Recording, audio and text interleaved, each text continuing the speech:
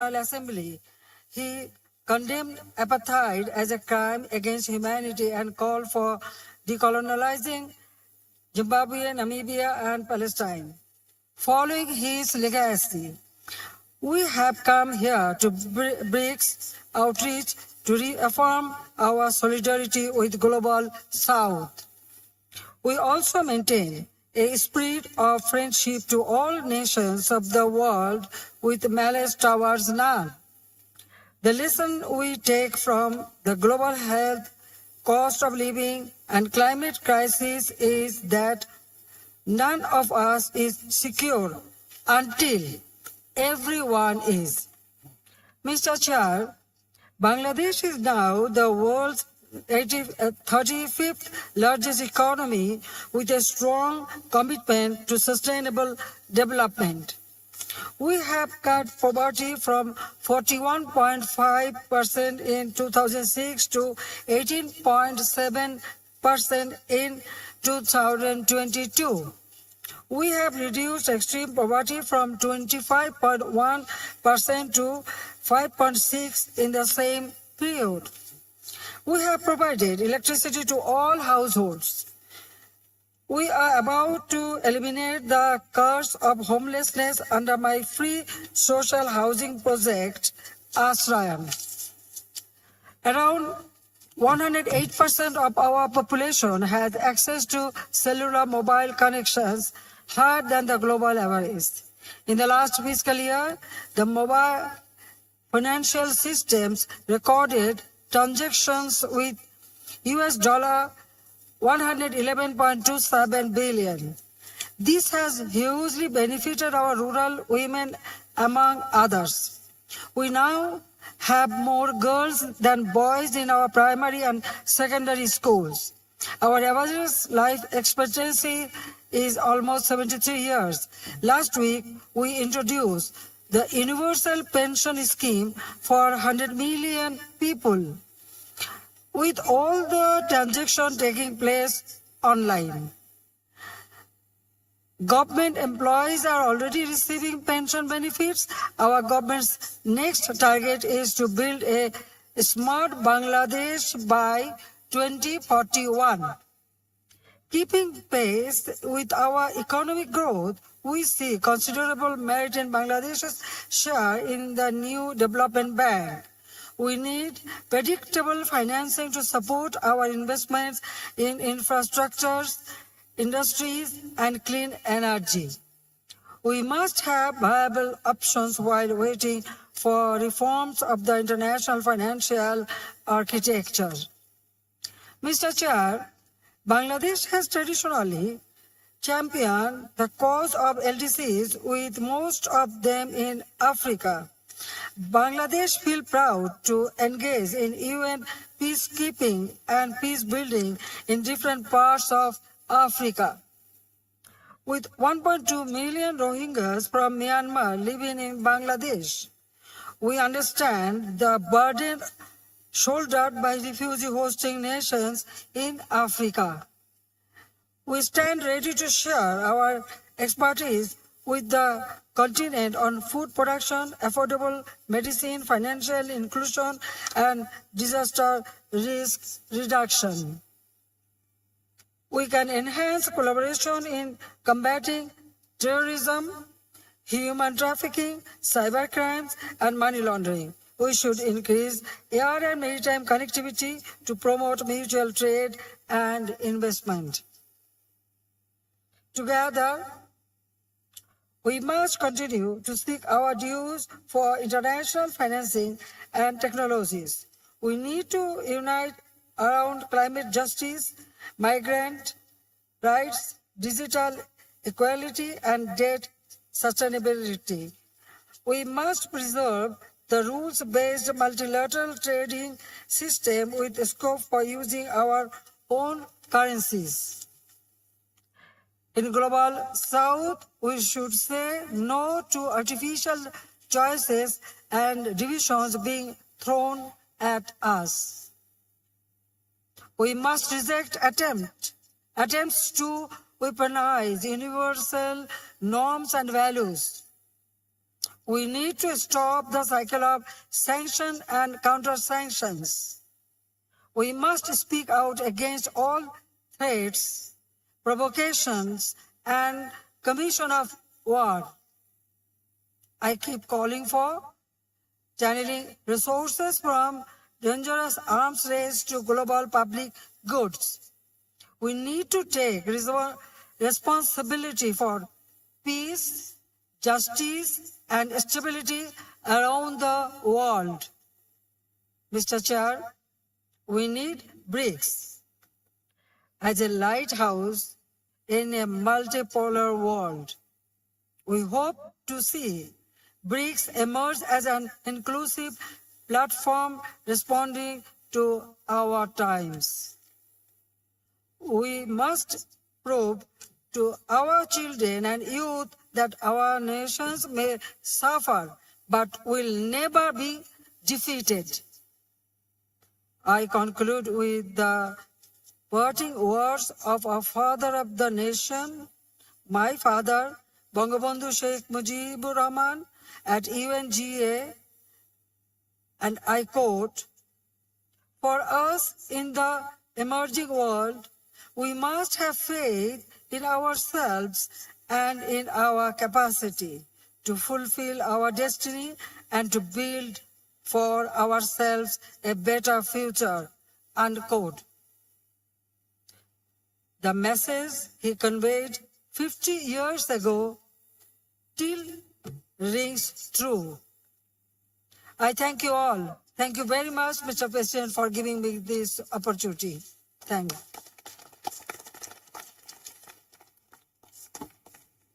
Thank you very much, Prime Minister.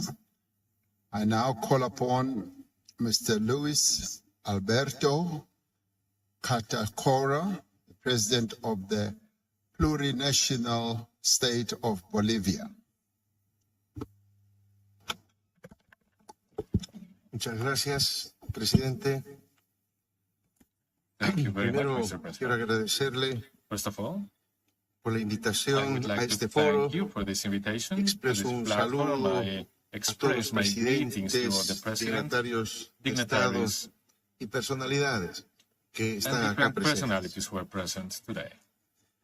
Hoy aquí, en el continente Today, africano, here on the African continent, los bolivianos nos sentimos the como en people casa, of Bolivia feel entre at home. hermanos. We feel among brothers. Pues compartimos Because con los we países share africanos with the African una misma countries historia a de common luchas history populares of popular contra el struggle colonialismo, against la colonialism, servidumbre y la explotación de servitude, and the nuestros pueblos exploitation of our y nuestros peoples recursos and our naturales. natural resources. Los movimientos de liberación lucharon durante The los liberation primeros movements años del struggled siglo for XIX hasta entrado el from siglo the early XX 19th century para until well culminar into con the nuestras 20th century, respectivas culminating in independencias our nacionales. respective national independence. Tenemos más de un siglo We have more than a de century incansables of batallas tireless por battles fortalecer to nuestros strengthen our estados national nacionales. state. And Y hoy today, somos pueblos heroicos we are que heroic seguimos people luchando who no continue solo to fight por not nuestra only independencia for our política, political sino independence, también buscamos but we are nuestra also seeking independencia our económica, economic, científica y scientific, cultural and cultural acorde a la independence nueva in realidad accordance mundial. with the new world reality. Tampoco olvidar que We should como not forget parte del nefasto that as proceso de part colonización of the europea en process of América, European colonization in miles de America, africanos fueron traídos por thousands la of fuerza para Africans were trabajar como brought by esclavos force to en work las as slaves on the plantaciones, plantations, minas o en las mines, haciendas, or on the generalmente en haciendas, condiciones and farms, infrahumanas. generally La in sangre subhuman africana conditions. corre por nuestras venas African blood runs through our latinoamericanas. Latin La American sangre veins. africana African también blood abonó also nuestras fertilized luchas our libertarias. libertarian and En liberation memoria de struggles. todos aquellos que dieron su vida In memory of por all la those who gave their libertad lives for de the la que hoy freedom that gozan our nuestros peoples pueblos, enjoy today, quiero rendir I homenaje would a like dos to insignes patriotas honor two africanos distinguished y African mediante patriots, ellos a and todos through los them pueblos de to este all the continente. peoples of this A continent. Nelson Mandela, Nelson padre de la Mandela, independencia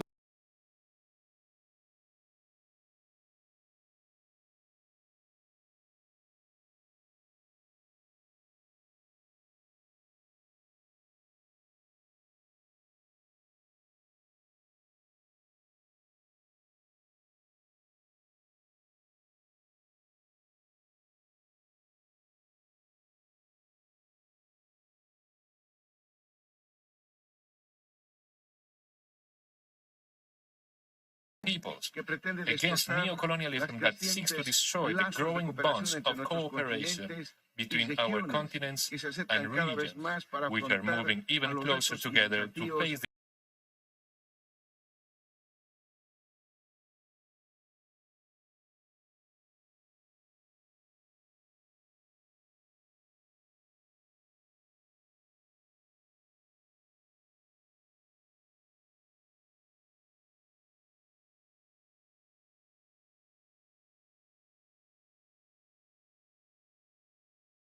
the problems of tenemos the que global south encararlos y resolverlos nosotros mismos have to be faced by ourselves and solved by con ourselves solidaridad together y with solidarity, cooperación with auténtica para el genuine vivir bien de cooperation nuestros pueblos. for the good Por eso, living and the la well-being emergencia of y our people. expansión del grupo de los BRICS For this es reason, un the nuevo emergence and hito en la expansion of historia the BRICS humana, group is a new milestone in porque human permite history a las naciones because acceder it a mercados allows nations to internacionales access sin la international markets necesidad de tener without que the need to comprometer su dignidad compromise their y sin dignity and condicionamientos without políticos, political sin conditioning, sanciones, sanctions, ni or intimidaciones military militaristas. intimidation.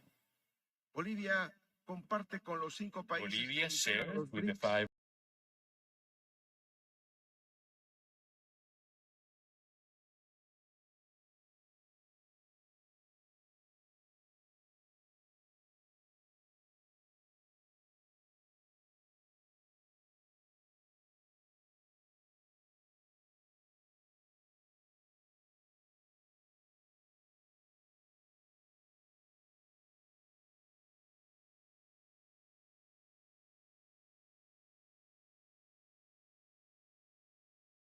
international stage. Los BRICS tienen cada vez una BRICS mayor gravitación económica have a en un bigger mundo en pleno gravitas cambio in hacia a la changing multipolaridad. world towards Una multipolarity, preponderancia basada en una economía a real preponderance con based on a real fundamentos economy with sólidos solid foundation asentados en la based on producción the y la production and industrialización con industrialization respecto a la with respect naturaleza y for a la madre nature tierra. and Mother Earth. Bolivia quiere formar Bolivia parte wants de to be estos part of cambios. these changes.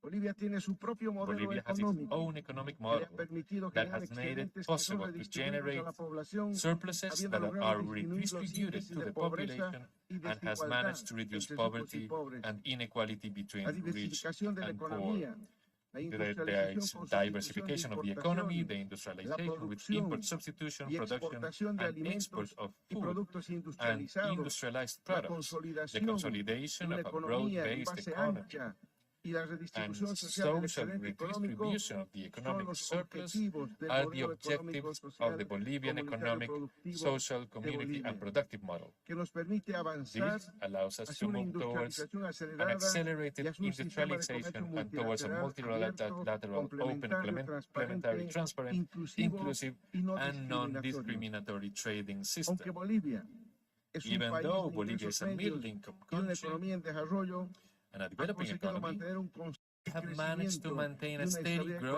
económica and an con economic justicia stability social with significant social significativa justice en in our nuestra region. región. Creemos We firmemente firmly que la believe that incorporación de Bolivia's Bolivia a los BRICS incorporation into the sería BRICS mutuamente would be beneficiosa mutually por beneficial la concurrencia because en of the áreas concurrence in estratégicas strategic como la areas such energía, as los energy, recursos natural naturales, resources, la agricultura, la agriculture, producción de alimentos para food la production for exportación, export, la ciencia y la science and tecnología, technology, así como nuevos as enfoques well de as new approaches cooperación, to cooperation, financiamiento e financing, inversiones and strategic estratégicas en investments in infraestructuras critical críticas infrastructure for para la integration, integración, given dada la Bolivia's privilegiada privileged posición geographic geográfica position. que tiene Bolivia. Bolivia, con las mayores reservas de litio del We have mundo, the largest lithium reserves confía in the world, en and encontrar we hope socios that we will estratégicos find con strategic el objeto de partners obtener in tecnología y order to financiamientos obtain the necesarios technology and para la financing that are industrialización necessary for soberana the de litio, sovereign así como industrialization para of garantizar lithium, mercados as well as para to los guarantee productos the markets bolivianos for con Bolivian valor products agregado. with added value. No vamos a permitir We will que not se repita la triste allow historia boliviana the sad con la Bolivian plata y el history estaño, to be repeated. History imborrables of the silver cicatrices and tin de pobreza de that nuestros left mineros indelible y de scars todo of el poverty in pueblo. our miners El litio and all of boliviano our no citizens. puede correr la misma Bolivian suerte que la lithium plata cannot have the same explotada en fate la as the silver colonia, exploited la goma during the o el colonial estaño period, or the que same se as rubber expolió de or nuestro tin, which territorio was como plundered materia from our prima territory y que as a nos raw dejó en la material pobreza, and which left us in igual que poverty. pasó The same thing happened with uranium in Niger, with cobalt in our sister Republic of the Congo, and with so many other natural resources that were plundered for centuries from African and our American countries. We need to secure the supply chain of energy resources and critical minerals and metals that cannot continue to be a pretext for interventionism and colonial expansion. We deplore any foreign military intervention in Africa, in our Americas, and in any other part of the world. We call for the respect of sovereignty of our nation, for self-determination, and for the integration of regional and continental institutions. Any conflict must be solved respecting the principles of non-interference, dialogue, and mutual understanding set out in the United Nations Charter. Even though the colonial and racist heritage left a terrible consequence in our countries, it has also been historically proven that our peoples have been able to move forward, to prosper, driven by the conviction and dreams of our dreams of freedom. This is why our democratic and cultural revolution dignifies all Bolivians by rejecting all forms of imperialism and neocolonial exploitation. Soon, in 2025, Bolivia will celebrate its 200 years of independence, and it's more committed than ever to South American, Caribbean, and global South integration. I would like to take this opportunity to invite the BRICS countries, as well as the countries of Latin America, Asia, and Africa, and the world to join us in celebrating Bolivia's bicentenary on the road to its second and definitive independence with full economic and political sovereignty. You are invited to share the 20 years of freedom of the Bolivian people with us. Thank you very much. Thank you very much. We move on, and I'd like to call upon His Excellency, President Faustin Touadera, the President of the Central African Republic, to take the floor.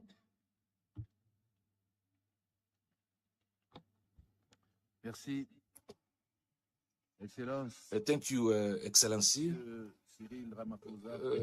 President Cyril Ramaphosa, President of the Republic of South Africa, Excellency, ladies and gentlemen, Head of State and of Government, Mr. the General Secretary of the United Nations, Madame Dilma Rousseff, the President of the New Development Bank of BRICS, distinguished delegates, ladies and gentlemen.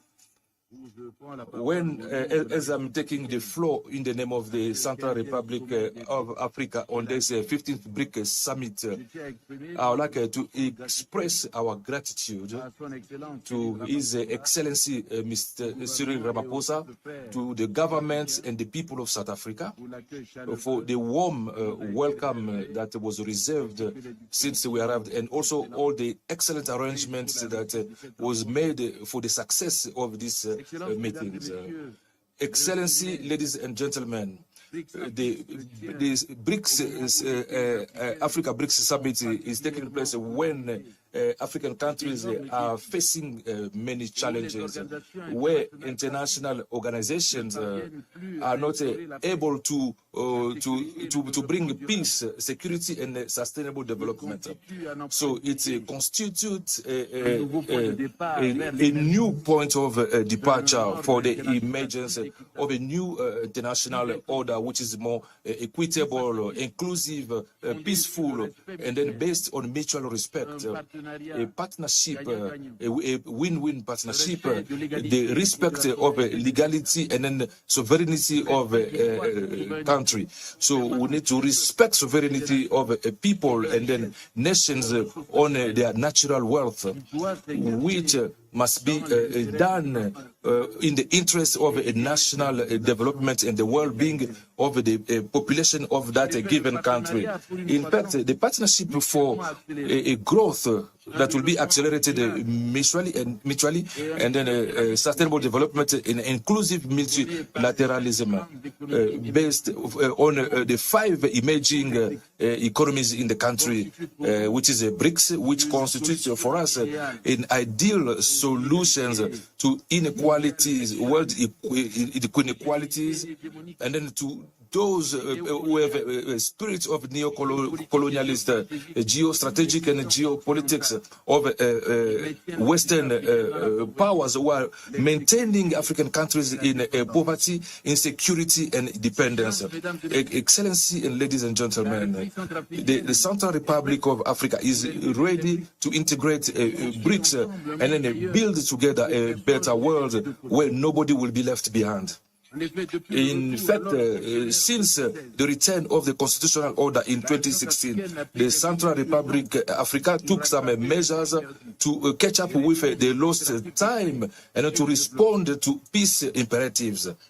So my country is giving itself a new legislative framework by adopting laws that are relative to cryptocurrency, and then natural resources and the land, and a new constitution that was adopted by 95% of the Central African Republic people, with a rate that has never been realized in the country. Today, the Central African Republic is one of the favorable space for companies in African continent, a country where individuals, nationals, and foreign can set up their own companies and then receive their e-visas directly online. Excellencies, ladies and gentlemen, it's opportune for me to remind that the Central African Republic possesses enormous potentials in natural resources.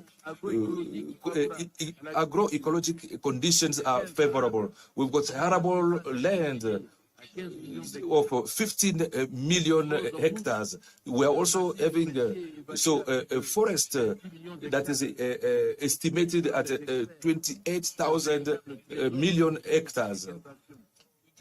So it's carbon. So it's also an habitat of several species in the forest. Regardless of these potentials, the participation of my country to the world trade is very low. It's limiting itself to the export of some raw material, namely cotton, coffee, timber, and then gold. By reaffirming its support to the BRICS initiatives and its willingness to join. So we're asking the BRICS to build a win-win partnership in view for the exploitation of immense resources at the national and in the well-being of its population. And then we're also urging BRICS to continue to support its requests so that they can raise the embargo on weapons and then diamond, and also by legitimating the terrorist groups. With regards to our common goal to put in place a new global order, which is inclusive, I believe that the results of our meetings will be effective towards a real partnership for mutual recognition and then development for everyone, and then inclusive development between Africa and the BRICS. Thank you.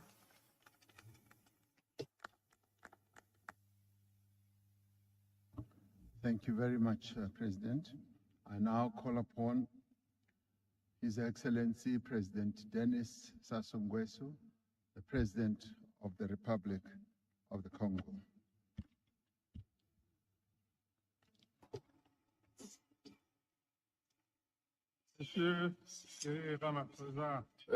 Excellency Mr. Cyril Ramaphosa, the President of the South Africa, dear friends, ladies and gentlemen, Head of State and Government, Mr. Antonio Guterres, the Secretary General of the United Nations, distinguished guests, ladies and gentlemen, for the honor that has been given to us to take part in this summit, and then the warm welcome that was reserved to myself and my delegation.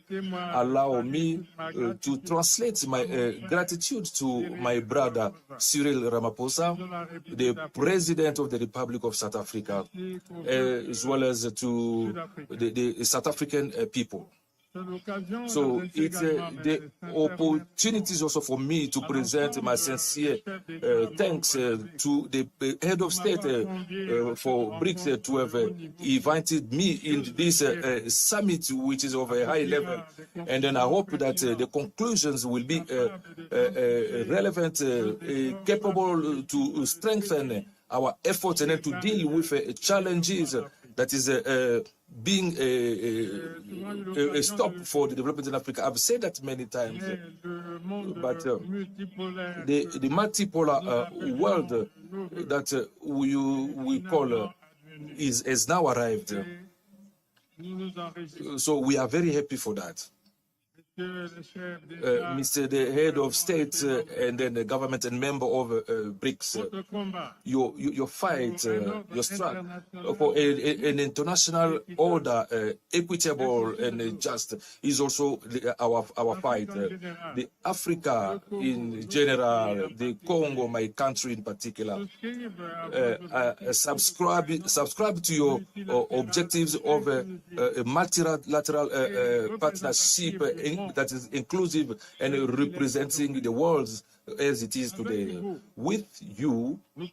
So we are sharing the idea that international cooperation needs to be established on the basis of respect and then mutual benefit. So it's that spirit that we find in our dialogue with you. So I really wanted to thank you for that. So we are very sure that the partnership between BRICS and Africa would be beneficial in the going toward development. So it would be a real mutual construction that will profit everyone. But the condition for success for this partner in the service of development is to deal with real issues of the continent. With that spirit, our conviction is that we need, before everything else, to underline, to put an interest on a basic infrastructure aiming to build production capacity and then the physical integration of our territories. Otherwise, how are we going to take advantage of the implementation of the free trade area, the African free trade area, without basic infrastructure, transport, telecommunication, energy? About 600 million people do not have access to electricity. How are we planning how can we plan the industrialization of the continent? So these questions are very essential. So to guarantee a sustainable growth. So adding to that, to concerns that have been raised, the access to drinking water, sanitation, so the building a capacity of a human capacity, the quality of life, these are priority for us. So the list is not exhaustive. First to this, so the key to progress in our continent is, without any doubt, it's the facilitation for the access of our different countries to finance. So I'm expressing my wish. The partnership between BRICS, Africa and the BRICS, it must be a supported access to facilitate fund for development. So we are hoping that this will be available, especially through the new development bank that will contribute actively to the finance solidarity toward Africa, where the necessity to make our country eligible.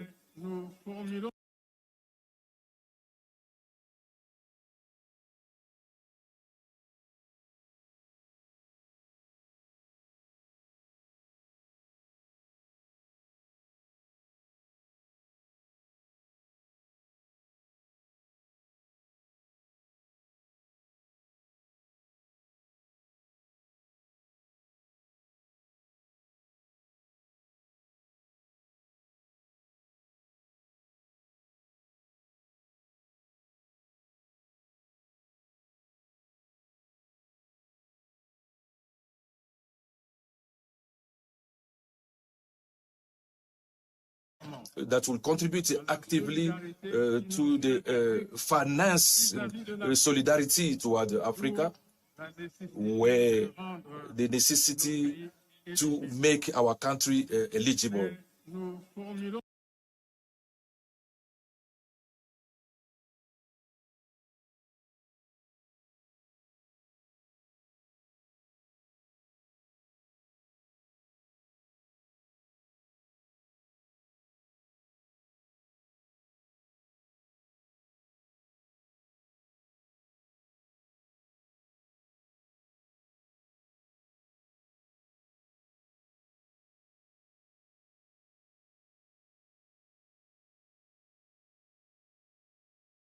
That will contribute actively to the finance solidarity toward Africa, where the necessity to make our country eligible.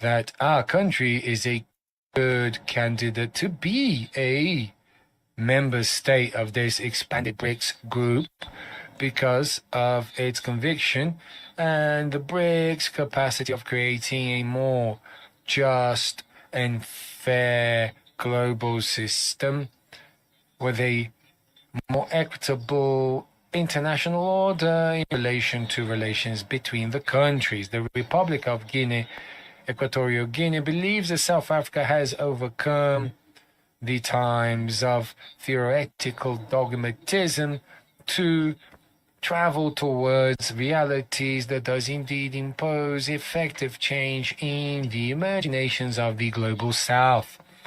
This struggle can only bring to us this effective victory with monetary and economic power and with the will and determination from the BRICS being guided to the accelerated economic growth, sustainable development, and also inclusive multilateralism amongst its member states, fighting against the injustice of the current political and economic system, which continues to make the African people to suffer from the countries that hold the reins of the world economic and its institutions for keeping their economic power status quo over the emerging nations. Mr. President, in order to be able to face this situation, our country believes that the reinforced BRICS, bolstered with a more universal structure, may indeed create a convertible currency even stronger, supported by the resources of its member states, with the aim of doing away with the current system and offering a more just financial system, allowing its members to have a more equal share as far as having benefits within the international financial arena. In conclusion, I'd like to say that all countries in the world, be them big or small, and from all different locations, that they enjoy the critical rights to develop their potential of having access to prosperity-related opportunities as well as peace, and also of the benefits from the global economic processes. The BRICS need to be the engine of this inclusive and sustainable development drive, offering fruitful results. And it is very important to have been at the 15th BRICS summit that has given us such important results.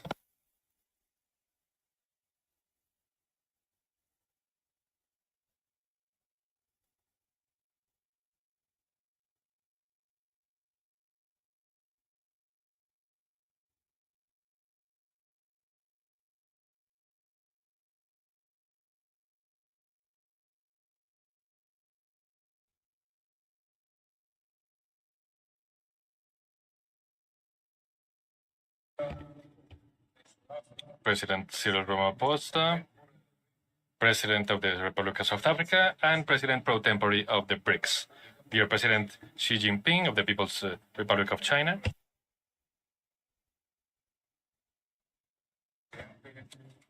dear President and brother and colleague Lula da Silva, President of the Federal Republic of Brazil, esteemed Prime Minister of India, Narendra Modi, respected President Vladimir Putin. I would like to express enthusiastic greetings on the occasion of this historic 15th Summit of the Emerging Economies comprised by Brazil, Russia, India, China, and South Africa, which has been laying very strong foundations for the creation of a truly free, inclusive, just, and supportive new global system. This new system aims to restore the principles of international law, which have been threatened by the old hegemonic imperial system. Venezuela sincerely appreciates the gracious invitation extended by the Republic of South Africa in its capacity of President pro tempore of the BRICS to participate in this historic summit and to contribute to the BRICS Plus outreach people.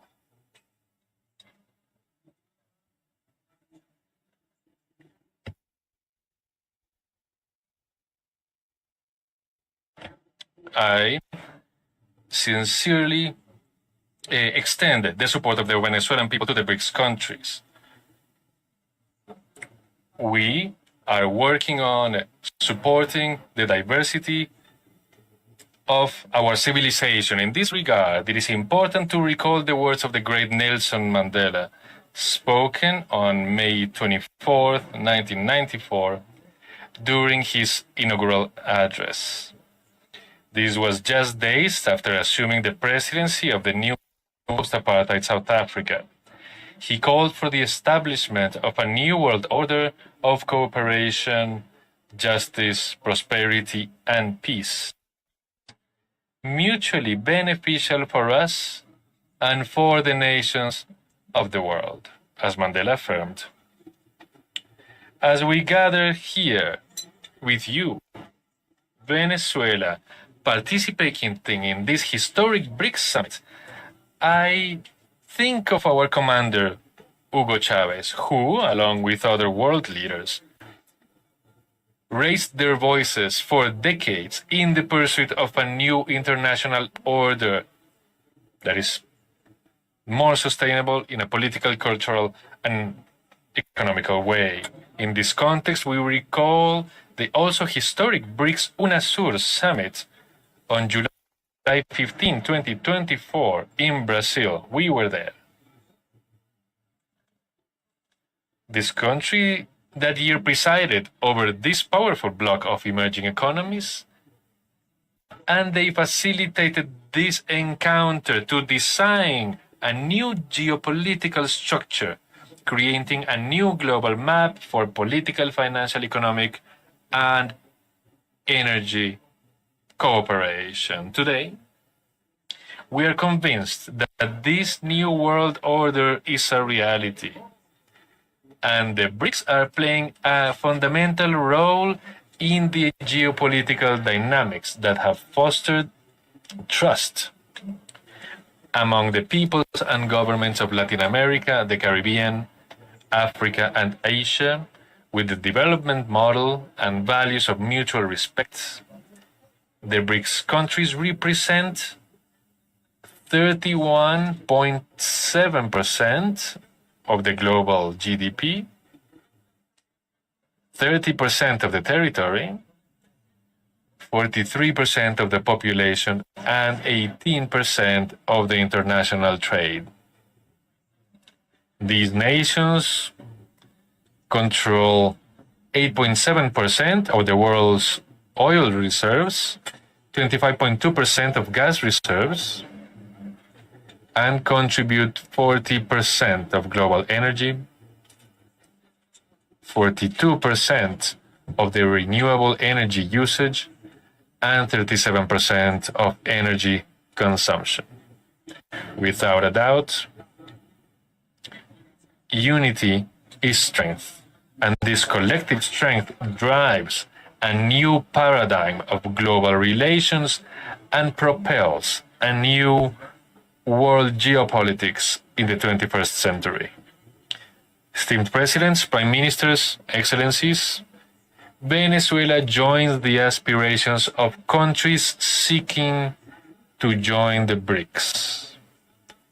We officially expressed this in a letter in 2015, and we recently reaffirmed it. We are willing to contribute to this global integrated model with the richest oil reserves, certified oil reserves. They are in our country. Furthermore, our nation possesses abundant mineral resources, accounting for over 20% of global reserves of iron, copper, and gold, as well as deposits of silver, bauxite, coltan, nickel, rhodium, titanium, among others. Additionally, we have a privileged geographical position in Northern South America. Out of the 23 aspirants in the potential BRICS expansion process, 7 of us are members of the Organization of the Petroleum Exporting Countries, OPEC, which supplies a crucial portion of the global market, and collectively we hold 77% of the world's oil reserves. The inclusion of these OPEC nations in the BRICS group would ensure control of over 83% of the proven global oil reserves, not to mention the proven reserves of non-OPEC and OPEC plus countries. Concerning global gas reserves, out of the 23 BRICS aspirants, 7 are part of the Gas Exporting Countries Forum. This includes Russia. This forum manages 72% of the world's gas reserves and supplies 44% of the global market. Venezuela's accumulated experience in the face of illegal imposition of criminal sanctions and unilateral coercive measures is another vital aspect that we are prepared to share with the BRICS group and its friends. The reality is that in recent years, we have seen the clear evidence of the need to progress on the process of the global economic de-dollarization, considering the rampant and indiscriminate use of the US dollar as a mechanism of economic warfare against the free peoples of the world. Recent studies have shown that at least 30 nations, representing 28% of the global population, which is around 2,178 billion human beings, are affected by imperialist sanctions and other extortionary measures and economic warfare. The damage to our economies and development models is undeniable. The implementation of these measures negatively impacts the enjoyment of human rights, as recognized by the UN Human Rights Council in March 2023. Colleagues, Presidents, Prime Ministers, from Venezuela, we come together to shape a new financial architecture that allows for transactions with innovative physical and digital means and a wide range of national currencies. This would provide access to new forms of financing that contribute to the recovery and growth of our economies. In Venezuela's case, the growth projection of over 5% in 2023 is the highest in the region, according to the United Nations Economic Commission for Latin America and the Caribbean. It is our desire, Mr. President, to join the BRICS Think Tanks Council to contribute our modest experience to counteract the harmful effects of Western sanctions on the world economies, as well as to dismantle the financial and commercial domination system. Furthermore, we undertake the responsibility of promoting political and economic relations between the BRICS architecture and the key mechanisms of consultation and cooperation in Latin America and the Caribbean. Among these, I am talking about the Bolivarian Alliance for the Peoples of Our America, the People's Trade Treaty, this is ALBA TCP, and the Community of Latin American and Caribbean States, CELAC, aiming to advance the formation of regional blocs, as was envisaged in the historic Summit 2014 between BRICS and UNASUR. The consolidation of these ambitious alliances requires a high level of people's awareness about realities, strengths, and capacities for united progress. To that end, we propose strengthening the communicational alliance by revitalizing cooperation between the BRICS and Telesur and the Latin American Caribbean Multimedia and Multi-State Platform. Colleagues, Excellencies, since its inception, BRICS has been conceived with an inclusive and complementary vision, with the multilateral system at its core, including the World Trade Organization and its reform. It supports the growth of micro, small, and medium enterprises, integrating them into the global value chains and expanding cooperations in the fields of digital economy and green development, among other actions. Therefore, the call to expand its membership represents hope for those of us with the noble and modest aspiration to contribute from various perspectives to becoming part of a new development model.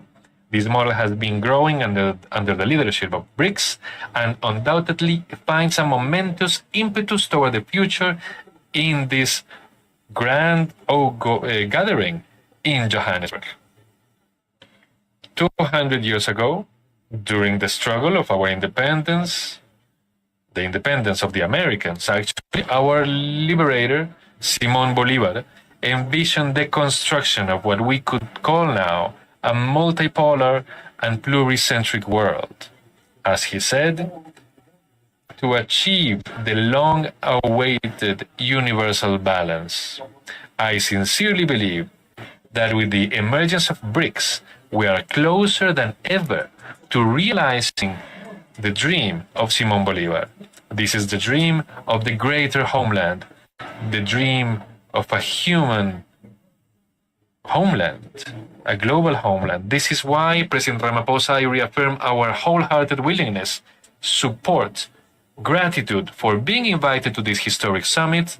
Venezuela takes a step forward with BRICS towards a world of peace, cooperation, the world of the 21st century. We say it from the heart. Long live the peoples of the Global South. Thank you very much.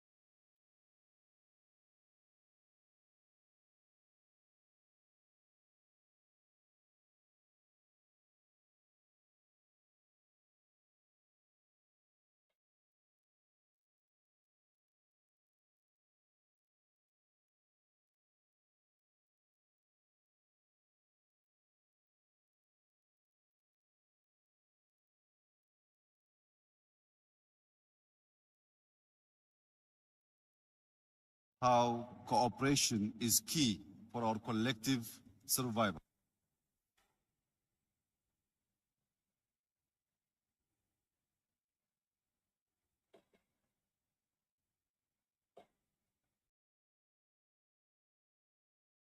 PMD offers comprehensive car insurance that you can trust from as little as 620 Rand per month.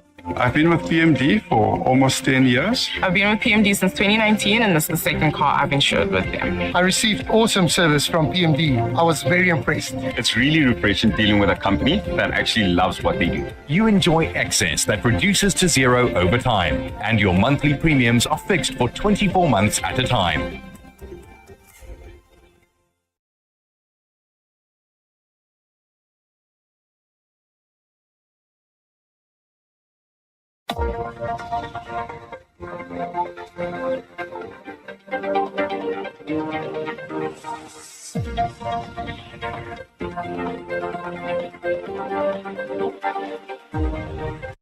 Responding to the repeated calls for a new and inclusive multilateralism. Excellencies, ladies and gentlemen, the name Ethiopia evokes memories of origins and of an ancient and wealthy civilization. Remarkable works of architecture and monumentous grace its land.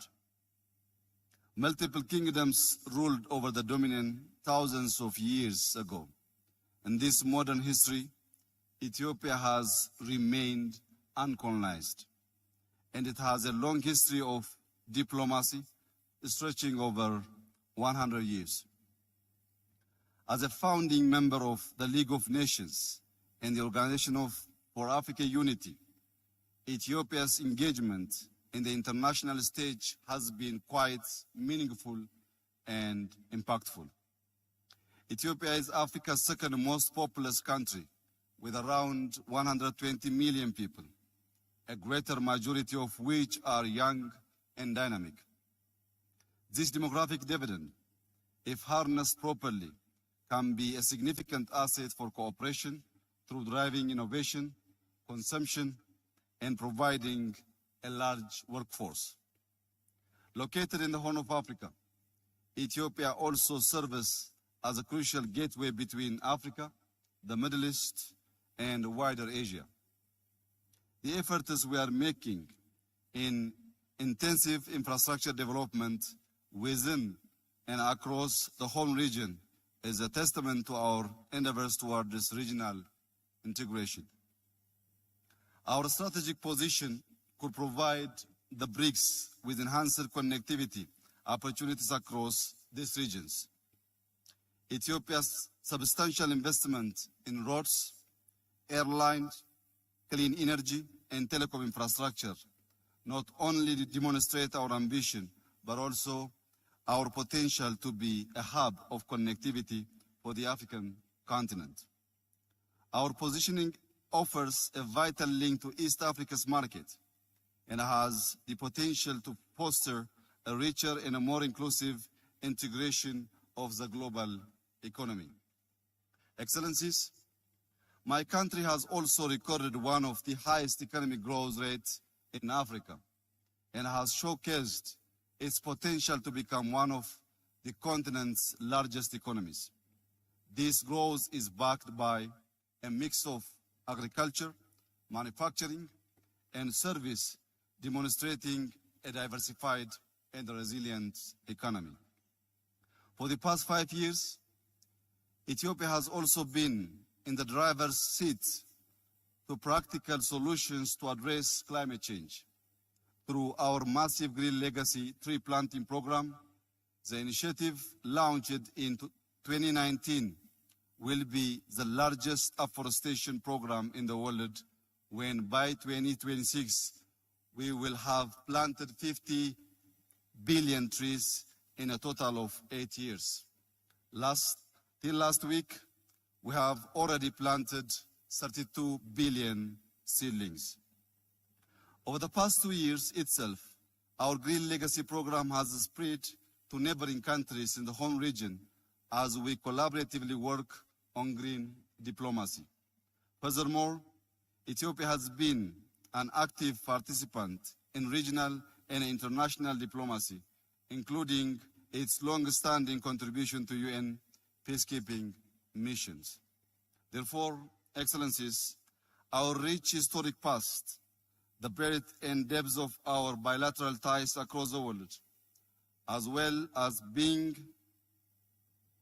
forerunners in the establishment of key global and regional multilateral institutions, not only makes Ethiopia instrumental to BRICS bloc, but a key voice for inclusivity in the global arena.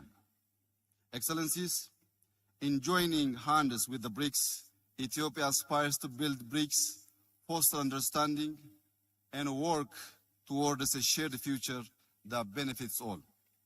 As I reiterate my gratitude to you once again, Mr. President, let me conclude by reaffirming Ethiopia's commitment to further enhancing multilateralism towards inclusivity. I thank you. Thank you, Prime Minister. I now ask His Excellency, President Nana Akufo-Addo, President of the Republic of Ghana. Excellencies, ladies and gentlemen, I'm grateful for the opportunity to address the 15th BRICS Summit, in which everyone present here is in agreement about the intensity and scale of the challenges facing our world and the urgent need to address them. It is appropriate that the theme of this 15th Summit is Africa as its focus. And I thank President Matamela Cyril Ramaphosa and the South African government and people for the invitation and for the warm hospitality the Ghanaian delegation has enjoyed here in South Africa. For an organization that represents some 30% of global GDP and some 42% of the world's population, the importance of BRICS, comprising Brazil, Russia, India, China, and South Africa, to the economic growth and the promotion of progress and prosperity around the world cannot be stressed enough. And I must applaud successive leaders of the BRICS countries for sustaining the relevance of this body. Excellencies, never has there been a time in recent history where malevolent forces have combined in such a manner to bring hardships to the world, especially to those of us in Africa. We are indeed operating in the most difficult of times. The interlocking challenges and the convergence of crises we are faced with pose existential threats that require immediate solidarity and collective action. It is obvious that the world has virtually run out of time to work together in the spirit of multilateralism. If we do not renew our commitments to build, keep, and consolidate peace and democracy all over the world, we would have to brace ourselves to live in a new and more dangerous world today and in the future. The issues of peace, progress, and prosperity in BRICS countries in Africa are deeply intertwined, which presuppose that ensuring the development of Africa should be in our common interest, which will help right the historic injustice of Africa, the richest continent in the world, being as a result of systemic exploitation, the continent with the highest number of the poorest people. Africa, I need reminding you, has 1.3 billion inhabitants, nearly 18% of the world's population. And in 2050, will be 2.5 billion, meaning that 1 out of every 4 persons in the world will be African. Now more than ever, strong partnership between the BRICS nations and Africa, reinforced political dialogue, and expanded cooperation in the fields of economic growth and international security are required. We have to work together to achieve our goals, including a fair, equitable process of energy transition, which recognizes that the entire African continent is responsible for less than 4% of global emissions, and which safeguards the prospects of Africa's development. Excellencies, I urge this meeting to address one issue of importance for us in Africa, and I believe for the world generally. That is the urgent necessity for the reform of the United Nations, especially of the composition and structure of its Security Council. The contemporary world has moved on significantly from the post-1945 world, which gave rise to the birth of the United Nations and the makeup of the Security Council. The world of 2023 is not the world of 1945. The crisis of the global financial institutions and of global governance under the United Nations system, which were created from the rubble of the Second World War, is a deep crisis. It will continue until a fair system is put in place, a system that reflects the new balancing, no longer based on who won or lost the Second World War, but on the major contemporary and future balances. I believe strongly that despite its numerous challenges, Africa is on the cusp of building a great new civilization, which will unleash the considerable energies and huge potential of the African peoples, so that we will make our own unique contribution to the growth of world civilization. Together, working with the rest of us on the continent and with our increasingly educated, skilled, dynamic and growing youthful population, operating under the aegis of the African Continental Free Trade Area, whose Secretariat Ghana has the honor to host, I'm confident a strong partnership with the BRICS nations can help construct a prosperous and self-confident Africa. I'd like to end by extending hearty congratulations to Prime Minister Narendra Modi on India's historic achievement of yesterday. I thank Your Excellencies for your attention.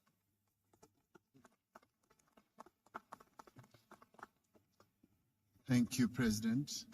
I now have the honor of asking Dr. Said Ibrahim Raisi, President of the Islamic Republic of Iran.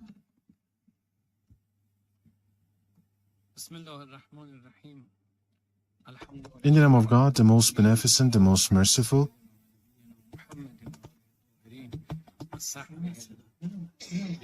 صدای رئیس رو نمیشنوم. نه فلو رو ندارم. و the Honorable President of the South Africa, at the outset, I deem it necessary to thank you and the government and the people of South Africa for inviting me and for the warm reception that has been accorded to me and my delegation. I need to thank you and also the presidents of Russia, China, and Brazil, and Honorable Prime Minister of India for providing this opportunity. My gratitude to you, and express my pleasure and delight for being amongst my colleagues from the African continent and the friendly countries of BRICS. Without any doubt, the decision made by the members of BRICS for expanding this group was a commendable move that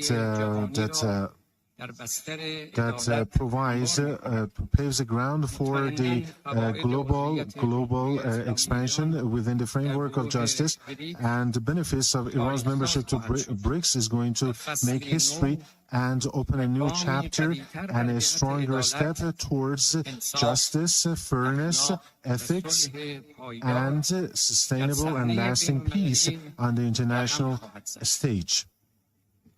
And Mr. Chair, this is the third time that South Africa assumes the chairmanship of BRICS. And in each and every one of these times, the good efforts and determination of South Africa for bring about more cooperation, not just in the BRICS, but also in the African continent, is praiseworthy. And the African continent is one of the main capitals of the global South, and there is this cultural diversity, ethnic diversity, richness, and also the languages, and also natural attractions and the rich mineral resources. These have all made this continent distinct from others.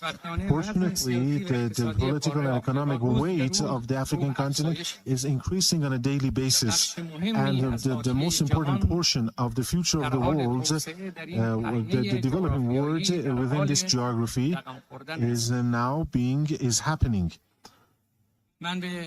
I,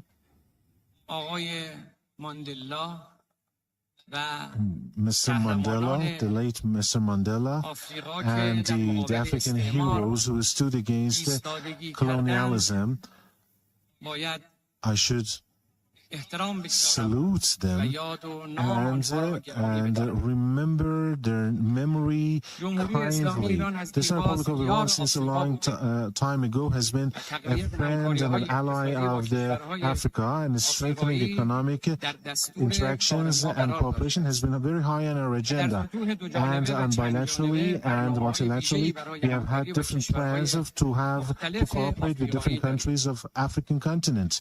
Honorable audience, dear participants, hegemony, injustice, the discriminations, and the ethical crisis have put the world in a complicated and difficult position. The emergence of problems like hunger, the global changes, and no access to energy and medicine and medical equipment, coupled with cyber insecurity and cultural threats and to the values and identities. Some of these challenges are faced by the world, and they require more convergence and a global drive to deepen the dialogue of justice and to have a fair order that is coming from the collective interests of the people of the world. BRICS is a symbol of such a change and transformation into international equations that can and is capable enough to contribute positively to the resolution of the global problems, especially considering the fact that it has its effectiveness and the trust in the world is increasing. The expansion of the BRICS to other parts of the developing and the global South is making this vision more consistent and more globalized. The Islamic Republic of Iran believes that the political, economic has cooperation, significant one with each and every 5 main members of BRICS. And in the current era, we are clearly seeing the rise and the deepening of such cooperation. And the different strategic cooperation between Iran and the members of BRICS, especially when it comes to transit, energy, and trade. It is, and that is on the agenda of BRICS. Support this approach adopted by Iran, and also lasting benefit. It has lasting benefits for our people and for the world. The Islamic Republic of Iran very resolutely supports the successful endeavors of BRICS in line with the dollarization from the trade and economic interactions between the members, and also making use of the local and national currencies, and also reinforcing the mechanisms for payments and also settlements. The Islamic Republic of Iran has exemplary and unique capacities and is ready to put them at your disposal at the 3 main activities of the BRICS, that is politics, security, and economy, and also the social ones and the financial ones, and to have maximal interaction and to foster multilateral cooperation, especially with with the independent developing countries. It is in the center of Iran's foreign policy. And in this line, and because of Iran's very special geopolitical and also location of geography, and having a lot of energy resources and a lot of engineering and technological and scientific capabilities like industrial and nanotechnology and medical advancements that we have achieved, we announced our readiness to have any kind of cooperation, to have joint investments and other types of cooperation with the other countries. Honorable participants, in conclusion, I would like to make mention that one of the existing challenges in the global south is the continuation of the racist policies and the insecurities emanating from the occupation and operations and the hegemony and terrorism, state terrorism, especially by the Zionist regime, that has not only deprived the people of Palestine from the right to their determination, but also the right to development. Mr. Chair, Excellency, once again, I deem it necessary to thank you and the people of the friendly and brotherly country of South Africa for hosting this very important gathering, and I would like to thank you for your attention. That's it. Thank you for listening.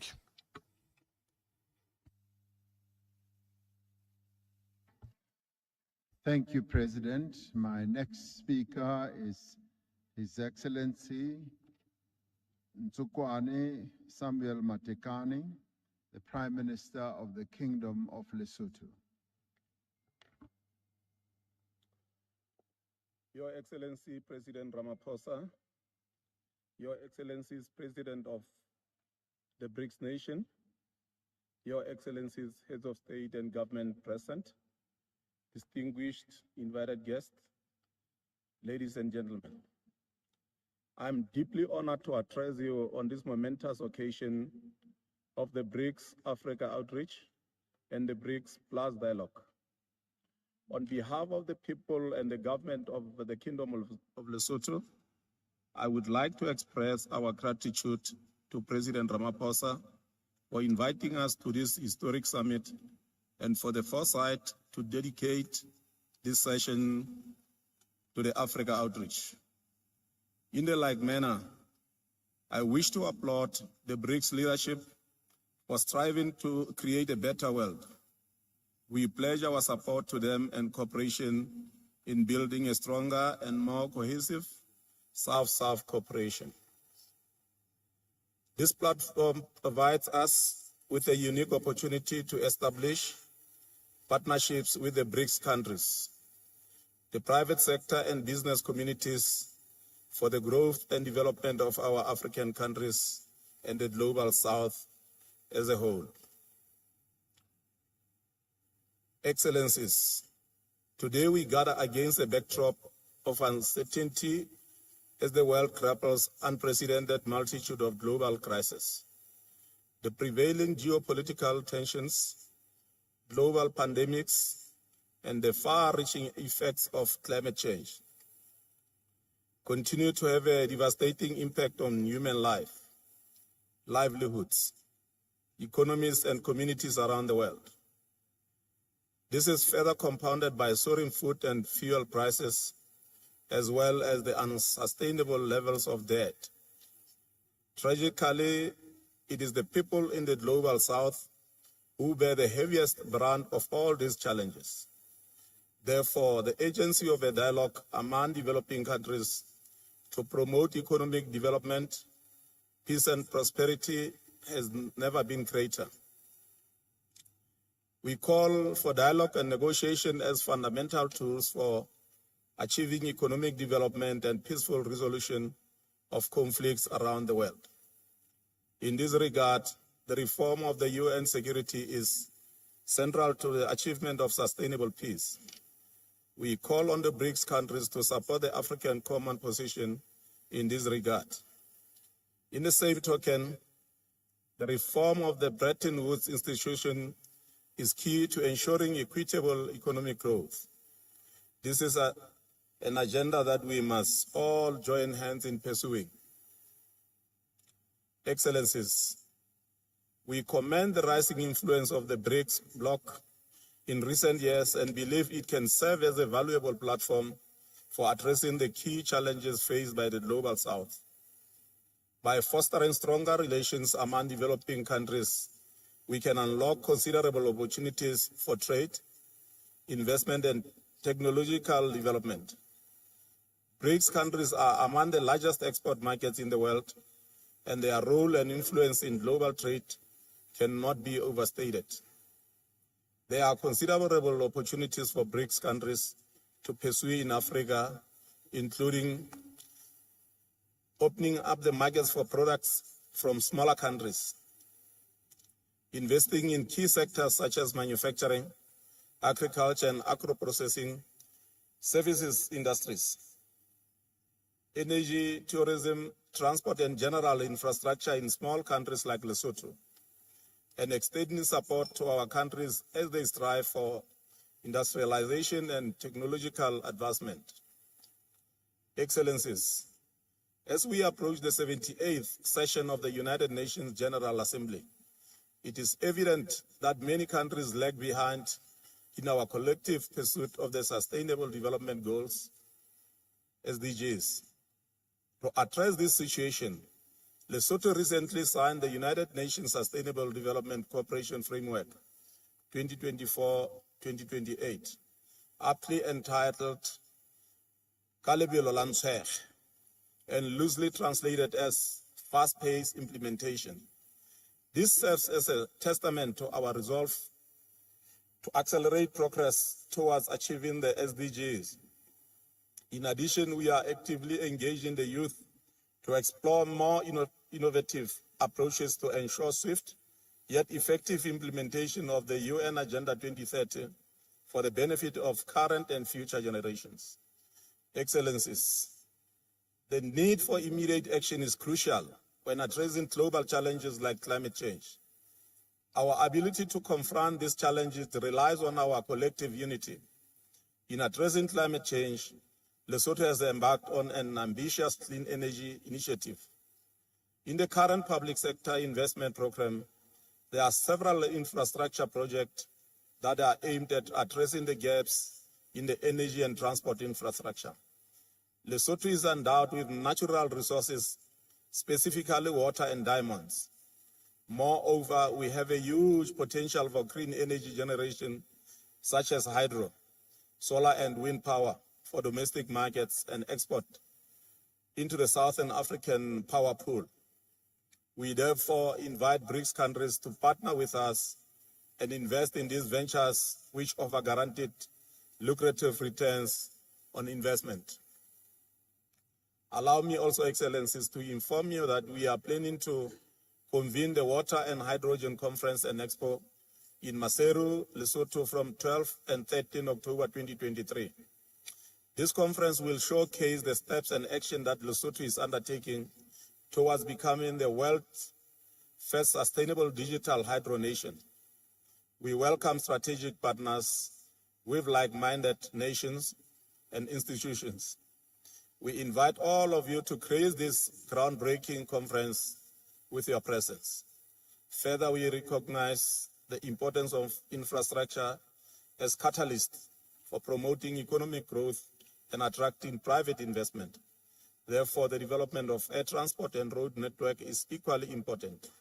In light of this, the government has prioritized the construction of interconnecting roads that will link Lesotho and certain parts of South Africa with the Port of Durban.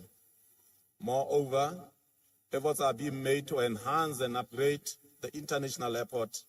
This presents an auspicious opportunity for investment and collaboration with the BRICS countries and the business sector. Excellencies, as I conclude my remarks, allow me to indicate that with the establishment of the new development bank, we anticipate funding opportunities to implement various agreements, such as the African Continental Free Trade Area Agreement and China and India Provincial Arrangement. These funding possibilities can facilitate real growth, and meaningful participation in regional and global value chains.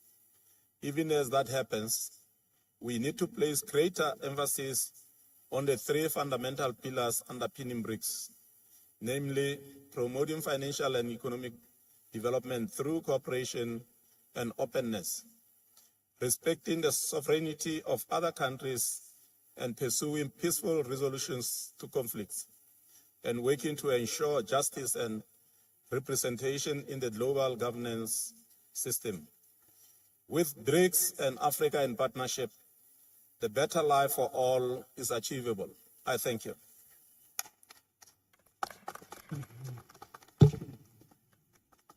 Thank you. Somebody has lost their wristwatch.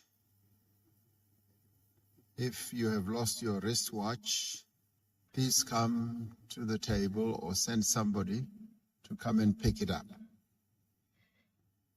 My next speaker will be His Excellency Dr. Lazarus Chakwera, the President of the Republic of Malawi.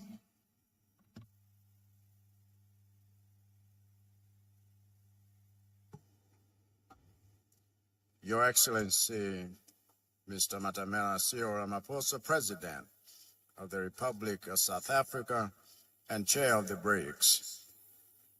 Your Excellencies, Heads of State and Government, distinguished delegates, ladies and gentlemen, this BRICS dialogue comes at a critical time for us as nations in the global South, a time in which three consecutive global crises, namely the COVID-19 pandemic, climate change impact, and the war in Eastern Europe, have exposed two harsh realities we can no longer deny nor find acceptable.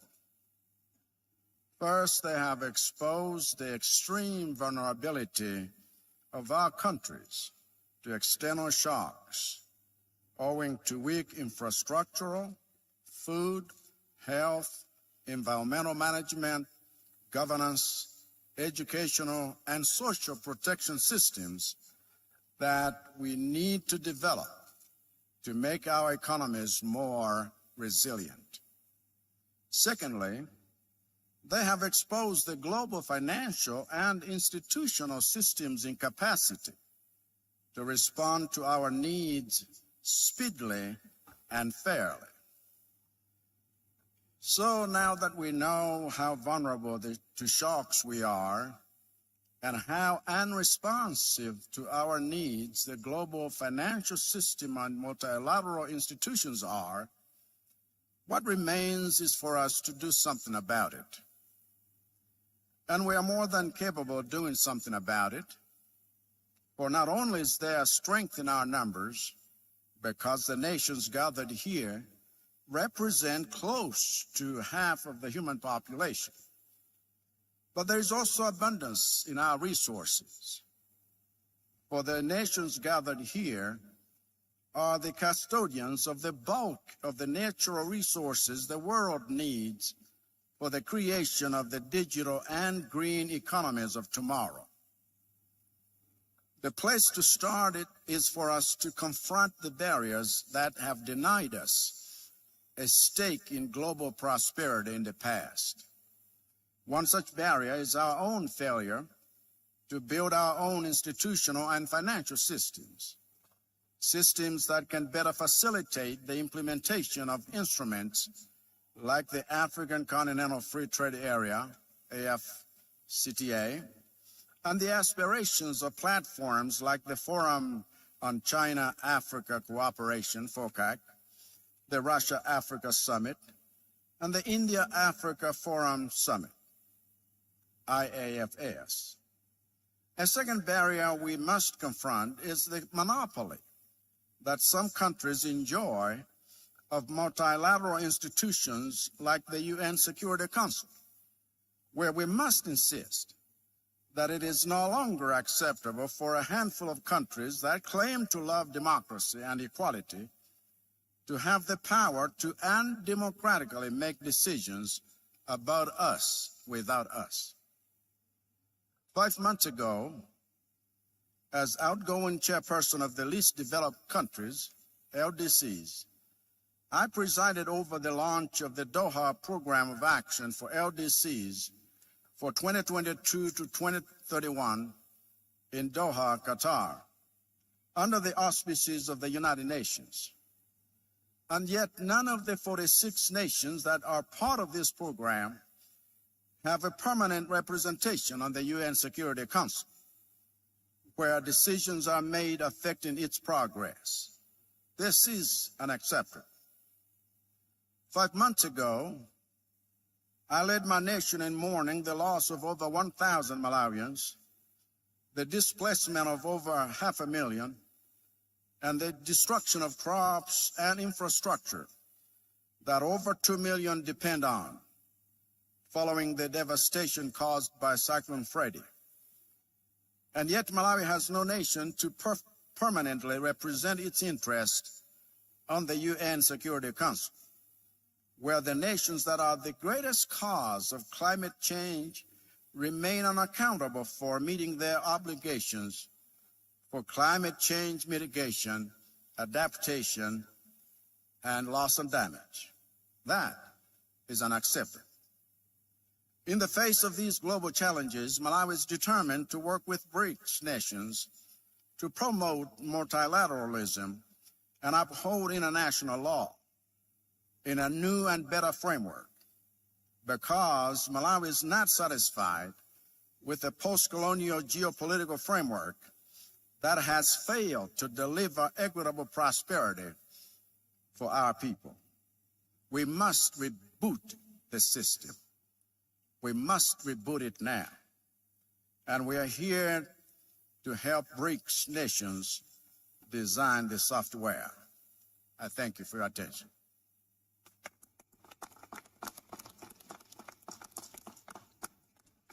Thank you, President. I now call upon His Excellency, President Filipe Nyusi, President of the Republic of Mozambique. Obrigado. Thank you very much, Caro irmão, bom my dear brother and good neighbor, Your Excellency Cyril Ramaphosa, President of the Republic of South Africa, and the chairperson of the BRICS nations, Your Excellencies, presidents and heads of government of BRICS nations, Your Excellencies, presidents and ministers of invited states, Your Excellencies, ladies and gentlemen. As I begin my remarks as an invited state to this outreach BRICS Summit, I wish on behalf of the Republic of Mozambique and on my own behalf, wish to thank for the gracious invitation extended to me by President Cyril Ramaphosa, President of the Republic of South Africa. This participation provides me with an opportunity to participate in the BRICS Plus and BRICS Outreach Dialogue, a forum which is an important mechanism to strengthen international cooperation and promote the acceleration of economic development of emerging and developing countries. Mr. President, under the current dynamics, multilateral cooperation for development is a major challenge in the sphere of relations between states in the prospect of the inclusion of the global South in multilateral systems as a way of promoting economic growth. Allow me to highlight a few aspects that in our view are critical. First, a relevant aspect which is arises from economic cooperation in the period post-COVID-19, despite there being an indication of a trajectory of most of the countries of growth, there are still negative factors that hamper the speed of development, namely the persistence of inflation almost all over the world and the high interest rate of lending countries, which has brought up, has increased the price of loans, and this increases debts, and also the disruption of external reserves and depreciation of exchange rates. Secondly, a critical aspect which is related to energy transition and climate change. As a matter of fact, our continent has an insignificant contribution in carbon emissions, and it is inhabited by millions of people who have no access to power. At the same time, our countries are victims of tropical cyclones and droughts, which are cyclical, employment for youth and quality of life for people, and also displacement of a million of people within the continent and to Europe. Therefore, it is important that we adopt a fair energy transition that will unlock the potential of African countries with energy resources for their development, which plays a key role in the global energy security for the next decades. Third, industrialization through the consolidation of regional value chains of different commodities or products, having as a basis the building of infrastructures in the African continent to leverage the African Free Trade Area. And there are strategic minerals in our countries which would combine resources from different countries for gains, for economies of scale and access to energy in feasible conditions, where Mozambique could play an important role due to its potential of the energy matrix and due to its geographic location. Mr. Presidents and heads of state of BRICS nations, the initiative of cooperation of BRICS with non-BRIC members like Mozambique, coupled with its expansion, is one of the initiatives of the Africans, which is reflected on the Agenda 2063 for the development of Africa, which is in line with sub-regional agendas. And this development will only be possible with peace and stability. And fight on terrorism and maritime piracy on the continent and on the world, based on multilateral fora, with the active participation of least developed countries in line with the provisions of the international law, without the influence of geopolitical rivalries. Last, I would like to commend the initiative of BRICS regarding the new development bank, which should reduce the deficit of infrastructures in on the African continent. We commend the fact that you prioritize the component of financing of vital socio-economic infrastructure. Therefore, there is a need for the construction of roads and bridges, schools and hospitals, dams, and other systems for retention and water management. From these important infrastructures for leveraging economic progress, this can bring about welfare for the Mozambican.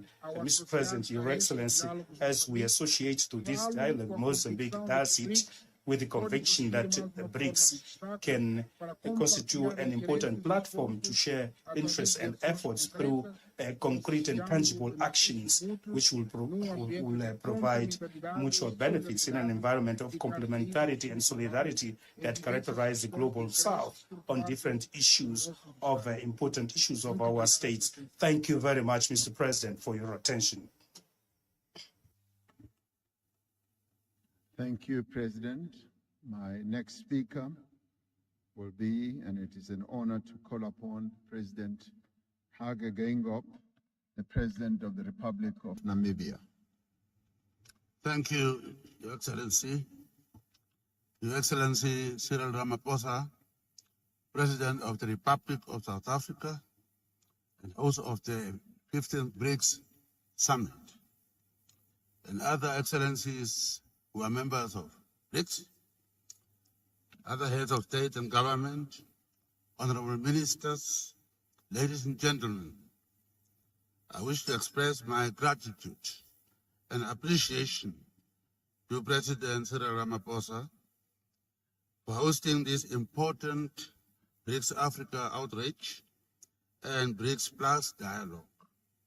The attendance of so many African nations today under the BRICS Africa outreach initiative is testimony to the strong desire and commitment of Your Excellencies to the expansion of BRICS through greater African and South-South participation and cooperation in global economic and financial affairs. The historical dominance of the Bretton Woods financial institutions, whose modus operandi is built on low conditionalities and political prescriptions, which has at times bordered on disregard for national sovereignty, has increased the appetite among many nations who are counterweight, such as BRICS. Hence, BRICS offers that alternative option by assuring like-minded countries an opportunity to participate and do business in an international economic and financial system which is based on universally recognized international principles and values such as non-interference in domestic affairs, mutual respect, and win-win cooperation. In Namibia, we too hold dear these principles. There's a condition sine qua non to build a shared, peaceful, and prosperous global community in which all countries, big and small, interact as sovereigns on equal footing, without any country being left out or subjected to the forceful imposition of particular value system. The African Union has themed this year the year of the acceleration of the African Continental Free Trade Area implementation.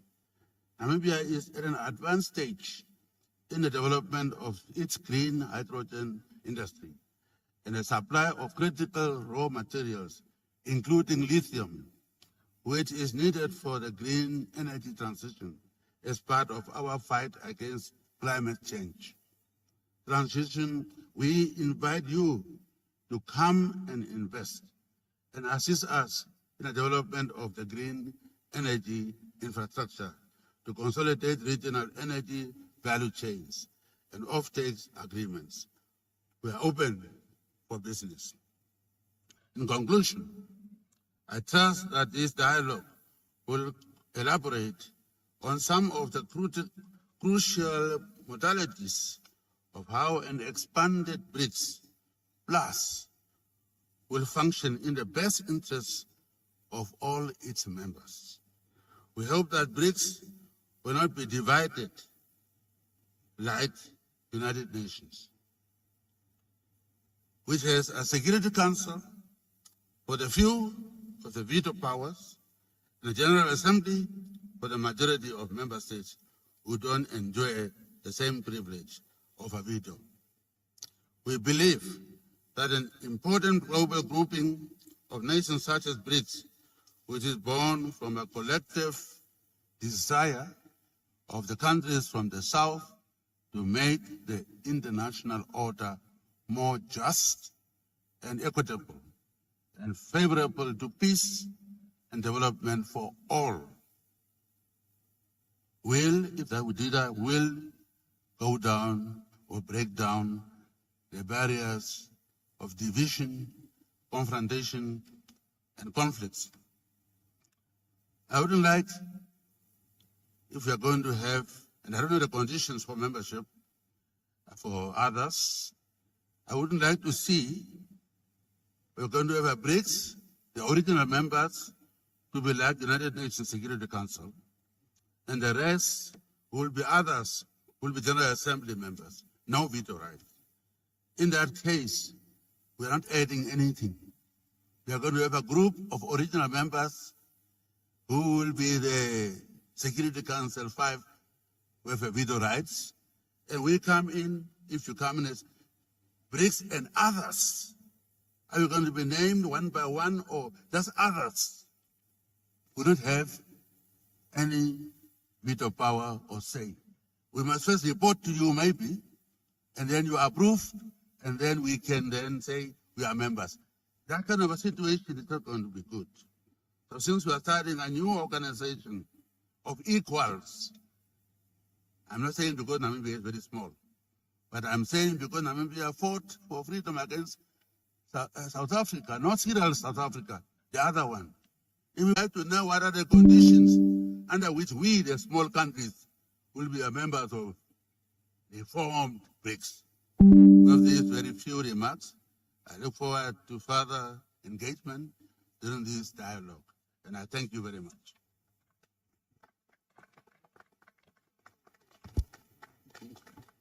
Thank you, President Gengop.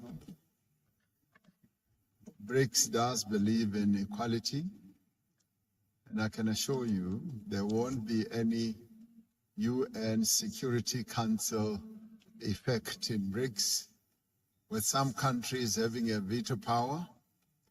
Our belief in equality and respect is what really defines what BRICS is all about.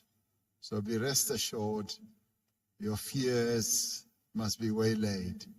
So fear not, my dear President. I now want to call upon His Excellency President Ibrahim Gali, President of the Sahrawi Arab Democratic Republic, to take the floor.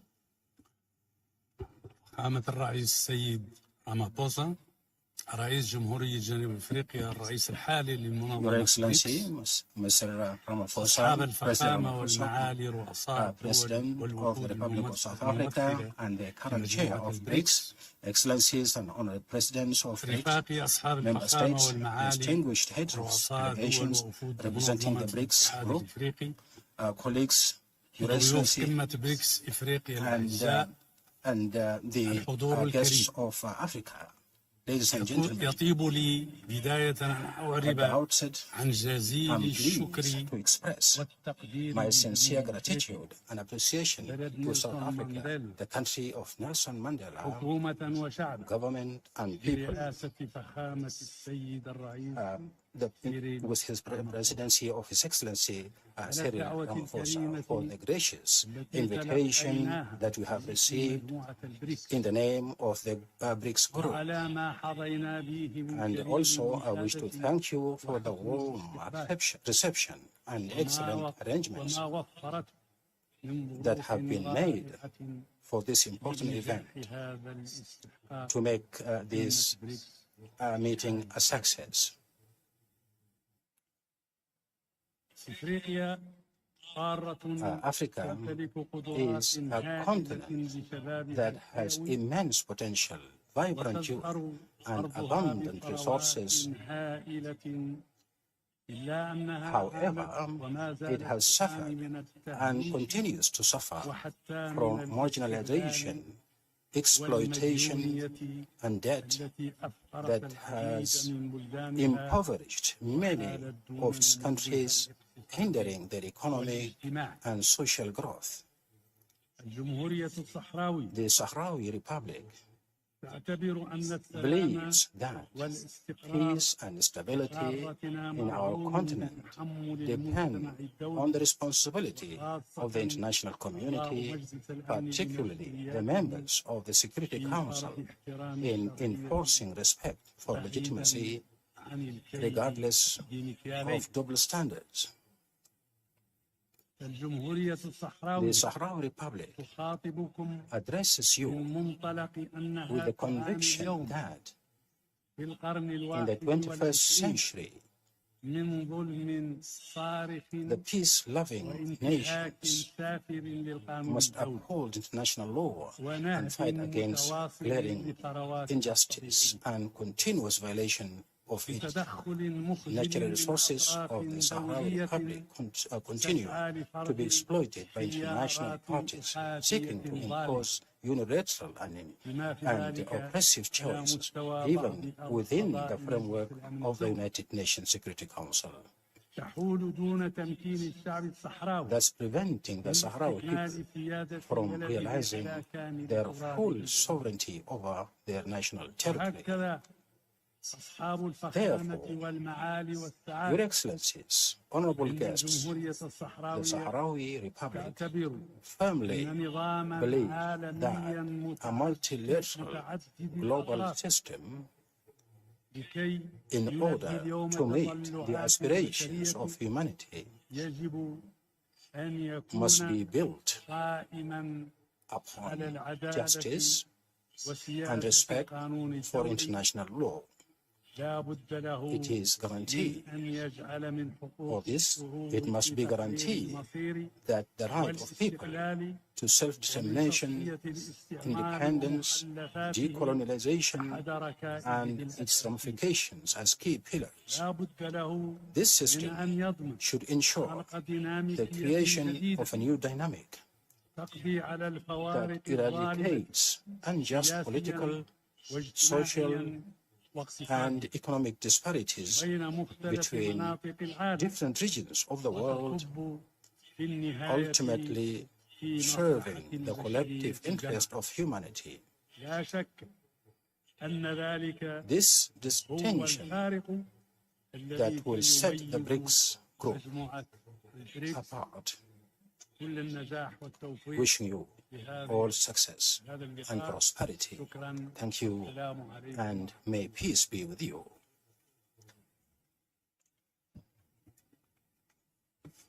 Thank you, President. My next speaker is His Excellency Carlos Villanova, President of the Democratic Republic of Sao Tome and Principe. Sua Excelência Cyril Ramaphosa, Presidente da República da África do Sul, Excelências, chefes de Estado e de Governo do Brasil, da Rússia, da Índia e da China, ilustres chefes de Estado convidados, minhas senhoras e meus senhores, quero em primeiro lugar agradecer o honroso convite que me foi formulado pelo Presidente Cyril Ramaphosa, Presidente da República da África do Sul e Presidente pro tempore dos BRICS, para, na minha qualidade de chefe de Estado de São Tomé e Príncipe, um pequeno Estado insular, participar nesta prestigiada 15ª Cimeira dos BRICS, nomeadamente nesta reunião BRICS-África Outreach. Quero igualmente felicitar o Presidente Ramaphosa pela excelente iniciativa de ocasionar, uma vez mais, o encontro BRICS-África. A nossa presença aqui sublinha a importância de forjar parcerias entre os BRICS e as nações de África, um continente repleto de potencial e oportunidades de crescimento, com vista ao desenvolvimento sustentável. Excelências, minhas senhoras e meus senhores, a Aliança BRICS emergiu como uma força poderosa na cena mundial. Representa não só a proeza econômica, mas também o compromisso de promover a colaboração entre nações com histórias, culturas e aspirações diversas. Ao reunirmos-nos, reconhecemos a importância de aproveitar o nosso potencial coletivo para enfrentar os desafios que abrangem continentes e sociedades. O meu país, São Tomé e Príncipe, personifica a resiliência de uma nação que convive cotidianamente com complexidades dos recursos limitados e das restrições geográficas. Encaramos as nações que compõem os BRICS como parceiros valiosos da nossa caminhada rumo ao crescimento e ao desenvolvimento sustentável. Acreditamos que, ao combinarmos os nossos pontos fortes, podemos encontrar soluções inovadoras para desafios comuns, como as alterações climáticas, a redução da pobreza e o desenvolvimento de infraestruturas.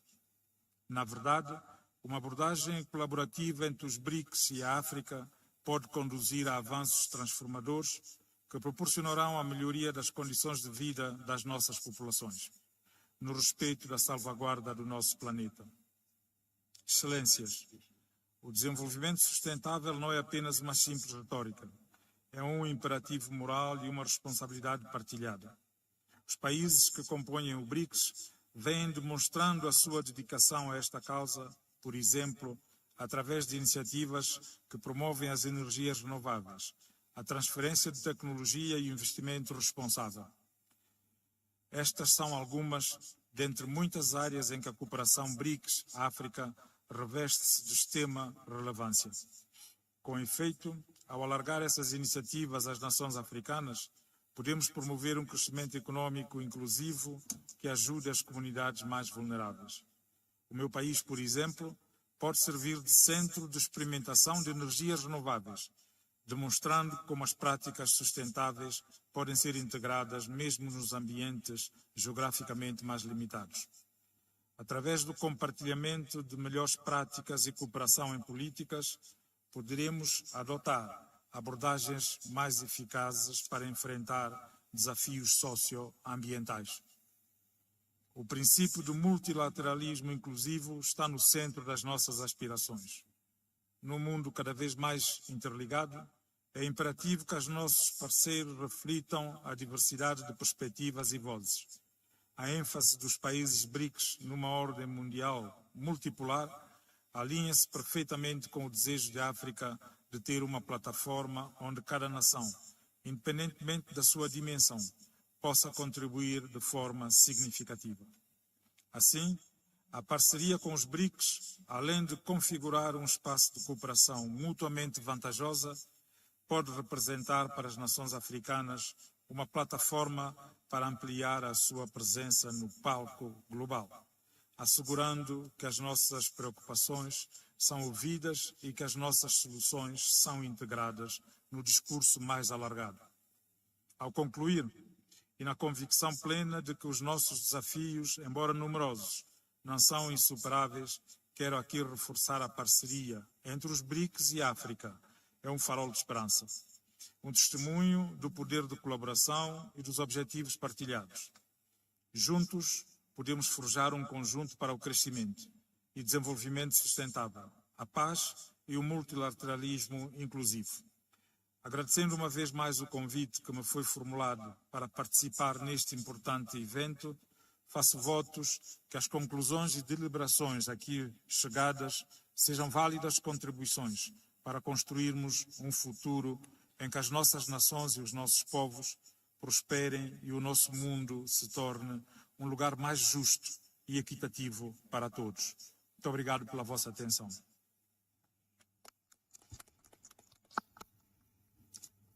Thank you, President. We now move on to my next speaker, and I ask His Excellency, President Macky Sall, President of the Republic of Senegal.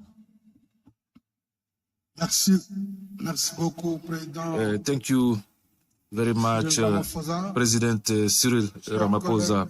Dear colleagues of member states of BRICS, and then invited nations, Mr. the General Secretary of the United Nations, ladies and gentlemen.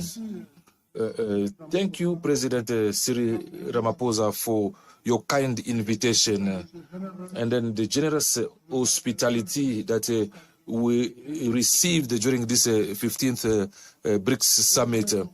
I would like, before I start, to extend my gratitude, my warm gratitude, and congratulations to the member states that has just joined BRICS as a full member, namely Saudi Arabia, Argentina, Egypt, United Arab Emirates, Ethiopia, and then the Islamic Republic of Iran. That is an indication that BRICS is working in the direction of history. So we need to continue with this journey to expand more. So Senegal is saluting the spirit because we would like a new world order that will be more inclusive, more just, and then equitable. In a global context of a world crisis aggravated with the impact of a high-intensity conflict. So I would like to raise 4 priorities that I think are more crucial. First of all, it's very important for us to work on a peaceful world environment in order to attenuate the effect of a crisis and then to avoid an escalation that can lead the humanity to a major crisis. Secondly, Senegal wish that BRICS support fully advocacy of countries from the south for the implementation of a financial commitment agreed in regard to the Paris Agreement in relation to climate and also for the energy transition by taking into account responsibility, each one a responsibility, and also this is like it's a delay in our process of industrialization, and also to have universal access to electricity, which more than 600 million Africans who do not have access to electricity.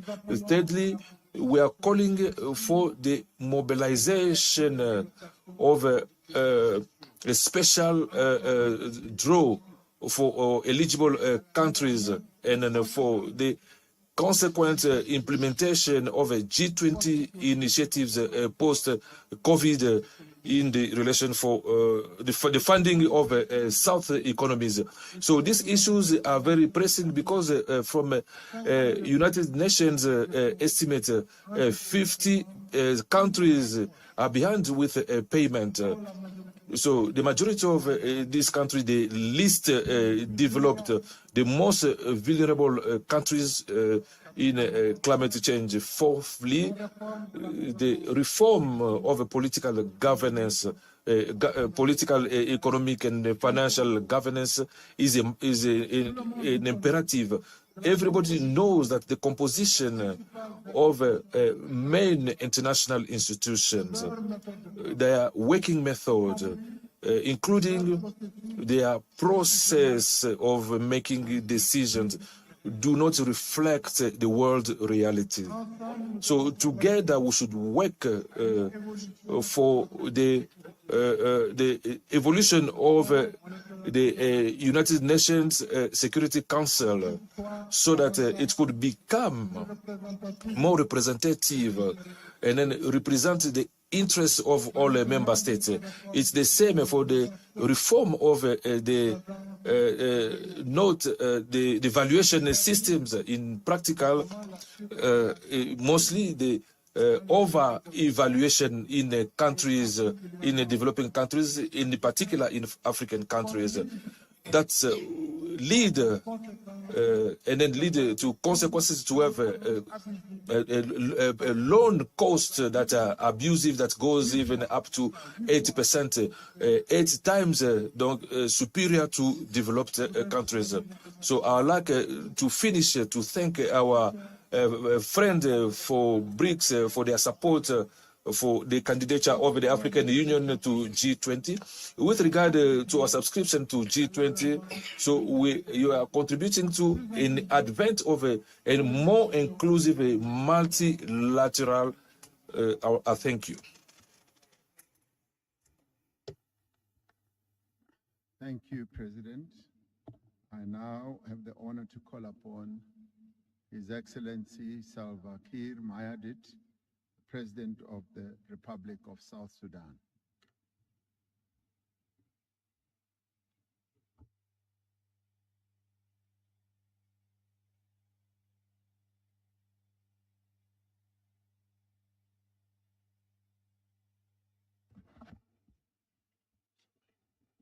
Thank you.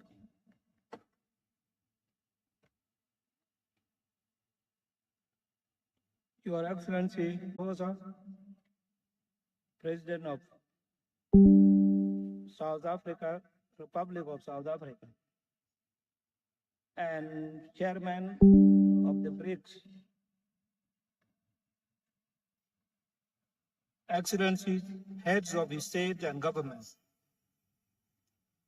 allow me to extend my sincere thanks to His Excellency Cyril Ramaphosa for inviting me to attend this historic summit. Let me congratulate him for successfully organizing this remarkable event in this beautiful city of Johannesburg. As Africans, we are all proud to host a summit of this magnitude here in the continent. Excellencies, I would like to pay tribute to the founding members of BRICS for their courage and bold leadership to create a new vision for a multipolar world.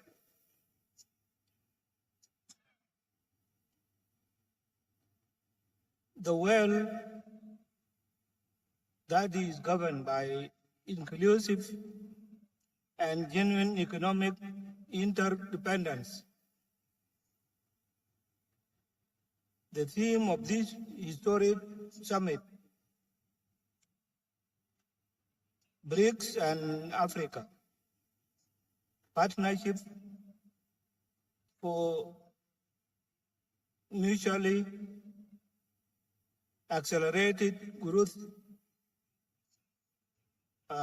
sustainable development, and inclusive multilateralism captures this new spirit. With BRICS, people in the global south can now imagine a new world where nations can cooperate and trade on mutually acceptable terms. With BRICS countries, we can enter into economic cooperation without any fear of strategic considerations of certain powerful states coming in between the mutually agreed economic and trade arrangements. Your Excellencies, given that BRICS stands for alliance with our vision of multilateral institutions, I am publicly announcing that South Sudan is interested in joining the bloc, subject to meeting criteria set by the organization. Like other states that have expressed their interest in joining this organization, we hope that BRICS will become for us the institution that believes in and cherishes sovereign equality of states, not only in words, but also in its practices. As a young country with numerous development-related challenges, South Sudan will be looking at BRICS alternative financial system as an avenue to borrow from, to fast-track roads building, boost agricultural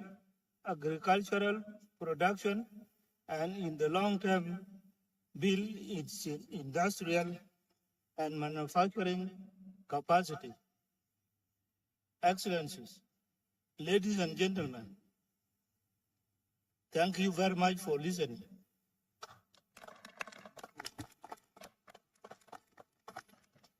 Thank you very much. It's now my honor to call upon Her Excellency, President Samia Suluhu, President of the United Republic of Tanzania.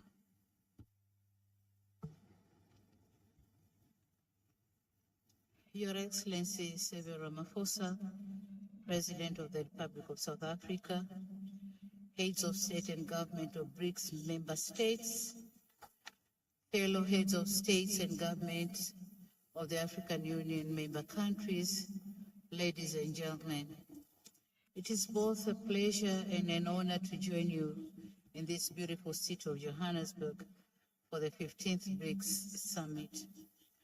The Chairman, allow me to use this brief time allotted to me to applaud you, members of the BRICS, for keeping this association going since its establishment in 2009. Indeed, the international challenges that inspired the creation of BRICS have evolved, and one may say to the worse. Henceforth, in the face of the poly crisis and rising global uncertainty, there is a great need to have a meaningful dialogue that seeks to find common solutions to common challenges. That's why I welcome and commend the selection of the theme for this dialogue. I'm very optimistic that this dialogue will advance deliberations geared toward resolving the complex challenges which our countries are facing both individually and collectively.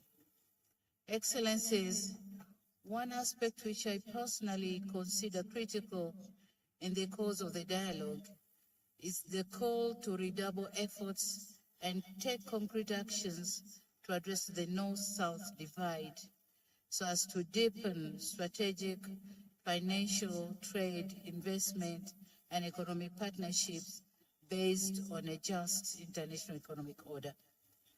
It is gratifying, however, to note that amidst these challenges, the BRICS offer a possibility of coming up with a more equitable, balanced, and fair mechanism to deal with an international economic order that has thus far remained unattainable and an elusive aspiration. It is on these grounds that BRICS African Partnership needs to focus on unlocking potential opportunities on the continent towards realization of both Agenda 2063 and the Sustainable Development Goals, which includes the operationalization of African Free Trade Area. Forging ahead, Tanzania envisages the BRICS African Partnership that supports African endeavors in promoting and strengthening regional value chains, and furthermore, partnership that can promote or help African producers to be able to gain access to broader export markets. Excellencies, the second issue which I wish to underscore is the continued relevance and the validity of multilateralism. I note with satisfaction that this has been captured in the theme of this summit. Indeed, multilateralism stands as the major tool in addressing most of global geopolitical challenges. And in this regard, as we convene in multilateral fora such as this one, we should not lessen our efforts to strengthen the United Nations. At its 78th years of existence, it remains the sole body with universal membership. And so, Tanzania, at this point, would wish to reiterate this in the strongest voice on the need to reform the UN Security Council to make it fairly representative, effective, and reflective of the current geopolitical realities. Excellencies, ladies and gentlemen, as I conclude, I would wish to commend the Republic of South Africa for the excellent hosting of this summit. I should also commend the BRICS countries for their efforts geared toward the advancement of the South-South, as well as the African agenda for growth, development, and integration. It is Tanzania's hope that African issues and concerns, as well as priorities, will continue to feature in the upcoming BRICS engagements. The United Republic of Tanzania is and remains a staunch supporter of multilateralism, more inclusive and fair global system, a well-functioning financial architecture, and a deeper South-South cooperation. This regard to remain a true friend and partner of BRICS in all its interventions. I thank you very much for your kind attention. Thank you. Thank you, President. Please accept my apology. I have to step out for a while.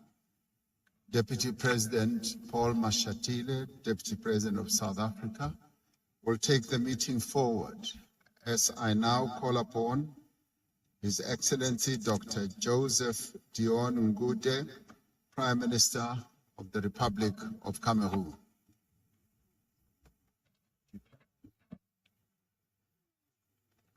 Your Excellency Cyril Ramaphosa, President of the Republic of South Africa,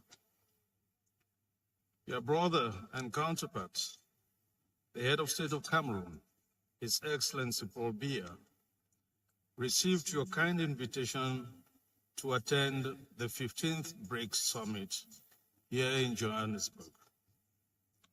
The head of state would have liked to be here in person, but owing to a prior engagement, he has asked me to represent him.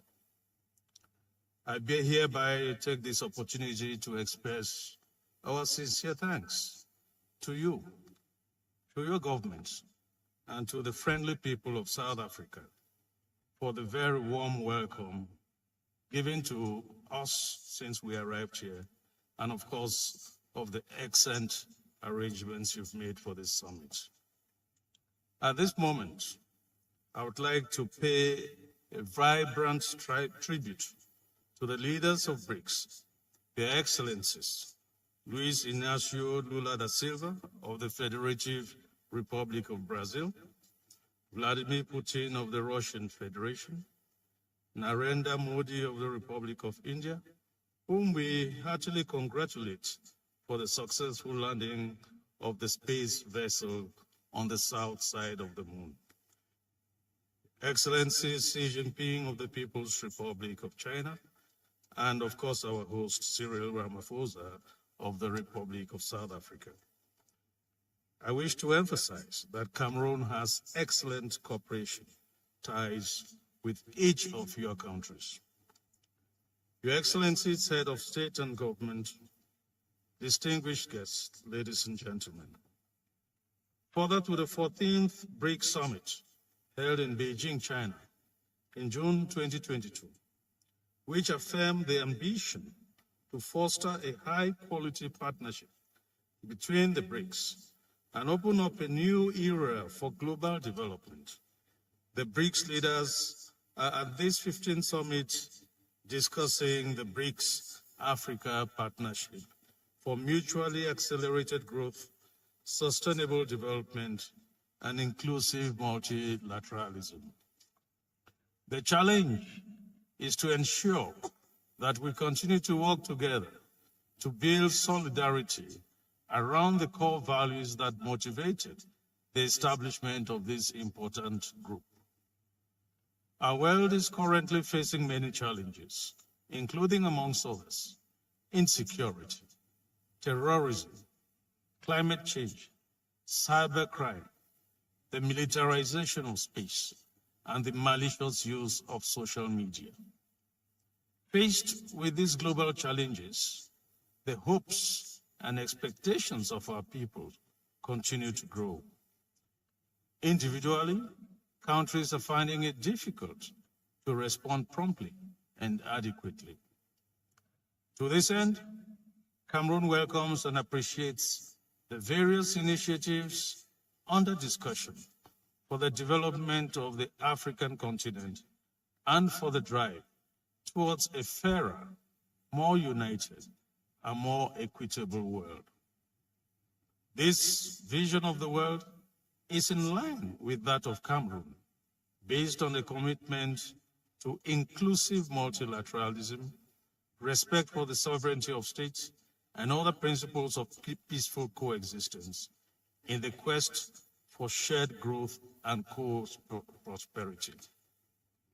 Your Excellencies, heads of states and government, distinguished participants, ladies and gentlemen, under the leadership of the head of state, His Excellency Paul Biya, Cameroon is actively engaged in this path. In fact, Cameroon has embarked on a vigorous plan to implement the SDGs and the Agenda 2063 through the adoption of a national development strategy designed to make Cameroon an emerging country by 2035. For example, Cameroon is one of the pioneers in the implementation of the agreement on the African Continental Free Trade Area. In addition, Cameroon, in conjunction with other members of the Congo Basin Forest, which is one of the forest lungs of the world, is working actively to find solutions to climate change. To conclude, I would like to express the hope that the recommendations resulting from this summit will help to strengthen and consolidate cooperation between the BRICS and Africa. I thank you for your kind attention.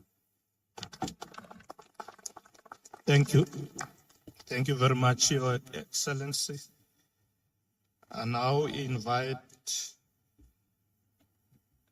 Prime Minister, His Excellency Salef Kezabo of the Republic of Chad. You may make your statement, Prime Minister. Merci, Monsieur le Président. Thank you, President, Excellency, and then head of state for members of the BRIC, and then members from the African Union, Mr. the Secretary General of the United Nations, and then chair of the Economic Regional Community. Allow me to join my previous predecessors to congratulate the President of South Africa, Cyril Ramaphosa, his government, and also the people of South Africa for their warm welcome that reserved to us since we arrived in Johannesburg. Allow me also to inform you that given the last-minute commitment, His Excellency Dramat Idriss Déby, the President of a transition, the President of Chad, and the President of a Sensat, could not travel to be with us today. Therefore, so he asked me to come and deliver his message, the message that I was going to read for you as it's written. Quote, I would like to express my gratitude to the members of BRICS for this invitation, which is a sign of consideration for us in CESAT, which will be an opportunity for us to deal with challenges of the time that requires special attention. Excellency, ladies and gentlemen, the theme of this summit titled Partnership BRICS and Africa for an accelerated growth, mutual growth, and then inclusivity. Remind me to remind your meeting that the member of CESAT in a world context to deal with challenges of development, to live together in peace and then political stability. I would like to remind that member state of Sensat, there are also other countries that are going through some challenges where the peace and then stability are permanent challenges. So in fact, the security situation in the Sahel region is for our member states a challenge in the fight against terrorism and then violent extremism, especially for the proliferation of light arms and then weapons and criminality that are organized. From 2011 to 2023, we have all witnessed the degradation in Libya that was caused by international powers, which the consequences are still visible in the Sahel. The security situations in our respective countries is progressively degrading, one after the other. The last example is the Sudan, which is living one of the worst period of its history, with the million of people who have been displaced, especially in my country, Chad. Those refugees need urgent help. So we are trying to mobilize. It's now time to ask BRICS and then all of the international communities to be more human by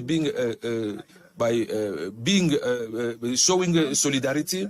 The member states of Sensat are facing this situation with responsibility and then determination in order to ensure their part in history and then their contribution on human development. Regardless of these challenges, member states of Sensat, especially Chad, are a country of economic opportunities that will interest all the BRICS countries. We've got a young population which got a lot of future ahead of them. Excellency, ladies and gentlemen, member state of our regional economic community possess a lot of economical resources, especially in farming, and also on top and then under the surface. Our countries could be excellent partners for BRICS enterprises in these areas that I've just cited. Our countries need to be accompanied so that they can exploit their resources. So BRICS, with their actions, could help member states of Sensat to increase their living standards. So in terms of mineral exploitation and also in the area of agriculture. Ladies and gentlemen and Excellency, nothing can be achieved in an area where there's uncertain economic growth. Nothing of now concrete can be achieved. For this, we're inviting BRICS member states to ask their commercial banks to come and open offices in our countries to facilitate exchange, facilitate development and infrastructure in the backdrop of a world. It's here the place to salute the birth of the new development bank of BRICS. Excellencies, ladies and gentlemen, around us, we are observing that the world is changing. So we should not remain a spectator to suffer the old laws that is not favoring us. We need to have the courage to question all of the institutions that came after the World Cup that were created without taking our interests and then the interests of our population. Yes, the world is changing. All those institutions, all those type of development, all those architecture were designed not for us, but for us to be exploited. In these conditions, so we need to put an end to this. For instance, for the conference of Bandungu, we need to put in place a new solidarity currency or thought, and then so we are supporting BRICS. So we've got a subscription from African countries like Egypt and Ethiopia. So I declare to you that Chad is ready to adhere to the BRICS. I thank you. Thank you. Thank you very much, Your Excellency. I now invite His Excellency, Mr. Jean Michael Sama Lukonde, Prime Minister of the Democratic Republic of Congo. You may now deliver your input.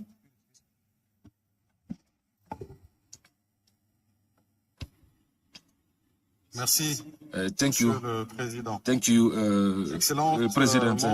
Excellency, members of BRICS, Excellency, ladies and gentlemen, head of state and government and head of delegations, the Secretary General of the United Nations, distinguished guests. It's an honor for me to be invited in the name of His Excellency, Mr. Félix Antoine Tshisekedi Tshilombo, the President of the Democratic Republic of Congo, to this 15th Summit of BRICS. So I would like, as everyone who spoke before me, to thank the government of the Republic of South Africa for the warm welcome that was reserved to myself and my delegation. So this summit is in the backdrop of the change of paradigm in the macroeconomic in the world, and also for our respective countries.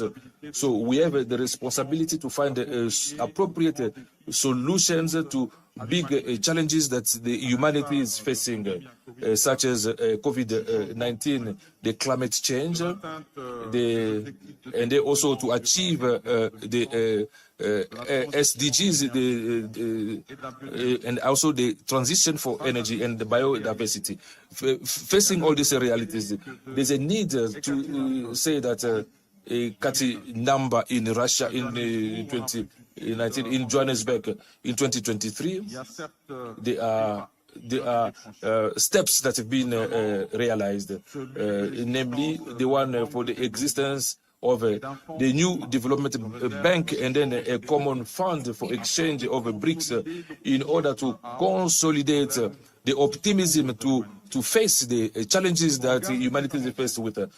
Going in the same direction, we need to bring our contribution in the Democratic Republic of Congo, who's also facing an aggression war in his eastern part. So he's coming to this summit as a solution country, a country that will solution because the Democratic Republic of Congo has a potential which would be very important for the challenges that I've just listed. First of all, taking from its space, it's a big space, 2,345,000 square meters, having 80% of arable land, which is essential for the development for big agricultural projects. My country has got a 50 million of labor, that of youth in the area of ecosystem. The DRC has a forest of more or less 155 million of hectares, almost 10% of the tropical forest and 60% of the forest of the Congo Basin. Again, there's important reserves of natural resources. Natural resources of more than 30 dioxide of carbon, and again with is a forest and wildlife. The Democratic Republic of Congo is ranked the 5th world power in terms of biodiversity. With the response on the energy deficit, my country has got a potential of photovoltaic estimated at 70,000 megawatts, thanks to this natural exposition in the equator line. Again, an important energy potential of almost 37% of African potential and 6% of the world's potential.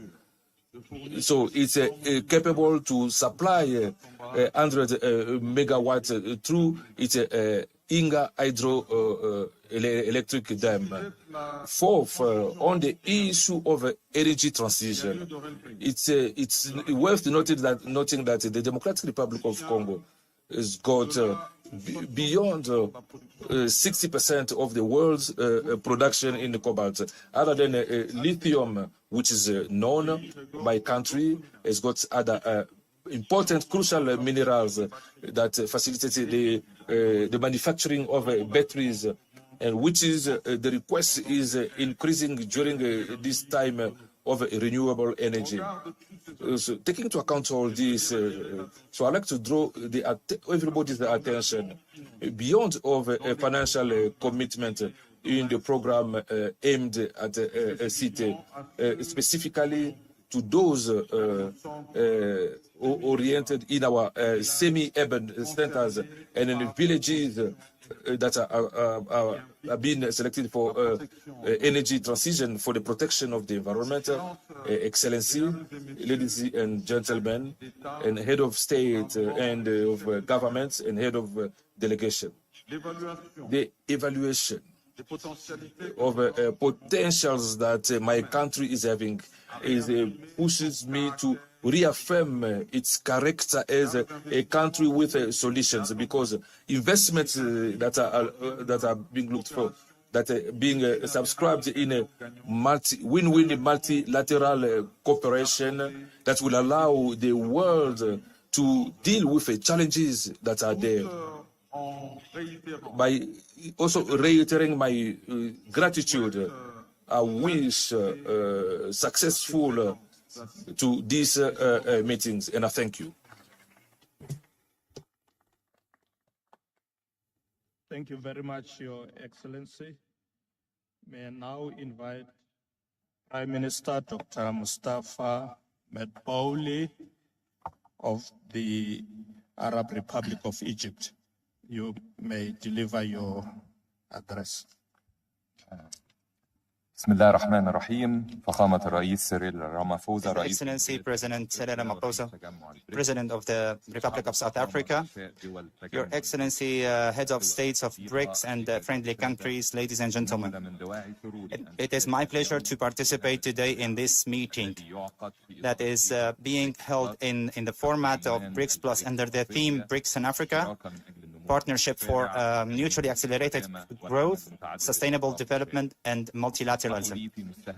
And please allow me to start to express my deep appreciation for the President of South Africa, for the host of this important meeting in these exceptional circumstances that is the world seeing, which sees unprecedented complexities that has impacted on the developing and countries. I would like to welcome the step that is recognized by the BRICS in terms of expanding the BRICS, which I believe that it will make it more effective and more able to express on the international scene. Egypt was keen to enhance the relations with BRICS countries through the participation in various sessions that was held under the BRICS Plus format. And it also joined a new development bank in 2021. And we also look forward for Egypt to be an effective member in the bloc, to contribute in its effort to find practical solutions to address the challenges that are faced by our countries, which require intensify the cooperation in the framework of the cooperation, South cooperation. And please allow me to review the Egypt view regarding the areas that could be that needs to be cooperated on. First of all, there is a necessity to intensify the efforts to deal with one of the most dangerous or one of the risks, that is a food crisis and its implications, through the coordination and intensify the efforts in the frame of multilateral work, and also to develop agriculture and food processing and transfer of agriculture technology in addition to the Egypt readiness to cooperate with the international community to host an international center to supply and store grains in order to contribute in addressing the food crisis.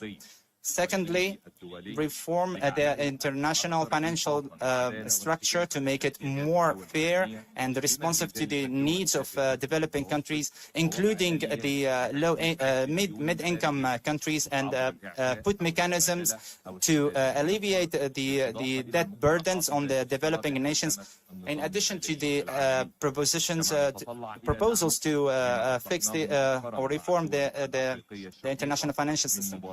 And we also look forward to your support for the initiative for the debt alliance to create a common framework to cooperate with each other. In addition to the importance of common work to encouraging the equal deals and trading in local currencies between the BRICS countries and the developing countries, and also with the African countries. Thirdly, importance to build on the COP27 results that was hosted by Egypt in 2022 and enhance the role of the development banks, multilateral development banks, and financial institutions in funding the climate work, and also to implement the outputs of the Sharm el-Sheikh conference and support the efforts of just transition to renewable energy. And in this context, we appreciate the importance of balancing the needs of our countries from energy and to address the climate change. We must uphold the principles of international law and the UN Charter in terms of the relations between nations, and to respect the sovereignty of countries and non-interference in its domestic affairs, to confront the common challenges, and to rely on the tranquilizing policies to reach peaceful solutions for disputes, particularly because peace and stability is a condition to achieve development. Enhance the cooperation between BRICS and Africa to realize the common interest and to contribute to utilize the untapped potentials. And Egypt will use its opportunity in Nepal to push the averages of the economic integration, and also to push the agenda of 2063 and the objectives of the AFCFTA, with harnessing the Egyptian potentials in terms of the infrastructure and the telecommunication and industrial transformation and food security, with the participation of private sector, and through continuous deliberation with our partners in African countries, in addition to mobilizing the funding through adopting the proposal of Nepal. And in conclusion, I would like to confirm that Egypt looks forward to enhance cooperation and continue the common work with BRICS in different areas on bilateral and multilateral level. And Egypt welcomes all initiatives and projects that aim to achieve mutual interest. And thank you very much. Thank you. Thank you very much, Your Excellency. I'd like to now invite His Excellency, Mr. Kashim Shettima, Vice President of the Federal Republic of Nigeria. You have the floor, Your Excellency. Your Excellency, Cyril Ramaphosa, President, Your Excellencies, distinguished heads of state and governments of the Global South, ministers, distinguished ladies and gentlemen. Gathered here for the third BRICS Africa outreach and BRICS Plus dialogue, alongside the 15th BRICS Summit, I convey warm greetings from His Excellency, President Bola Ahmed Tinubu of Nigeria. Regrettably, due to pressing official matters at home, he couldn't join us today. President Tinubu, on behalf of the government and people of the Federal Republic of Nigeria, extends our deepest gratitude to the government and people of the Republic of South Africa for convening the 15th BRICS Summit and bringing together stakeholders from around the world. We are also witnesses to the host's warm hospitality, and my delegation and I are grateful to you for providing a home in Johannesburg for your brothers and sisters from the other edge of the Atlantic. The prevailing theme of this summit, BRICS and Africa, Partnership for Mutually Accelerated Growth, Sustainable Development and Inclusive Multilateralism, resonates as a compass guiding the trajectory of the world.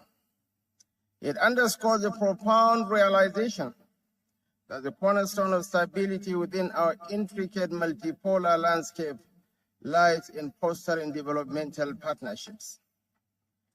Your Excellencies, the disruptive events of the past and present years have rendered emerging economies and many developing countries vulnerable, leaving them in search of beneficial alliances. But I assure you that Nigeria is committed to shaping and fortifying the global framework and governance concerning all major international issues, particularly in the fields of economics, finance, environment, climate change, bridging the digital divide, adopting a comprehensive strategy towards debt alleviation, addressing food and energy insecurities, instituting post-pandemic recovery measures, and fostering financial inclusion within developing countries. Your Excellencies, the international global governance structure to which we currently adhere was established prior to the independence of the African continent and many countries in the global south. So it's indeed imperative to reform global governance to align with the realities of today's world and to acknowledge the necessity for partnerships that ensure shared prosperity, inclusivity, and sustainable development. Your Excellencies, the trajectory of President Tinubu's economic reforms and diplomatic alliances is intended to attract investments and partnerships to Nigeria, while aligning with international and regional cooperation that corresponds with the government's objectives. The new government, which began less than 3 months ago, is examining the variables and evaluating the scope and level of regional and global cooperation to pursue in order to establish Nigeria as a desired friend and partner. The government's final decisions will be determined once our ongoing in-depth discussions within the Economic Advisory Council, the National Assembly, and the Executive Council are concluded and adopted. It is needless to add that Nigeria is Africa's largest economy, and with a population of 220 million people, is undoubtedly the most populous country in Africa. Mr. Chairman, as we approach the target completion date of the Agenda for Sustainable Development Goals, the reality of achieving the SDGs remains bleak for many countries, especially developing ones. These nations confront historical developmental vulnerabilities and challenges that are beyond their control. Thus, it is imperative for us to unite within regional groups and forge a novel form of international cooperation. This endeavor aims to foster global economic governance reform while enhancing the representation and voice of emerging market economies or developing countries. Your Excellencies, in a multipolar world, creating mutually beneficial partnerships is challenging, but can be overcome through proper alliances, realignments, and the use of rules-based multilateralism.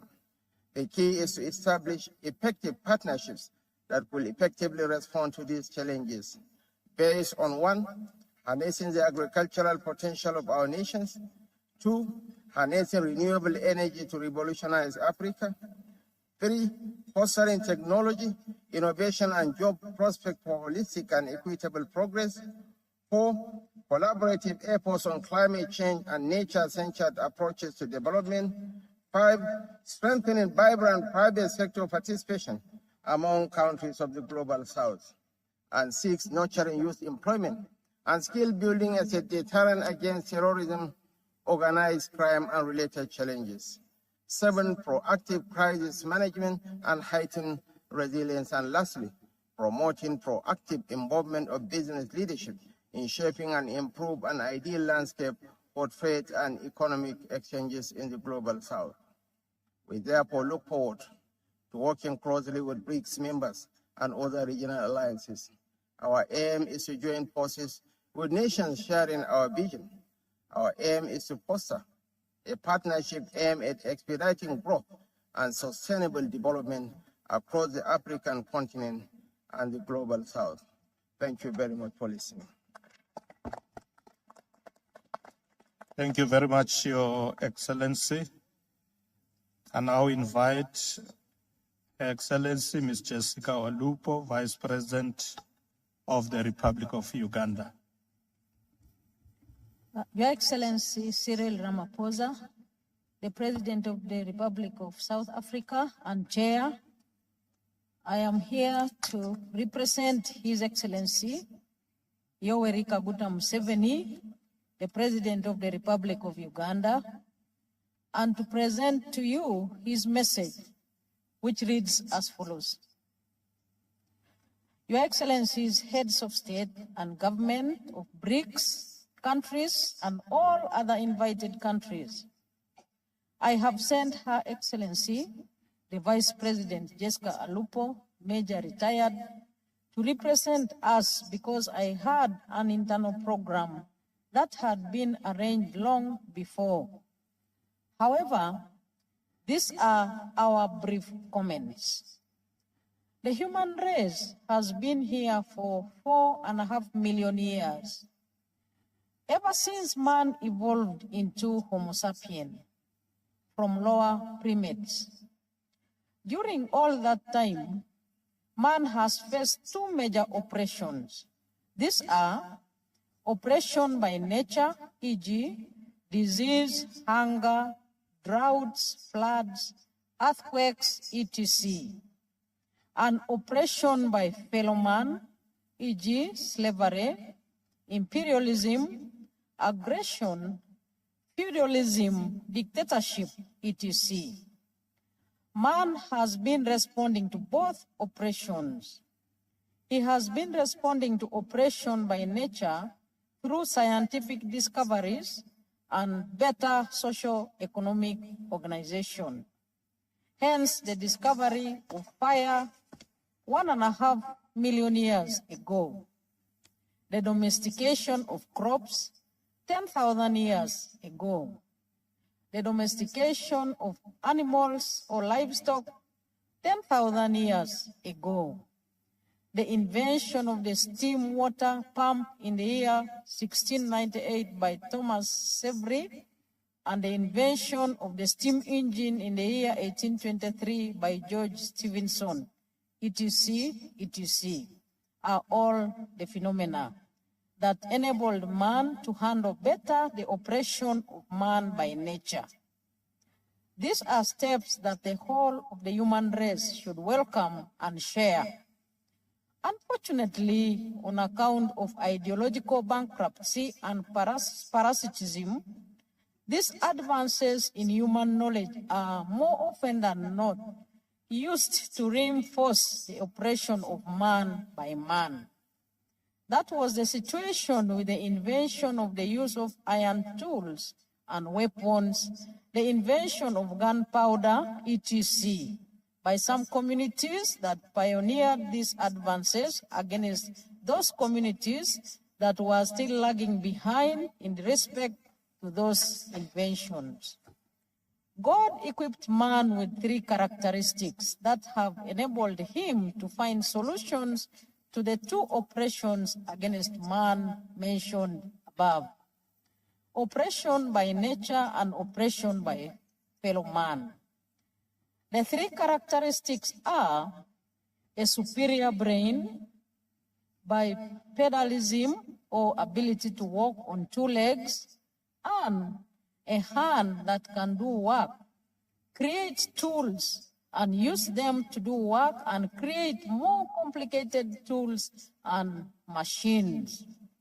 Therefore, oppression of man by nature, e.g. by droughts, floods, diseases, should not be a problem anymore if it was not for the parasitism which leads some actors not to share knowledge with others or use knowledge to oppress others.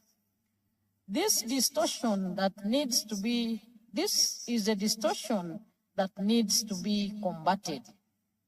Your Excellency, by sharing scientific knowledge and management practices, many problems caused by nature to man would be solved if we also banish parasitism. The danger to the environment is, for instance, caused by greed and parasitism of some actors in the world and individual countries. Your Excellencies, the struggle against oppression of man by fellow man has been progressing, but again, with unnecessary interruptions caused by imperialism in the last 600 years, feudalism and other forms of dictatorships. In the fight for freedom from oppression of man by fellow men, it is important to remember what the Bible teaches us. In the book of Acts of the Apostles, chapter 17, verse 26, it goes as follows. And he has made from one blood every nation of man to dwell on all the face of the earth, and has determined their pre-appointed times and the boundaries of their dwellings, so that they should seek the Lord in the hope that they might grope for him and find him. I close quotes. Therefore, Your Excellencies, nations and the boundaries of those nations are the work of God, and nobody should interfere with the work of God. Imperialism is therefore a heathen, unchristian idea.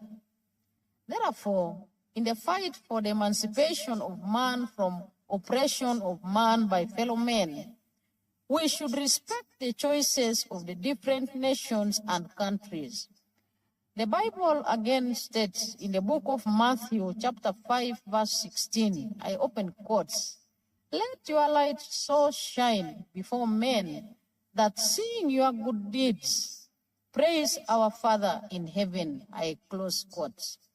In other words, influence people by example and not by coercion, manipulation, etc. Your Excellencies, bearing the foregoing in mind, you can see the relevance of the BRICS effort.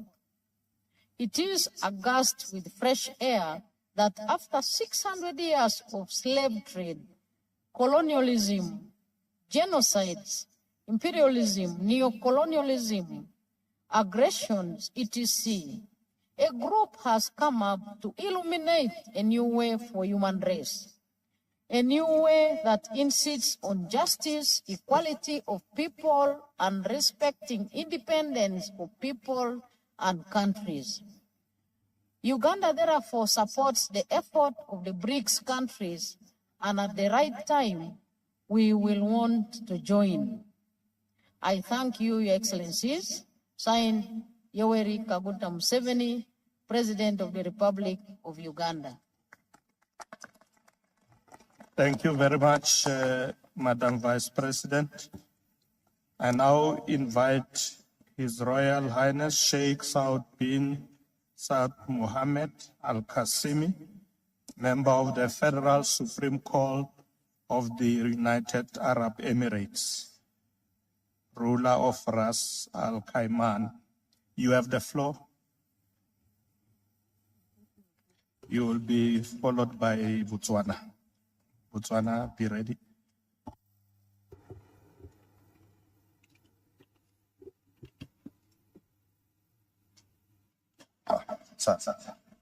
فخامة سيريل رامافوزا رئيس جمهورية جنوب of the Republic of South Africa.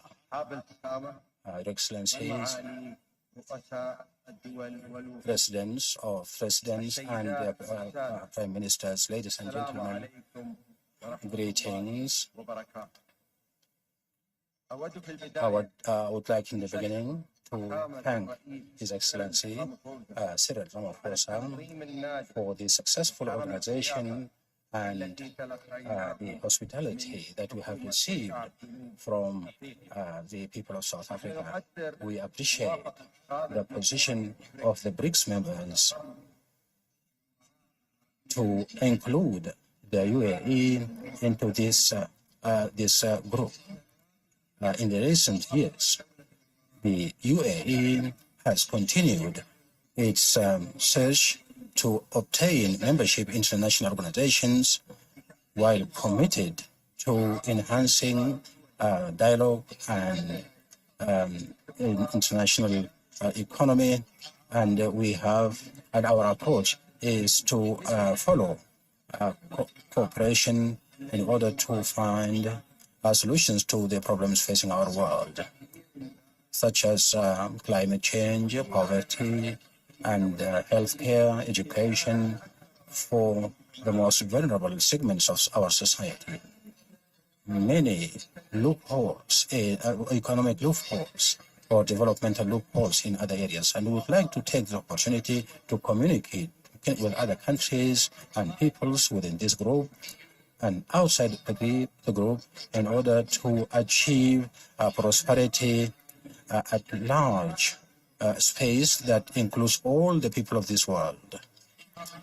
Ladies and gentlemen, Your Excellencies, ladies and gentlemen, the BRICS community, which represents a quarter of the world economy and home to half the population of the world, is prepared to play a pivotal role in shaping international agenda and setting the international agenda in the coming years. In this regard, I see that it is most important to emphasize that the United Arab Emirates is considered one of the most of commercial partners, investment partners to the members of the BRICS group. As the non-oil trade has reached $750 billion and investment $38 billion between the year 2018-2023. It is worth mentioning that the United Arab Emirates is the second country that is not founder to join the new development bank in 2020. This emphasizes our understanding, a very early understanding of the role that BRICS can play in enhancing international development and economic growth for all. On the other hand, the United Arab Emirates has shown a strong commitment to political participation and close diplomatic participation with the BRICS countries, and in a wider area, using an open approach to international affairs, whether the framework of partners with the COP28, which was going to be held in Dubai in November, or other forums of multi-parties. Your Excellencies, ladies and gentlemen, the meeting of today in Africa indicates our joint objective, which aims to build something more than multilateralism. The United Arab Emirates is keen to benefit from international forums, including BRICS, to establish new partnerships and to support development agenda in the global south, in the sense that it is a trade partner and investor in the African continent. Ladies and gentlemen, allow me to reiterate that the United Arab Emirates, being a country that lies in the crossroads of trade routes, is very keen to enhance peace and stability, prosperity in the Middle East, and aspires to enhance partnerships, wider partnerships with BRICS today and tomorrow. I am very happy with regard to our discussions today, and I would like once again to reiterate my appreciation of having invited me to participate in this platform. Thank you very much. Shukran. And now invite His Excellency Slamba Tsogwane, Vice President of the Republic of Botswana. Thank you, Mr. Chairman. Mr. Chairman, allow me to recognize His Excellency Mr. Matamela Cyril Ramaphosa, President of the Republic of South Africa and Chair of BRICS, and his deputy. Allow me, equally important, to observe that the BRICS leaders have already been recognized. Allow me to deem protocol as observed. Mr. Chairman, I would like to thank the BRICS Summit host, President Matamela Cyril Ramaphosa of the Republic of South Africa, to have invited His Excellency Dr. Mokgweetsi Eric Masisi, the President of the Republic of Botswana, to participate in BRICS Africa Outreach and BRICS Plus Dialogues under the theme BRICS and Africa, Partnership for Mutually Accelerated Growth, Sustainable Development and Inclusive Multilateralism. Unfortunately, due to other pressing commitments, His Excellency the President of the Republic of Botswana, who would have loved to be here, is unable to be here today. His Excellency has delegated me to represent him. Today's theme is up because it acknowledges and recognizes the important role the BRICS plays in promoting strategic partnerships, thus for accelerated growth and sustainable development, and inclusive multilateralism, particularly for developing regions such as Africa. Excellencies, it is worrisome that economic growth on the African continent remains sluggish, dragged down by a series of severe and mutually reinforcing shocks, including COVID-19 pandemic, climate change, surging inflation, and low investment growth, food and energy crisis, to mention but a few. Excellencies, despite being hit by a confluence of shocks, African economies remain resilient. However, there is need to accelerate growth, or by, among others, scaling up energy investments. 2, increasing the employability of workers as well as the productivity of enterprises through skills development. 3, enhancing digital cooperation and developing dynamic innovation ecosystems. 4, partnering with countries of Global South in creating mechanisms for intellectual property protection and commercialization. 5, strengthening participation in manufacturing global value chains through increasing value-added exports and promoting innovation. And 6, lastly, broadening and diversifying financial products.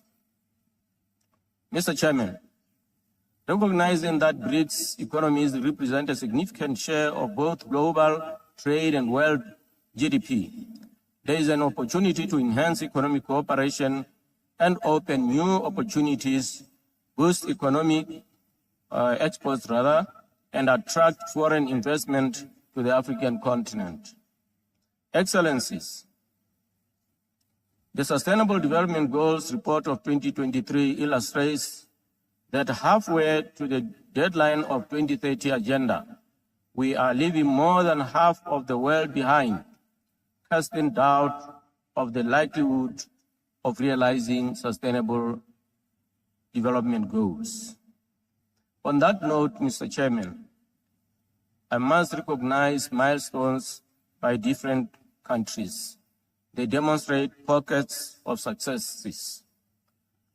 In that note, Mr. Speaker, in the context of the health target of the Global Sustainable Development Goal, Botswana has achieved a milestone under what is regarded as 95-95-95.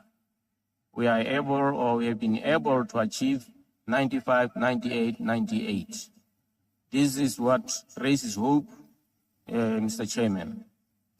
Within the African Union, we are gearing up into second 10-year implementation plan of Agenda 2063, whose goals and targets have a 70% inherent interconnections with those of Agenda 2030. Excellencies, about half of the Agenda 2030 targets are off track. Then inevitably, Africa's Agenda 2063 is also in peril.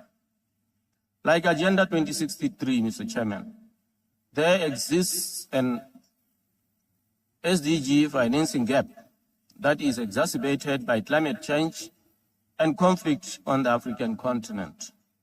Clearly, reforms of the global finance system and more targeted financing solutions are needed to get back on track to meet the global goals. The BRICS New Development Bank stands to make a meaningful impact in providing valuable resources to help fill the massive gap in investment and infrastructure and sustainable development in developing countries. Excellencies, Botswana remains committed to a more equitable, inclusive, and effective international order. We are of the conviction that Africa ought to have an enhanced presence and voice at the table of global diplomacy. For us, this is a legitimate demand as Africa is increasingly being recognized as a new center of power, as others already stated today. Today's dialogue are a perfect platform to continue efforts towards a more representative, fairer, and balanced international order. Excellencies, we note with keen interest the BRICS leaders' ongoing discussions on BRICS expansion, underscoring the growing significance of this bloc. We view the BRICS family as an important trade and development partners, sources of foreign direct investment, and champions of the interests of the global South. On trade, we are also following the BRICS leaders' discussions on the possibility to use local currencies in trading. Under the African Continental Free Trade Area, a Pan-African payment and settlement system has been launched in 2022 that enables the efficient flow of money across African borders, bringing about financial integration. We believe that this payment system will shape the ebb and flow of not only intra-Africa trade, but also trade with countries of the global South and the rest of the world. As previous speakers have clearly stated, partnerships in a bedrock of the BRICS since its founding. In this respect, I commend the BRICS country to promoting inclusivity and engagement with our beloved continent of Africa through the BRICS Africa Outreach and BRICS Plus dialogue. Before I conclude, Mr. Chairman, I would like, Mr. Chairman, because of other pressing commitments, to seek leave immediately as I have concluded. I thank you very much for your attention and your endurance for a long day. Thank you very much. Thank you.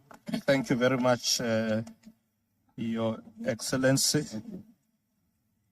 I now invite His Excellency General Nyikadzino Chiwenga, Vice President of Zimbabwe. Huh?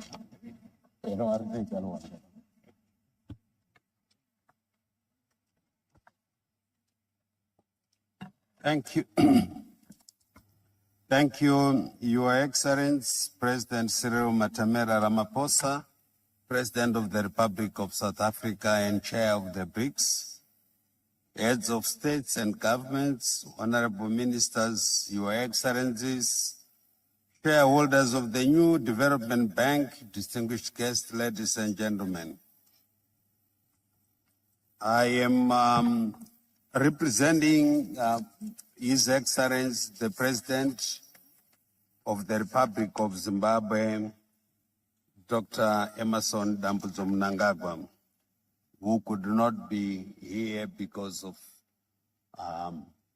we are running currently, we have got an election currently going on in our country. And I caught his message.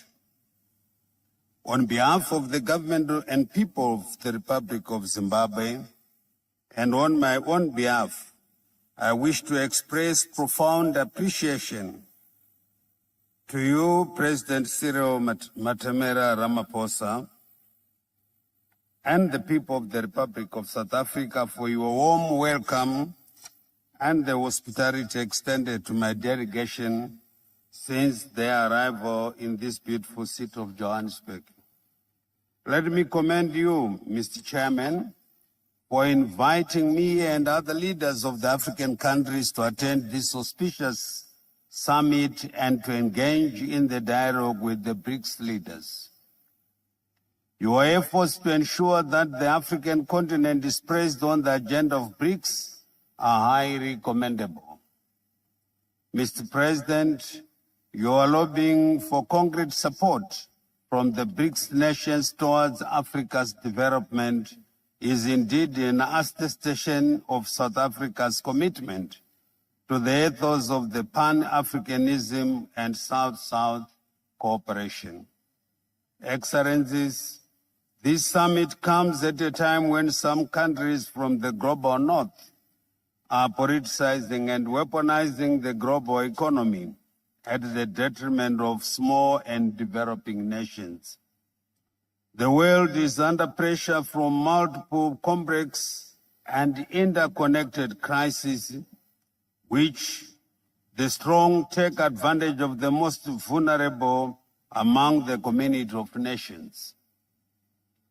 Actions that incite conflicts, distort international norms, are now sacrosancted, whilst the Cold War mentality broke confrontation, protectionism, unilateralism, and the imposition of illegal, unilateral, politically motivated coercive measures ensue, encouraged by the powerful countries in the global north.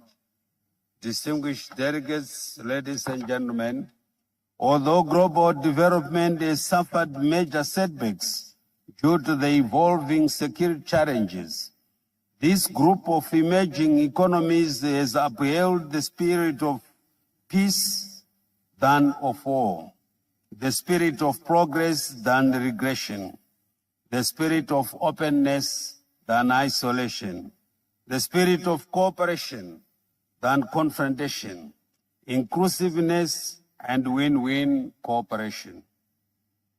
This group has practiced true multilateralism and achieved solid results in pragmatic and mutual coexistence. To us, BRICS is family, and it is our hope that with the joining of more developing countries, BRICS will represent the global south with a louder voice on the world stage. Developing countries should stand together and refuse to be intimidated by imperialist behavior. We should reject zero-sum games, power politics, and unite towards the main goal of building a community with a shared future for mankind. Excellencies, Zimbabwe, like many other countries in Africa, is committed to pursuing a path of sustained economic growth and transformation through continental integration. We are pleased to be working with the BRICS partners to successfully implement our market integration objectives. All African countries and BRICS nations share similar views and interest in improving and reforming the current international order and global governance system. The world needs a just global order which provides the future we want, which leaves no one and no place behind. Excellencies, let me take this opportunity to express the strong and unwavering intent of Zimbabwe to join the BRICS alliance. Zimbabwe as a nation recognizes the immense value and potential that BRICS holds for the economic and political development of our country and the African continent as a whole. As a country, Zimbabwe perceives how BRICS represents a formidable alliance that fosters a multipolar and inclusive world order. Joining this alliance would provide Zimbabwe with a unique opportunity to collaborate with like-minded nations and harness the benefits for collective strength.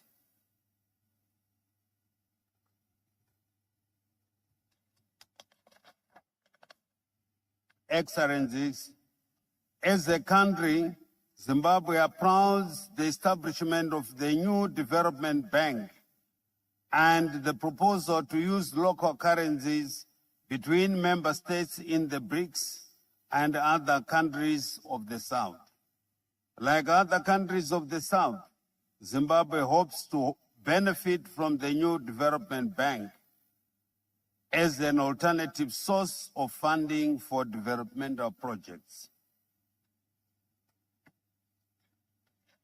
I am pleased to inform you that despite our detractors to undermine our democracy, which we fought for through the armed struggle, Zimbabwe successfully held the much anticipated 2023 harmonized general elections in accordance with our laws. We are also guided and informed by the SADC principles and guidelines governing elections, as well as the AU Declaration on Principles Governing Democratic Elections in Africa. These were elections in which all parties were free to campaign in all areas of the country. Elections which competing ideas were discussed and debated freely and openly. I took it upon myself and other opposition leaders to preach the message of peace, non-violence, harmony, love, and unity before, during, and after the elections. Zimbabweans went out in their millions to define their destiny and shape their future, calmly and peacefully, in full glare of a broad spectrum of international observers and global media. The electorate exercised its democratic right to elect leaders of its choice. Let me assure you that Zimbabwe will continue to be peaceful as we wait for the announcement of the harmonized general election results by the Zimbabwe Electoral Commission in line with our laws. In conclusion, let me assure you that as a country, we are fully behind BRICS in its role on Africa's development in line with the theme of this summit, BRICS and Africa, Partnership for Mutually Accelerated Growth, Sustainable Development, and Inclusive Multilateralism, cross-court, and I thank you. Thank you. Thank you very much, Your Excellency. I now invite His Excellency Don Pramudwinai, Deputy Prime Minister and also Minister of Foreign Affairs of the Kingdom of Thailand. Thank you. Your Excellency, Mr. Paul Mashatile, Deputy President of the Republic of South Africa, Secretary General of the United Nations, Honorable President and Prime Minister, distinguished delegates. I wish to thank the government of South Africa for hosting this BRICS Plus meeting at a time and juncture where vision, courage, and leadership are so needed to meet the increasingly complex challenges of our world. BRICS provides a foreground for the growing clout and role of emerging economies that could rise above the political and ideological divide. It represents a novel type of cooperation that not only recognizes but respects each nation's sovereign rights. It seeks to find a common ground for advancing tangible and intangible developments that are inclusive and sustainable, and based on the shared interest and common benefits of our peoples.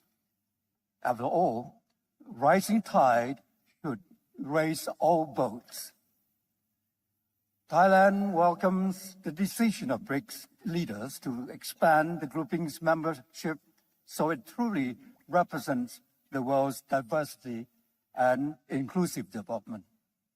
On our part, Thailand has partaken in all three BRICS Plus meetings since it was launched in 2017. Our participation is not just to show up, but to demonstrate our shared vision with that of BRICS and our commitment to quality development as a unifying and enabling factor of world peace and common prosperity. On the matter of African outreach, our engagement with Africa dates back over a few decades. We have projects in more than 50 African nations, providing scholarships, sharing our development models of sufficiency economy philosophy that focuses on sustainability and grassroots participation to foster their sense of ownership. We share our experience in the new bio-circular green economic model that highlights the complementarity between development and environmental equilibrium. Two facts evident in BRICS and BRICS Plus efforts is the importance of multilateralism and cooperative competition, or co-opetition, that leads to the constructive outcomes for all involved. Because its primary motivation is not to win at the expense of others, but rather to gain and optimize knowledge of relative competence for development and cooperation. Your Excellencies, Mr. Deputy President or President at this juncture, distinguished delegates, Thailand shares the same fundamental policy direction with BRICS and BRICS Plus of enhancing the role of emerging economies and South-South collaboration in addressing the global governance, as well as the multifaceted human security, being it in the realm of economy, finance, infrastructure, food, energy, or climate change, etc., etc. We seek to further engage with BRICS and all partners in furtherance of the fulcrum for peace, growth, and sustainable development and inclusive multilateralism. Our parting plea to this congregation now here today and the world at large is that we all should strive for peace and unity and turn our differences into our strength for development, not the justification for war and conflicts. I trust that the goal and objective of every government is the betterment of the livelihood of our peoples, not the infliction of sufferings and deprivation. Such is not an unattainable lofty ideal, but our guiding realism as envisioned by the Secretary General of the United Nations in his new agenda for peace. Thank you, BRICS, and thank you, Africa. Thank you. Thank you very much, Your Excellency. I now invite His Excellency Dr. Ziad Abu Amin, Deputy Prime Minister of the State of Palestine.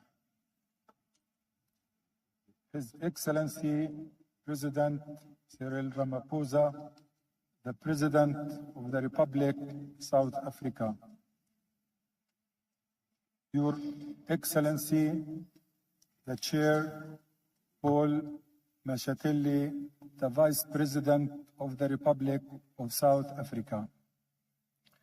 On behalf of President Mahmoud Abbas, the President of the State of Palestine, I convey the warmest regards and deep gratitude to Your Excellencies for inviting Palestine to this summit.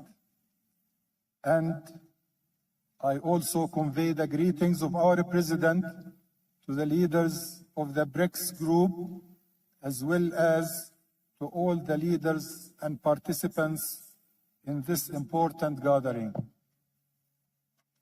Excellencies, as we gather here today at this momentous summit, we are reminded of the remarkable resilience demonstrated by South Africa in its long journey towards freedom and justice.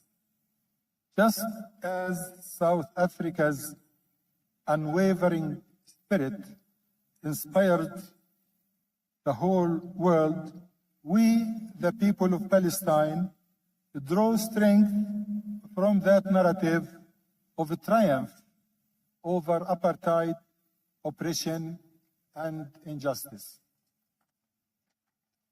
I stand before you as a representative of a nation that has time and again demonstrated its unyielding commitment to peace, justice, and human dignity. We are honored to be here among the distinguished leaders of BRICS, nations that collectively hold the potential to shape the path of a global progress. Our presence in this summit as one of the friends of BRICS, a coalition of nations eager to join this dynamic alliance, bears testimony to our shared aspirations for progress and prosperity. We recognize the significance of BRICS as a beacon of cooperation, paving the way for a new era of global economic development and equitable growth. We in Palestine fully embrace the goals of the BRICS countries and the summit are trying to achieve, be it managing the dangers of climate change, enhancing sustainable social and economic development, fighting poverty, and ensuring equality and justice in this world of ours. While respecting the BRICS' unique conditions for entry, Palestine hopes that the BRICS nation would consider at some point our request to become an observant or an associate member in this strategic dialogue. We wish to stand shoulder to shoulder with you, so please keep the door open for us to become a part of this vital alliance. We are firm believers in justice, mutual respect, and shared prosperity with the BRICS leaders and countries which the BRICS leaders and countries are promoting. And now, as we set our sights on the future, we call on each of our friends to support us to end the Israeli occupation of our country, to extend international protection to the people of Palestine. It's crucial to support our bid to become a full member of the United Nations. This endeavor represents a tangible step towards ensuring a just and lasting peace in our region. Thank you all for your support for the just cause of Palestine. Thank you. Thank you very much, Your Excellency. And now we invite Dr. Abdul Latif bin Rashid Al Zayani, Minister of Foreign Affairs of the Kingdom of Bahrain. Thank you, Mr. Chairman. Bismillah ar-Rahman ar-Rahim. In the name of God, most gracious, most merciful, Your Excellency President Ramaphosa, President of South Africa, Your Excellencies, ladies and gentlemen, greetings to all of you. I'm very pleased to take part in this forum on behalf of Bahrain and to convey the greetings of His Highness Mohammed bin Isa and his royal and his crown prince, and also to convey their wishes that this summit become a success. Bahrain appreciates the efforts of BRICS in the sense that it is a partner in many countries, to many countries in enhancing stability and sustainable development in the world, and it welcomes the vision for a fair world and prosperous world for all. We have seen the achievements of the BRICS in various areas such as NGP and the partnership of BRICS in the new industry, and this enhances cooperation in the digital transformation and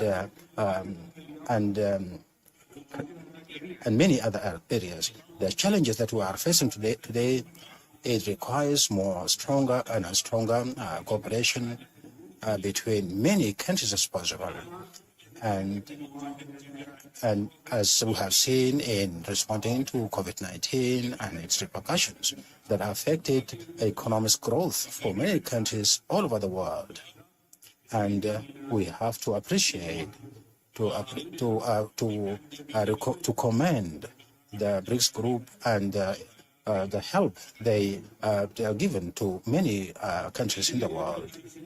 The development of such a cooperative partnership is a major principles in our foreign policy in the Kingdom of Bahrain, and it is a natural extension of the principles of tolerance, cooperation, and tolerance in Bahrain. And for this reason, Bahrain has recently requested joining the BRICS, and we welcome the decision to expand BRICS in this summit, and we congratulate the countries that have been accepted, whose membership has been accepted.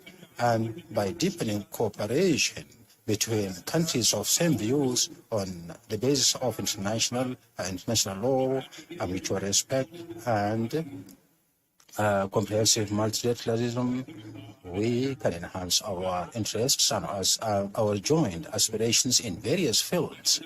And we see that there are potential for working together and exchange of expertise, building individual and collective capacities in various areas such as trade and sharing of technology, healthcare, and tourism.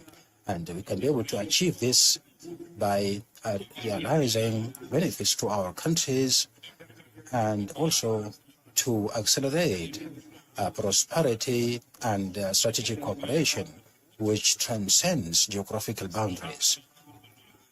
Your Excellencies, ladies and gentlemen, I would like to reiterate our commitment in the Kingdom of Bahrain to enhance our relationship with the BRICS group and also the countries that are taking part in BRICS Plus today. We also emphasize that we are very keen to actively engage and participate in the next meetings, and we express our confidence that this summit is going to be a landmark in enhancing continuous cooperation in favor of the whole world. In conclusion, I wish the nations of the countries taking part in this summit and to the nations of the world, we wish them peace, prosperity, and prosperity and peace. Thank you very much. Your Excellency. I now invite His Excellency Mr. Sergei Alenik of the Republic of Belarus, the Minister of Foreign Affairs. You have the floor. Thank you, Mr. Chairman. Mr. President Ramaphosa, distinguished heads of state and governments, dear colleagues and friends, ladies and gentlemen. On behalf of the President of the Republic of Belarus, His Excellency Alexander Lukashenko, we congratulate the Republic of South Africa on its successful BRICS chairmanship and warm hospitality provided to all of us. Belarus highly appreciates the first-time opportunity to be a part of the BRICS Plus and BRICS Outreach dialogues. The historic significance of the 15th BRICS Summit and these dialogues is obvious not only for all those present here, but also for the majority of the countries in the world. At the times of global transformation, a key role should be played by the structures that do not multiply the dividing lines, but recognize the shared responsibility for the present and common future of the humanity. It is now more than ever the world needs organizations and platforms which seek ways to improve cooperation, to ensure development, and move forward rather than oppose each other. This is how Belarus sees BRICS. We are impressed by its inclusiveness and focus on common interests, equality and solidarity of all its members. This is the future we are seeking, whilst the discrimination and neo-colonial approaches should be left in the past. A growing number of countries wishing to join the association is a vivid proof of BRICS' appeal in the region and the world. Belarus is not beyond the pale of this process. Moreover, we maintain a high level of bilateral relations with all the member countries of BRICS. In May this year, President of Belarus officially expressed the intention of our country to join BRICS group. We hope that our application will be favorably considered and accepted. Of course, I would like to take this opportunity to congratulate all the countries which have been approved by BRICS members for the full-fledged membership. We have something to offer, and we are ready to work actively on all issues of its agenda. Belarus supports and generates initiatives aimed at building a more fair and safer world in the global and regional dimensions, and consistently advocates a diversity of ways for countries and people to progress. We are ready to consolidate the efforts and work closely together with the BRICS member countries in these most important areas. We do not pose a threat to anyone and do not generate tension. We advocate peace, creation, and sustainable development. As many of you know, Belarus has been actively involved in peacekeeping efforts in our region for nearly a decade now. Despite an unprecedented illegal pressure my country is facing nowadays, Belarus is strongly committed to the principles of just world order, peaceful coexistence, indivisible security, and mutual respect among all state actors. Belarus is one of the world leaders in exports of IT services per capita. It's a significant producer of engineering, mining, agricultural machinery, chemical and petrochemical products, as well as food. We are a reliable partner for mutual trade and investment for the implementation of joint projects with BRICS members and with all the countries in Africa. We are ready to share our knowledge, and we are rely on joint mutually beneficial work and cooperation. We are ready to make a significant contribution to maintaining international food security, including in the countries participating in today's dialogues. Belarus is one of the world leaders in production of potash fertilizers. Until 2022, our country's share in global potash trade was 20%. Last year, it dropped to 9%. This happened due to illegal restrictions on its transportation imposed by a number of Western countries.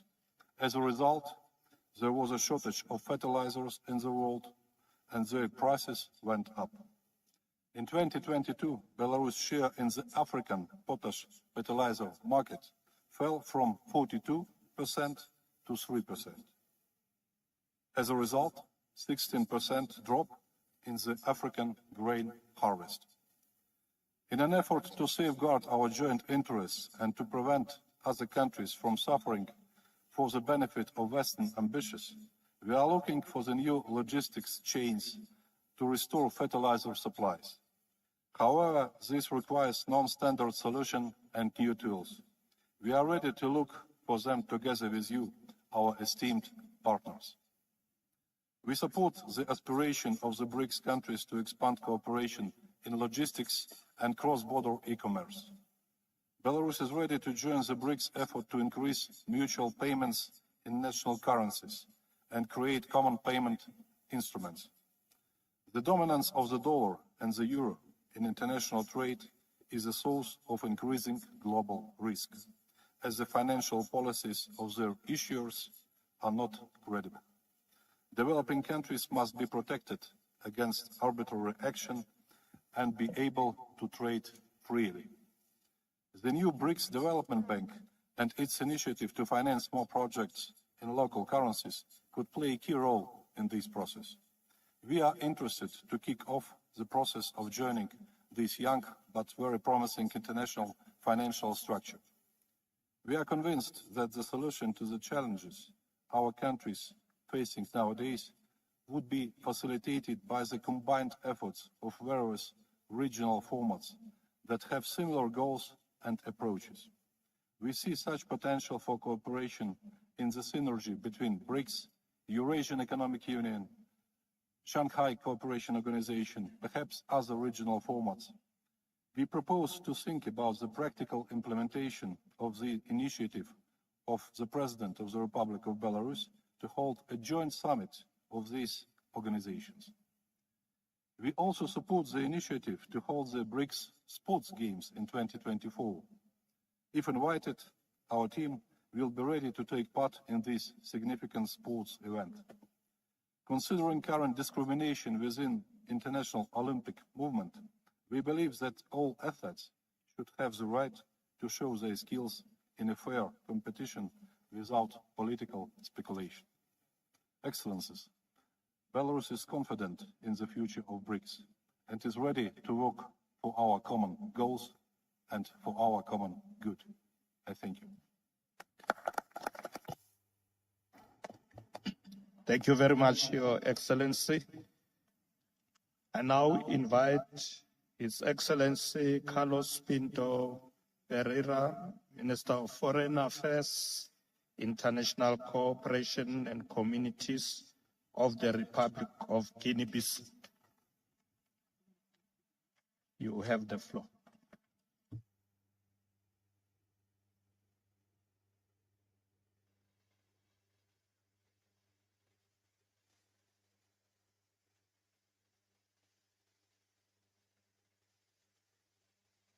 And our Minister of Foreign Affairs, Guinea-Bissau.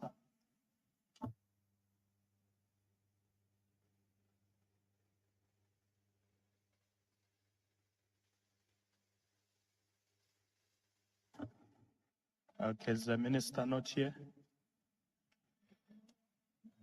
Okay, we'll come back if the minister is back in the room. Let me then invite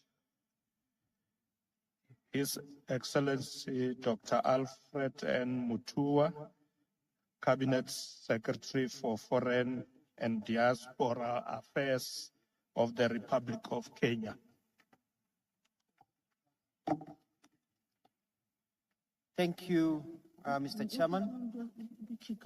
Your Excellency Cyril Ramaphosa, President of the Republic of South Africa and Chair of BRICS, heads of state and government from Africa and the Global South, Excellency Ministers, all protocols observed, ladies and gentlemen.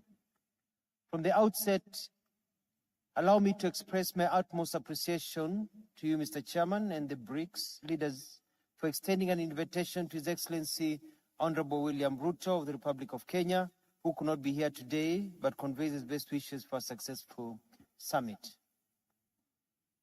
When the great King Shaka Zulu was expanding his empire from Natal to Bulawayo here in Southern Africa, my ancestors in Kenya were walking long distances to the Indian Ocean coast to bring goods to other traders from the Middle East, Asia, and beyond.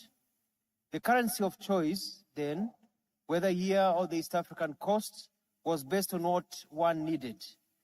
You exchanged animal hides and got salt, gold, and received silk, ivory in return for spices, among other goods. Today, listening to the discussions here at the BRICS Summit and remembering the way we traded in the current system, which is pegged against most of us, I tell myself that the issues are no longer about if, but when we will adopt a fairer, predictable, and reasonable way of transacting with each other. My ancestors would be shocked, for example, if they woke up today and found that Kenyans cannot use the Kenya shilling to buy goods in the neighboring beautiful country of Her Excellency Samia Suluhu of the United Republic of Tanzania without using an external currency, resulting in high foreign exchange interest and monies lost. Quite ridiculous, to say the least. Last night, during the colorful cultural performances and dinner hosted by Excellency Cyril Ramaphosa, the President of South Africa, he said that our diversity is our greatest strength.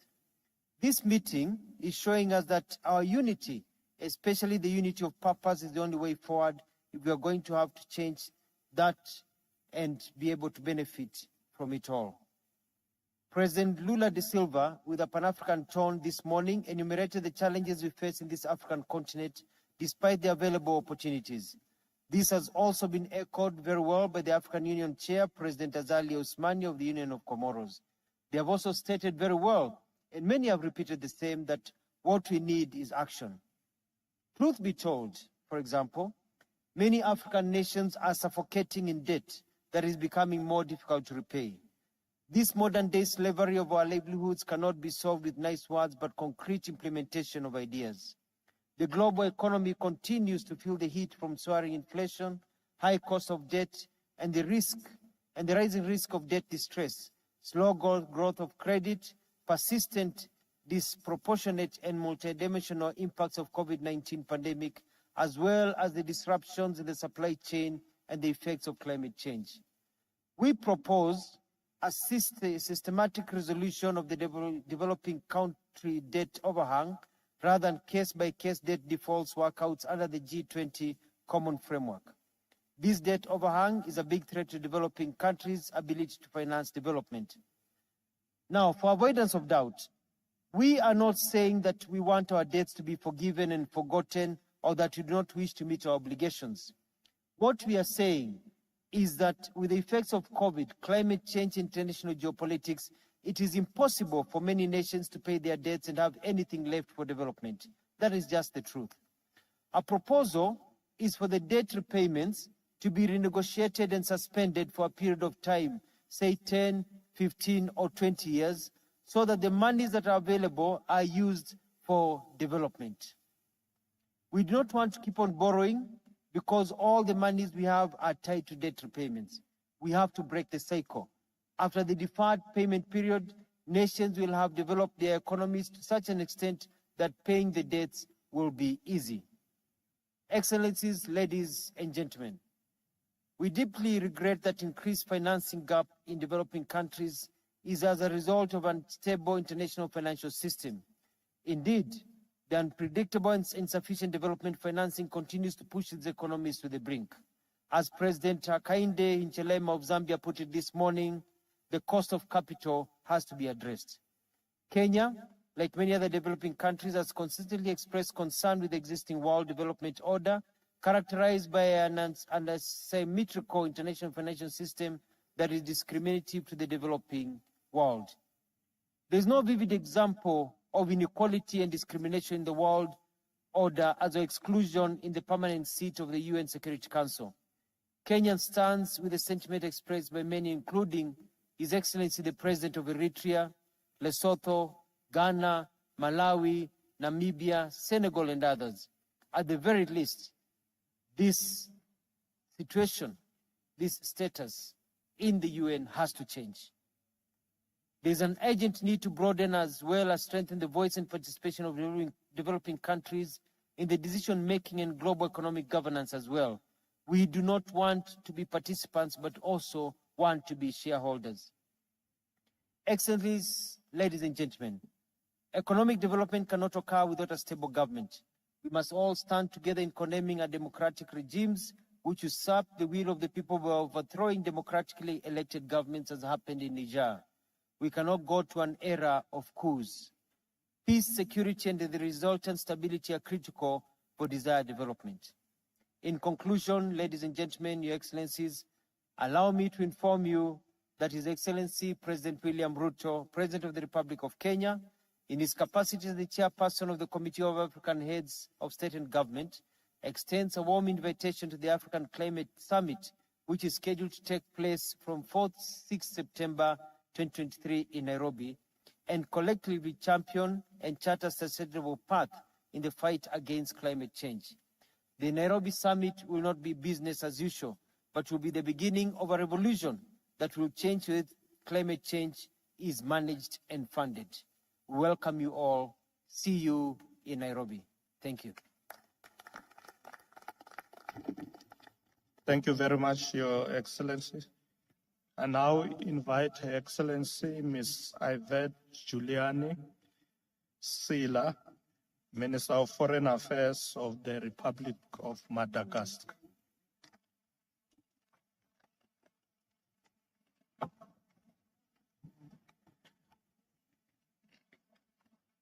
Excellences,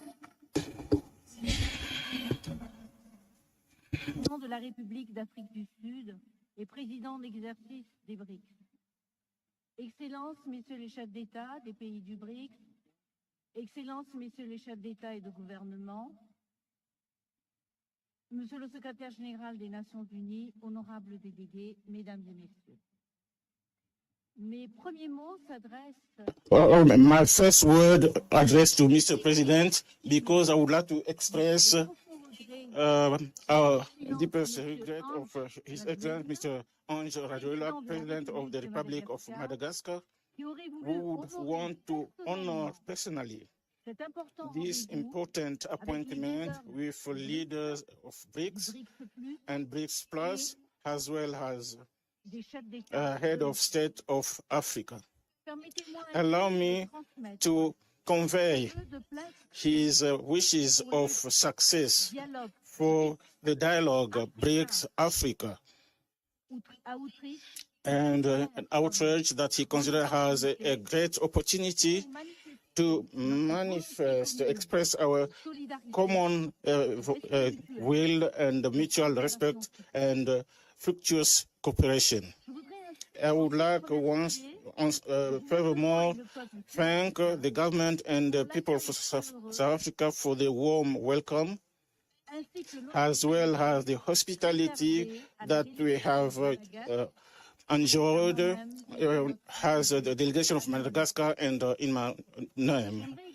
I would like also to salute the leadership of the Republic of South Africa for having hosted successfully this international meeting where we are proud to be part. This country is enlightening a particular light on the African continent and the global South countries at a moment where the world needs solidarity, collective actions, and collective answer in face of challenges, emerging challenges. And the theme, the chosen theme, is a relevant theme which answers to the concern of today.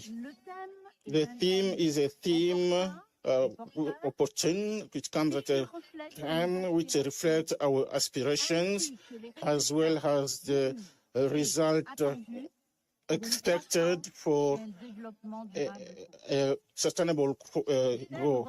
This theme reflects the concern for inequality and fast-tracked growth, which should be shared equitably, and also in South Africa to reduce poverty at great scale, transforming economies of the continent in order to create more wealth.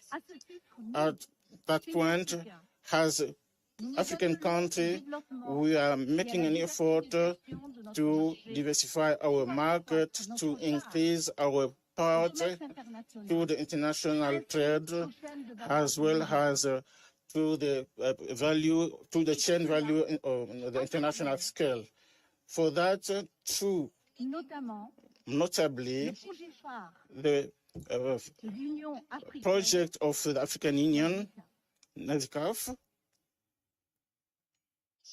Today, we are celebrating the cooperation with BRICS. What that cooperation bringing to us? The cooperation between Africa and BRICS countries allows us to benefit of technical and financial support. On the other hand, Africa relies on the increasing of its commercial trade, of foreign direct investment, as well as foreign support to development with our partner in developing countries. For Madagascar, we rejoice particularly with the cooperation between Madagascar and BRICS country members in key sectors of development such as infrastructure, agriculture, capacity building, as well as trade. Once again, the aim, the objective of this Madagascar is to realize the ambitions and inspirations of the people. They want to see Madagascar on the path of industrialization, to be a competitive country and attractive. For that objective, we have made some reform for change, favoring institutive measures which were initiated in order to attract investment in Madagascar in all development sector, agriculture, mineral industry, as well as the promotion of industrialization, all this to support the creation of jobs and to bring value added to our products. Africa has a lot of wealth, natural resources. Africa has inimaginable resources and inestimable as well. Countries from BRICS and of the Global South will gain to work jointly in a mutual confidence. In mineral industry, for instance, Madagascar is planning to work with countries from Africa. Just now, someone mentioned the need to change the paradigm. Changing the paradigm is to be bold enough to bring about changes and also think boldly. In fact, the financing of the economy exclude our societies as well as our economies from the world economy. Thankfully, that Africa is looking for a new partner to meet key factors of success in its dynamic path. This factor of success is access to financing. Africa will win to extend its partnership with the new Development Bank of BRICS to support the government to implement sustainable development projects such as renewable energy, which represent for us a priority in order to respond to the weak access to energy. We also have another factor which is extremely important. That's one. Africa is the continent of the youth. The youth, the youngest in the world, is in Africa. Our youth represent an enormous potential. However, it's asking us, and we all have answers. I would like to conclude by underlining that growth and development need peace and security. I will not come back on what was said earlier.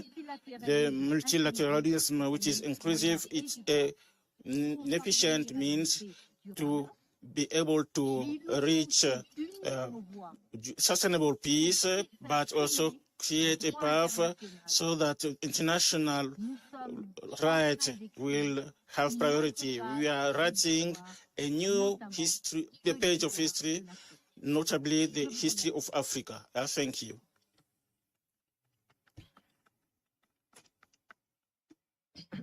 Thank you very much, Minister. I now invite His Excellency Mr. Alan Kanu, Minister of Land Transport and Land Rail, Foreign Affairs, Regional Integration and Trade of the Republic of Mauritius. Thank you, Chair. Your Excellency, Mr. Cyril Ramaphosa, President of the Republic of South Africa and Chair of BRICS, Your Excellencies, respected leaders of the BRICS, distinguished heads of state and government, ladies and gentlemen, and dear friends.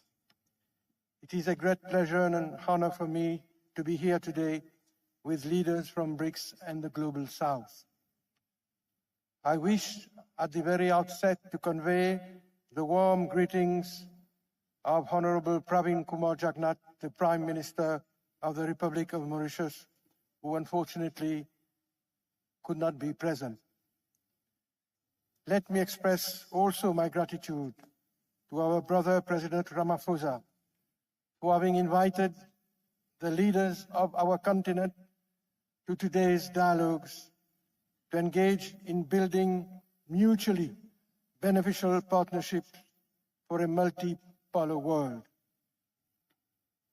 The BRICS outreach to Africa is a significant and milestone initiative because I am sure you will all agree with me that the current global environment often leaves the impression that Africa's realities and issues are not sufficiently being given due attention. We are indeed glad that BRICS have chosen to partner with our countries and have elevated Africa at the very core of their summit. At this juncture, Chair, let me congratulate India for its technological and scientific prowess demonstrated by the successful Chandrayaan mission landing on the moon. I do so, Chair, because it is heartwarming to see that these vibrant economies, which are now driving the world into the future, have faith in partnering with Africa and Africans. Chair, for having established that nationally driven development processes are possible, BRICS provides an inspiration to Africa. It has created a real impact through its commitment for an equitable international order, enabling the emergence of Global South. In this regard, the Republic of Mauritius looks forward to the complete decolonization of Africa and the eradication of the last vestiges of colonialism. Chair, the wide interest to join BRICS, as expressed during our debates since this morning, shows its growing economic and political relevance. And its decision toward expansion, as was announced this morning by the President of South Africa, will instill the organization with more clout. Mr. Chairperson, Excellencies, the presence of BRICS alongside Africa is a game changer. It will establish a political and economic architecture conducive to the development of our continent based on a just and an equitable governance system. Developing countries and BRICS will focus on issues such as sustainable development, innovation and digital technology, development finance, climate change, peace and security, and the imperative of a multilateral, rules-based world order. This collaboration, Chair, will not only address the complex realities of our continent, but also the multiple challenges of the vulnerable African small island developing states, the SIDS. The Secretary General of the United Nations this morning indicated that SIDS are today facing an existential threat, and this is no exaggeration.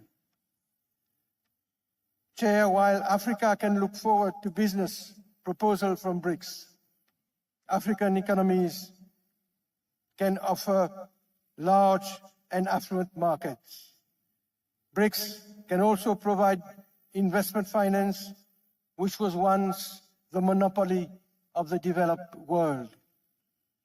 Mauritius, as the rest of Africa, expects mutually beneficial trade, investment, and economic cooperation. Africa can benefit from the expertise which has propelled BRICS' robust economic growth through technology transfer and development policies.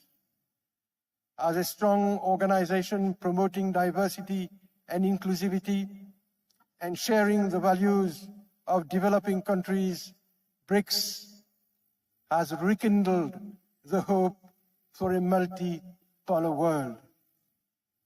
Together, we have the opportunity of reshaping the rules and the global governance structures so that they become more responsive to the aspirations of our countries and peoples.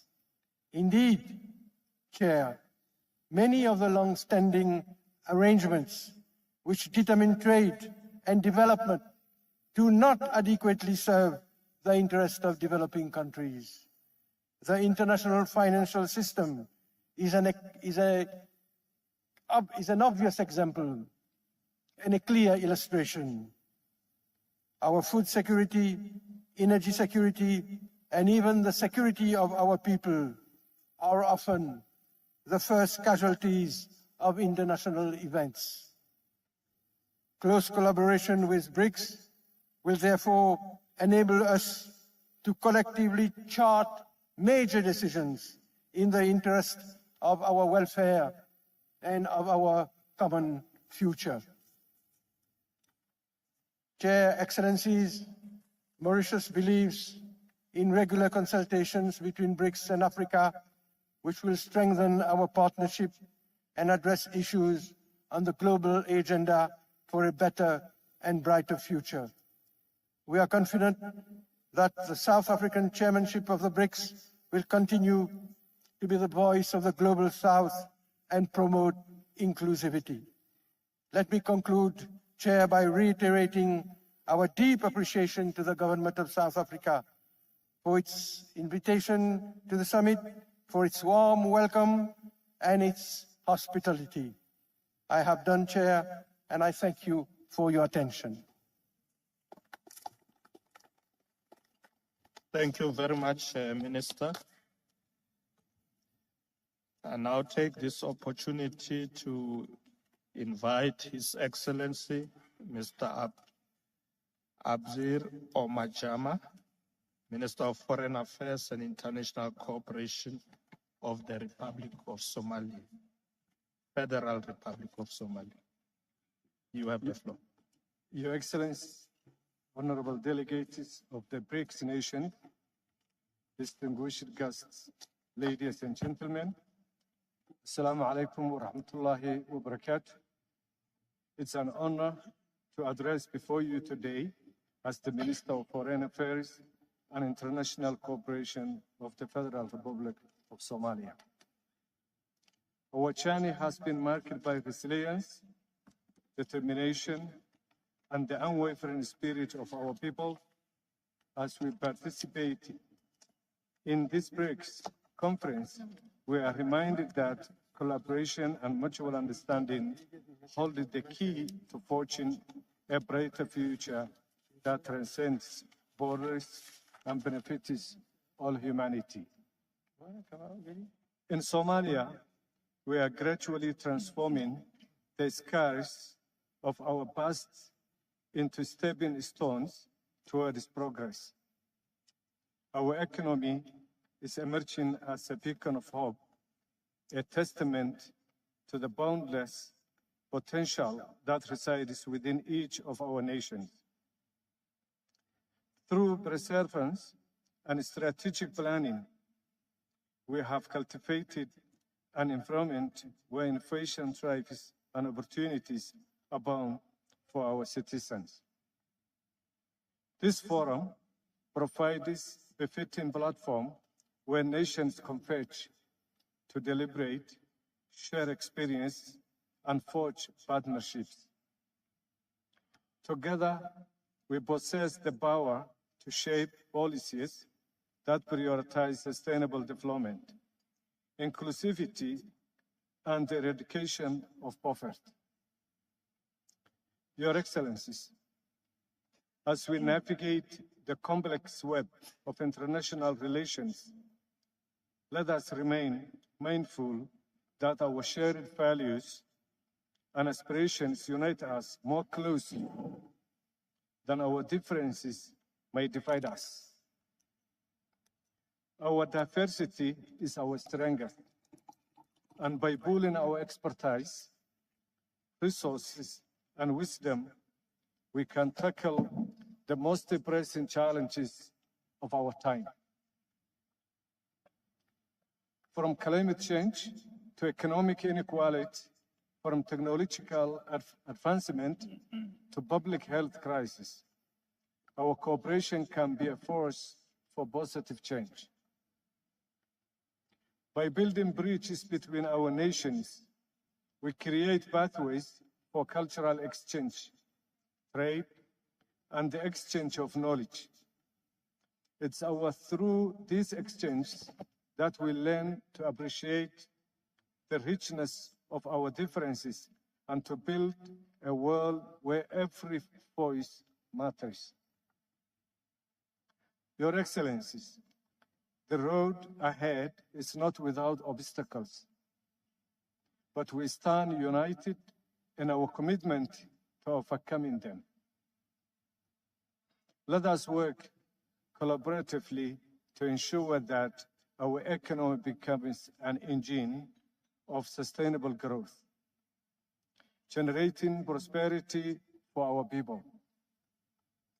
Let us strive to create an environment where innovation is nurtured, where the fruits of development are equitably shared, and where no one is left behind. Having said that, I conclude by reminding all of us that as we engage in dialogue and cooperation, let us be guided by principles of fairness, justice, and compassion. We urge the nations represented here to seize the opportunity to shape a world that reflects the hopes and dreams of every citizen, regardless of their nationality and background. I thank you all. Thank you. Thank you very much, Your Excellency. Your Excellencies, we are now left with 6 statements. Let me just indicate who they are so we make sure we don't miss anybody. So it will be the Republic of Algeria, Republic of Angola, Republic of Gambia, the State of Kuwait, Republic of Mauritania, and lastly,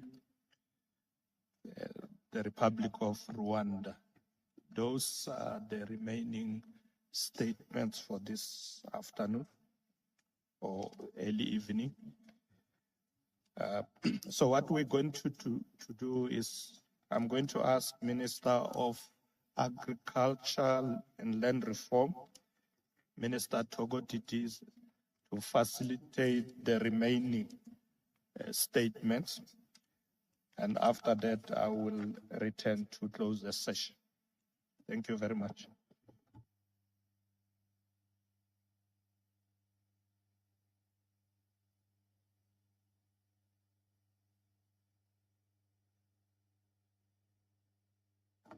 Thank you very much, Deputy President Mashatile, and good evening, ministers and deputy ministers present.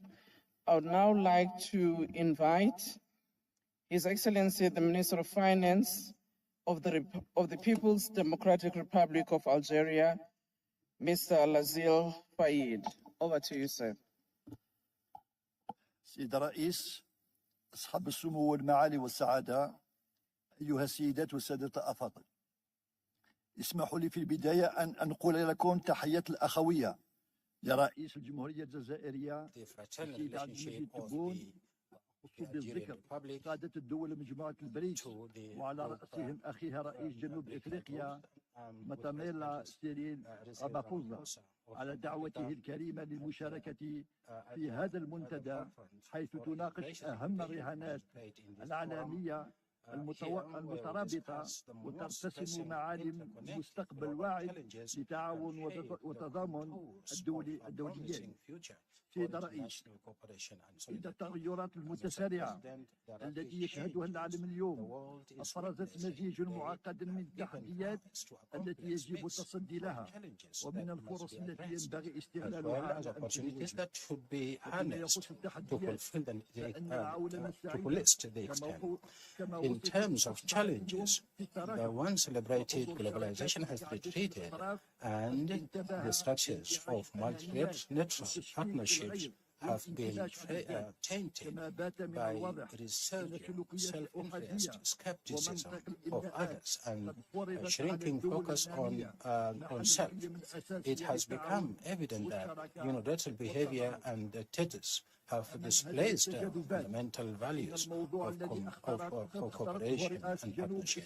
In the face of these attractions, the topic chosen by the President of South Africa for this meeting engages us all to express the urgent need to restructure the international system from the perspective of sustainability and inclusivity by relying on the principles of justice, fairness, and coherent multipolarity in conjunction with the BRICS group, which stands today as an engine for positive change in the world. The approach of partnership offered by member states provides a meaningful alternative to the turbulent and divided world. It represents an opportunity to build a just and multinational system founded on mutual respect. History testifies that Algeria has been at the forefront of the countries that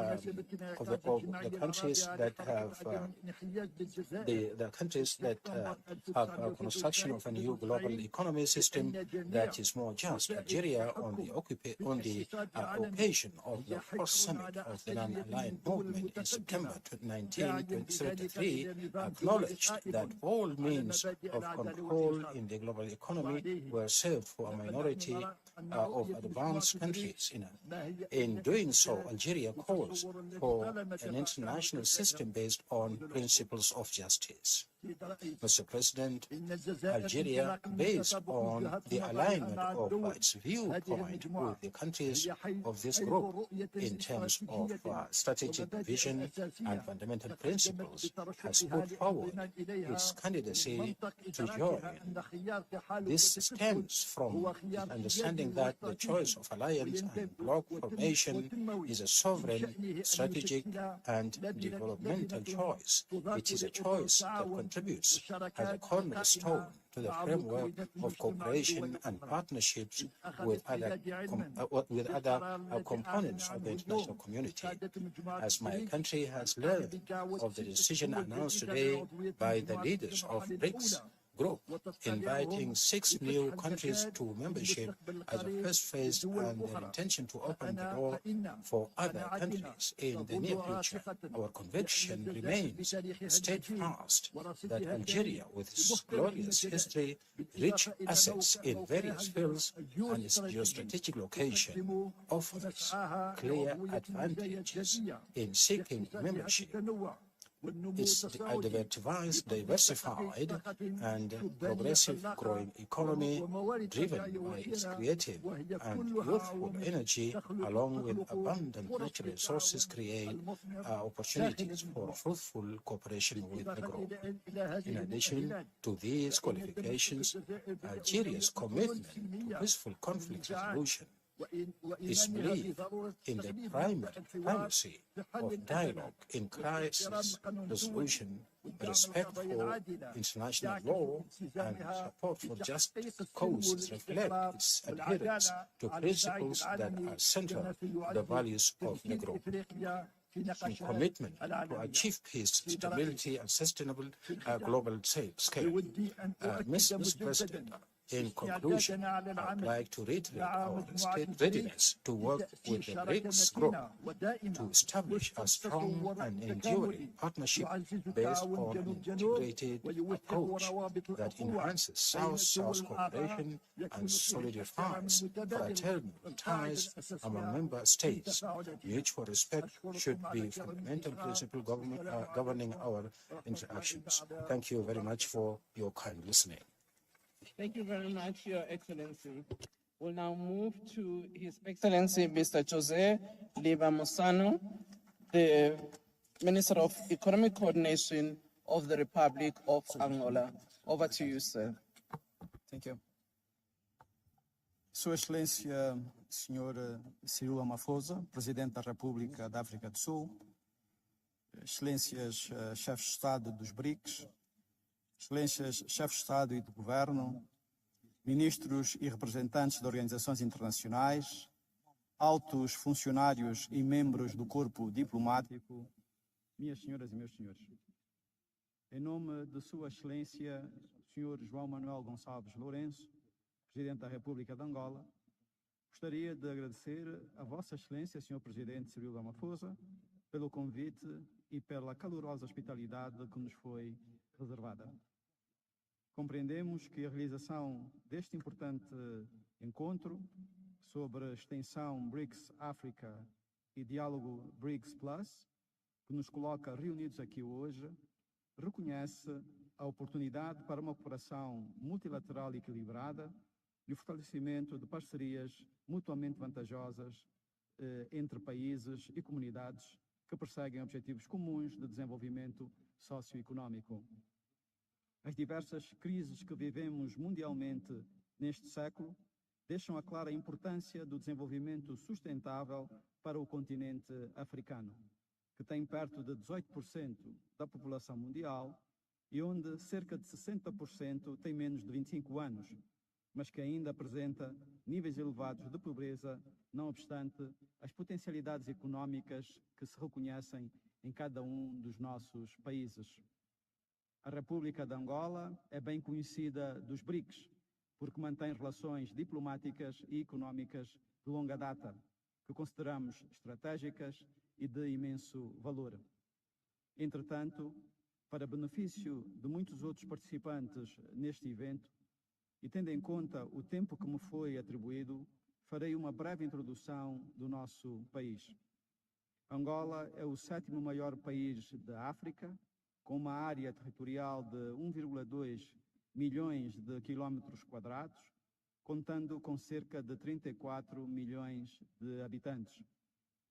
Pese embora apresentar um PIB anual de cerca de 120 mil milhões de dólares e os inúmeros recursos naturais de que dispõe, Angola enfrenta ainda o desafio da diversificação económica e do crescimento sustentável e inclusivo.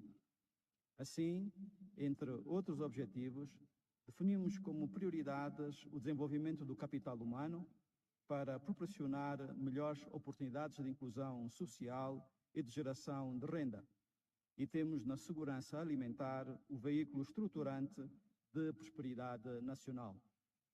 Engajamos-nos na melhoria da nossa infraestrutura de base em todas as dimensões, que também concorre para a dinamização da nossa indústria.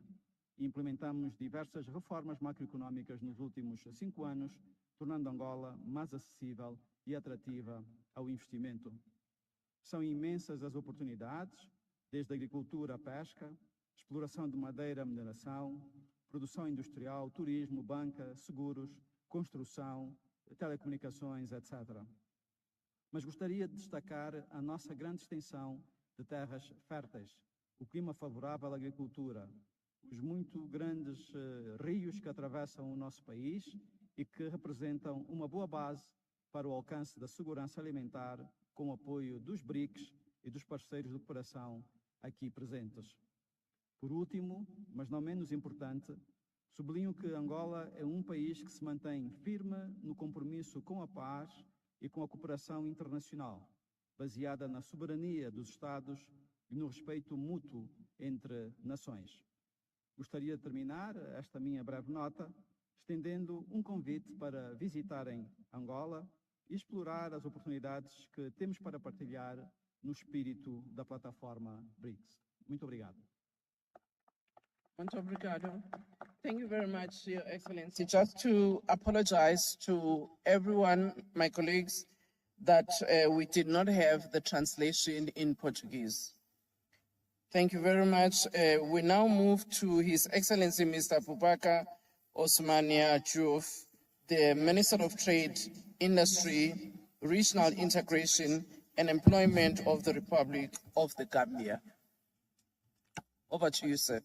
Your Excellencies, Heads of State of BRICS countries, Your Excellencies, Heads of State from African countries, Your Excellency, the United Nations Secretary General, honorable ministers here present, members of the Diplomatic and Consular Corps, ladies and gentlemen. It is indeed an honor and privilege to join the BRICS family as representative of His Excellency Adama Barrow, President of the Republic of the Gambia, who could not attend the summit due to other domestic commitments. Please allow me, on behalf of His Excellency, the President, to thank President Ramaphosa of South Africa for inviting the Gambia to attend the BRICS Africa Outreach and BRICS Plus dialogue. In addition, I want to take this opportunity to further thank the President of South Africa and the people of South Africa for the hospitality and excellent facilities accorded me and my delegation since my arrival in this beautiful city of Johannesburg. Chairperson, BRICS nations have become a strong engine of South-South cooperation. The most significant outcome of the emergence of BRICS is the shift they have brought to the balance of power in global affairs. The past decade has steadily accelerated commercial and strategic engagements between BRICS and Africa. The BRICS countries constitute Africa's largest trading partners and are home to their newest investors. BRICS has nourished Africa's economic emergence and elevated the continent's contemporary global positioning. A BRICS-Africa partnership would be important for Africa's journey towards structural transformation to achieve green industrialization and to leapfrog towards cleaner technologies. For sustainable and inclusive development, we must pursue a transformational agenda that is aimed at reconciling economic growth with ecological limits and social equity. Chairperson, ladies and gentlemen, the 15th Summit of the BRICS is happening at a time when the world is facing multiple crises ranging from post-COVID-19 pandemic impacts, climate change, to geopolitical crisis with untold suffering for our people, threatening global peace and stability. We must therefore be resolute in confronting this crisis with all our strength and resources at our disposal. As an inclusive formation of developing and emerging economies that are working together, BRICS Africa Partnership would provide a strong foundation for global peace and security. The partnership must focus on addressing the increasing levels of poverty, inequality, and underdevelopment, as they are the biggest challenges facing the African continent for the longest. Africa is at crossroads between fragile economic growth and determination to race towards industrialization. The continent's structural transformation towards more value-added activities and modern jobs is often deflected by a dominant primary extraction sector, and this presents more major challenges. Many of the ingredients needed for structural transformation will also be useful in fighting climate change and charting a course that is aligned with the continent's aspiration for inclusive green growth. BRICS currently plays an increasingly prominent role in world trade, investment, finance, and governance. Globally, you represent more than 40% of the population, 25% of GDP, and 50% of economic growth. BRICS can therefore have a significant impact on the African continent by offering opportunities and alternative pathways for aligning economic growth in adapting similar comprehensive innovation and approaches for economic transformation. In conclusion, Madam Chair, I want to thank President and the people and all those in the BRICS family for inviting us to this very important forum and giving us the opportunity to share our thoughts. I thank you for your kind attention. Thank you very much, Your Excellency. We now move on to accept the statement from His Excellency Mohammed Othman Al-Alban, Minister of Commerce, Industry and State of Youth of the State of Kuwait.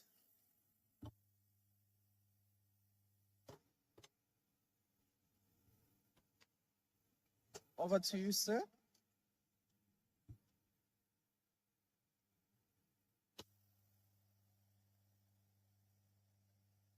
I don't see anybody taking the platform. Do we have Kuwait in the room? If not, we will come back, but for now, we will move to His Excellency, Mr. Mohammed Saleh Abdesalam Ahmed, Minister of Economy and Sustainable Development of the Islamic Republic of Mauritania.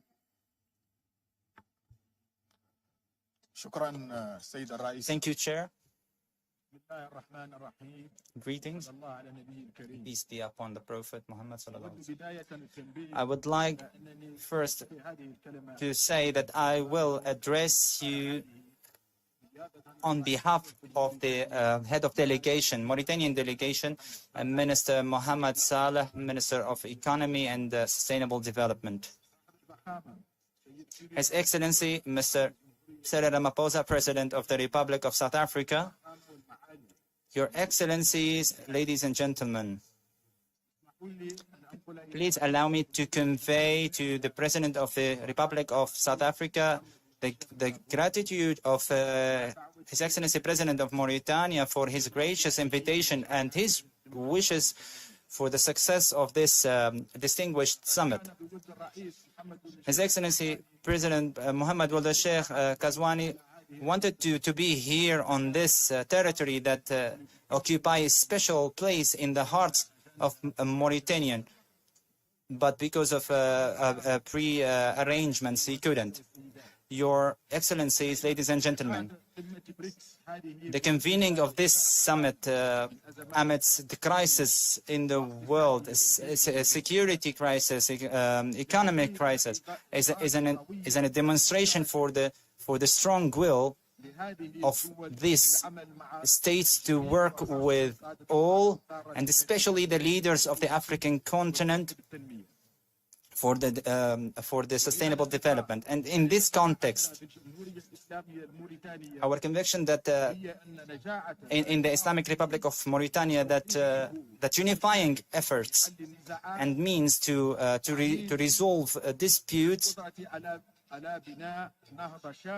is linked to building an inclusive development that take in consideration the unemployment and the marginalization of women, and also the climate change. Your Excellency, President, ladies and gentlemen, security is responsible for all, and there is no security that could be built on the account of others, and it can't be a sustainable security without the security of all. That's why we are in the Islamic Republic of Mauritania.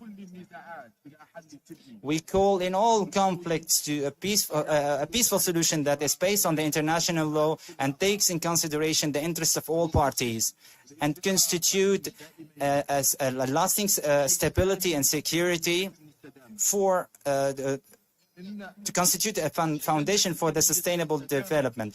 The agenda of sustainable development that was launched by the United Nations in 2015 constitute a reference for us to rely on it to address all these developmental challenges. And in this context, BRICS that represent 25% of the global GDP, and based on its diverse experience and the technological experience, it can play a role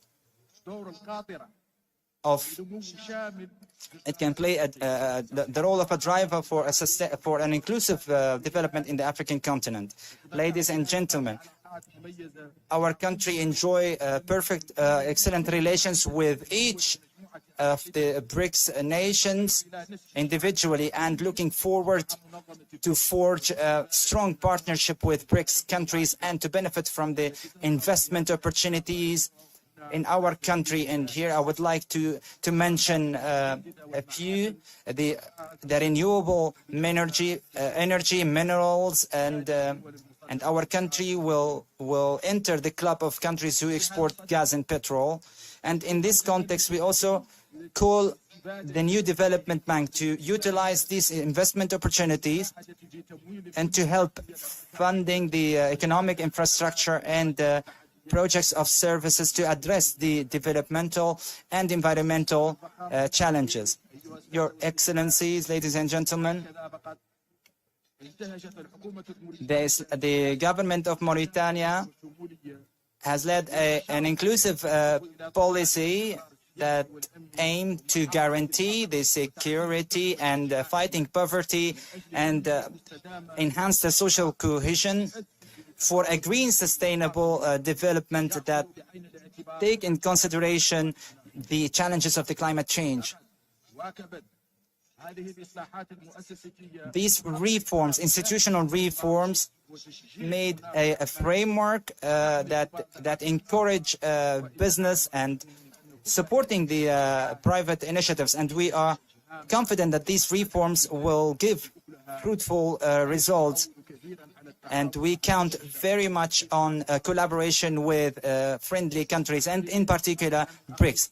Please allow me, before concluding, to congratulate President Ramaphosa and the government and the people of South Africa for convening this successful summit, and the good organizing of and the warm hospitality.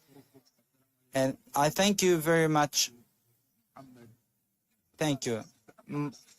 Mr. Mohammed Saleh Abdesalam, Minister of Sustainable Development. Thank you. Thank you very much, Your Excellency. I now would like to call upon His Excellency Professor Nshuti Manasseh, Minister of State in the Ministry of Foreign Affairs and International Cooperation of the Republic of Rwanda. Over to you, sir.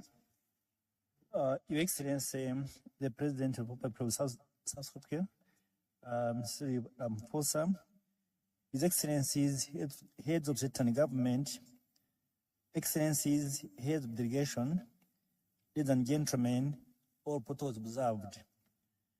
On behalf of His Excellency Paul Kagame, the President of the Republic of Rwanda, I want to extend our heartfelt congratulations to the people of South Africa for its gracious welcome and for hosting this esteemed gathering. The spirit of hospitality resonates deeply with the spirit of cooperation that unites us as nations working together a bright future. Excellencies, our deliberations today are firmly anchored in the principles of partnership, propelling us towards mutually accelerated growth, sustainable development, and inclusive multilateralism. These principles stand as bedrock of our collective advancement. In these times of intricate global interconnectivity, it's paramount important that we put our efforts to craft comprehensive solutions that effectively tackle our multifaceted challenges we face today. The pressing need for climate ambition serves as an unequivocal reminder that prompt action is imperative to combat climate change. The recovery from COVID-19 pandemic must not be pursued in isolation from a steadfast commitment to environmental sustainability. This juncture presents an opportunity to build our economies with resolute focus on green initiatives. Our investments should center on renewable energy, sustainable infrastructure, and fortification of the resilient communities. Excellencies, while we deliberate on the pivotal subjects, we must not overlook the profound digital divide that persists between our countries in the global landscape.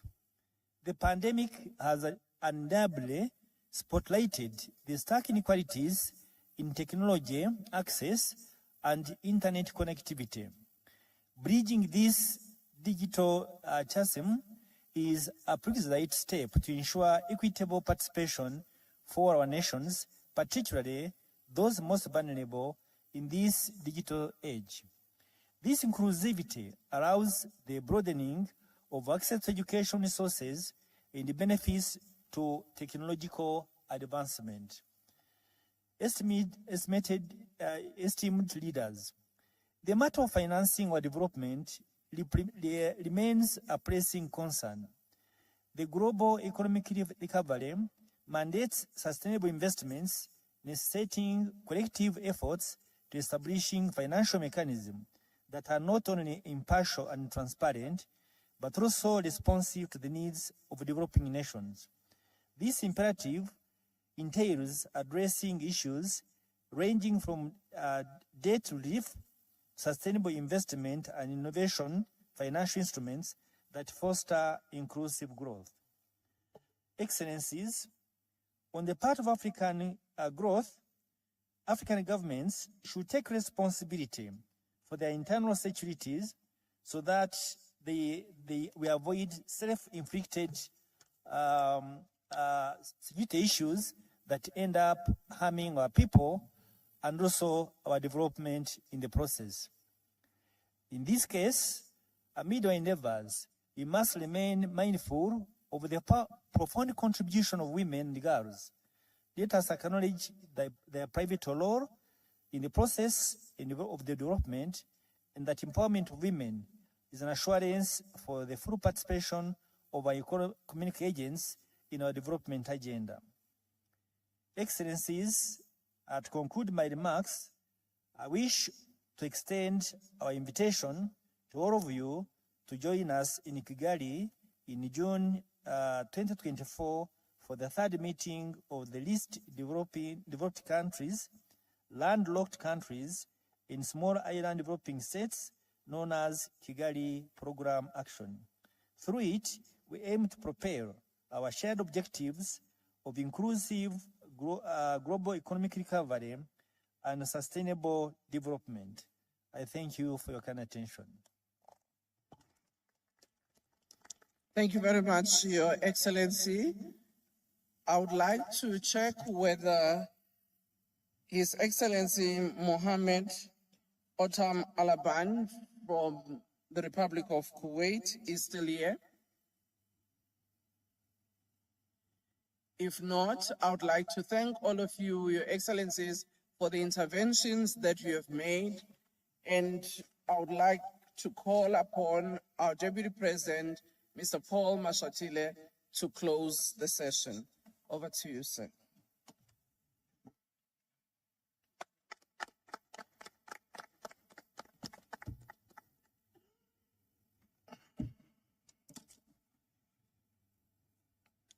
Thank you very much, Minister. Excellencies, ladies and gentlemen, as we bring this session to a close, let me take this opportunity on behalf of our President Cyril Ramaphosa, to express our sincere appreciation for your participation in this dialogue and for answering the call to provide leadership, vision, and hope. We all agree on the need for a fair global system and reform of multilateral institutions.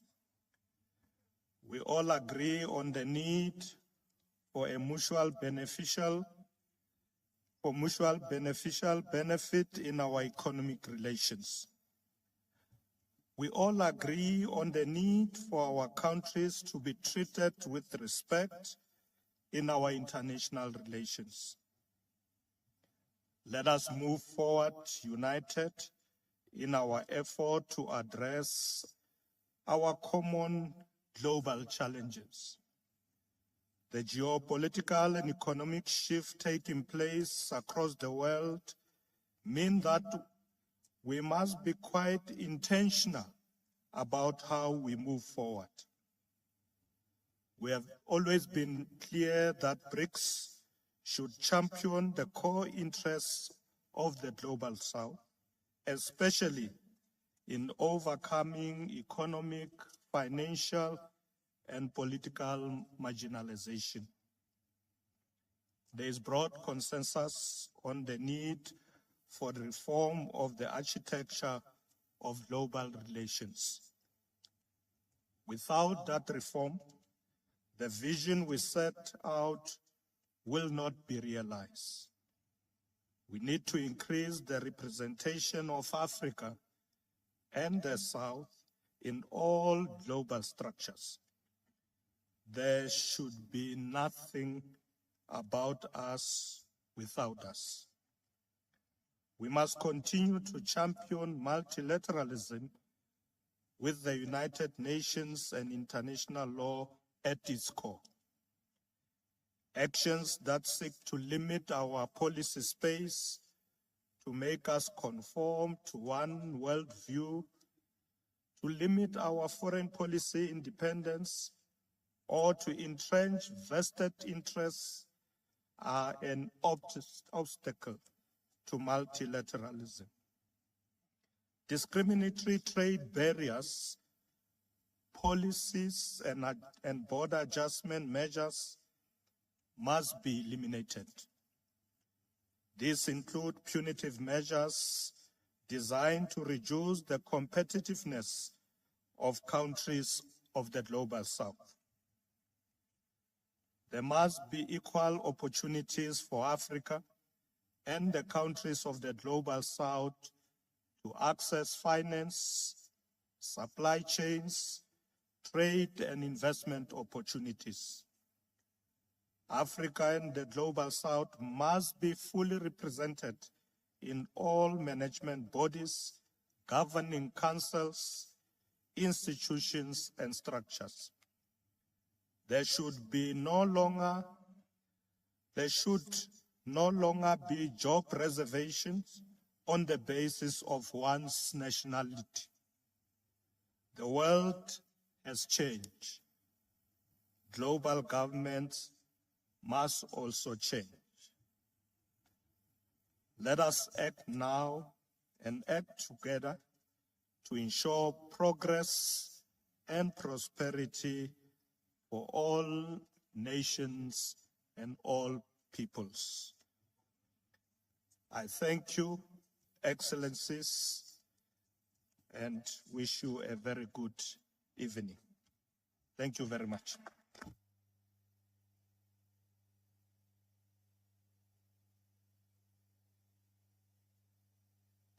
The session is adjourned. Congratulations. We nearly stayed. No, I could see you are still sitting down. With your support. Yeah. Sorry. Thank you. Oh.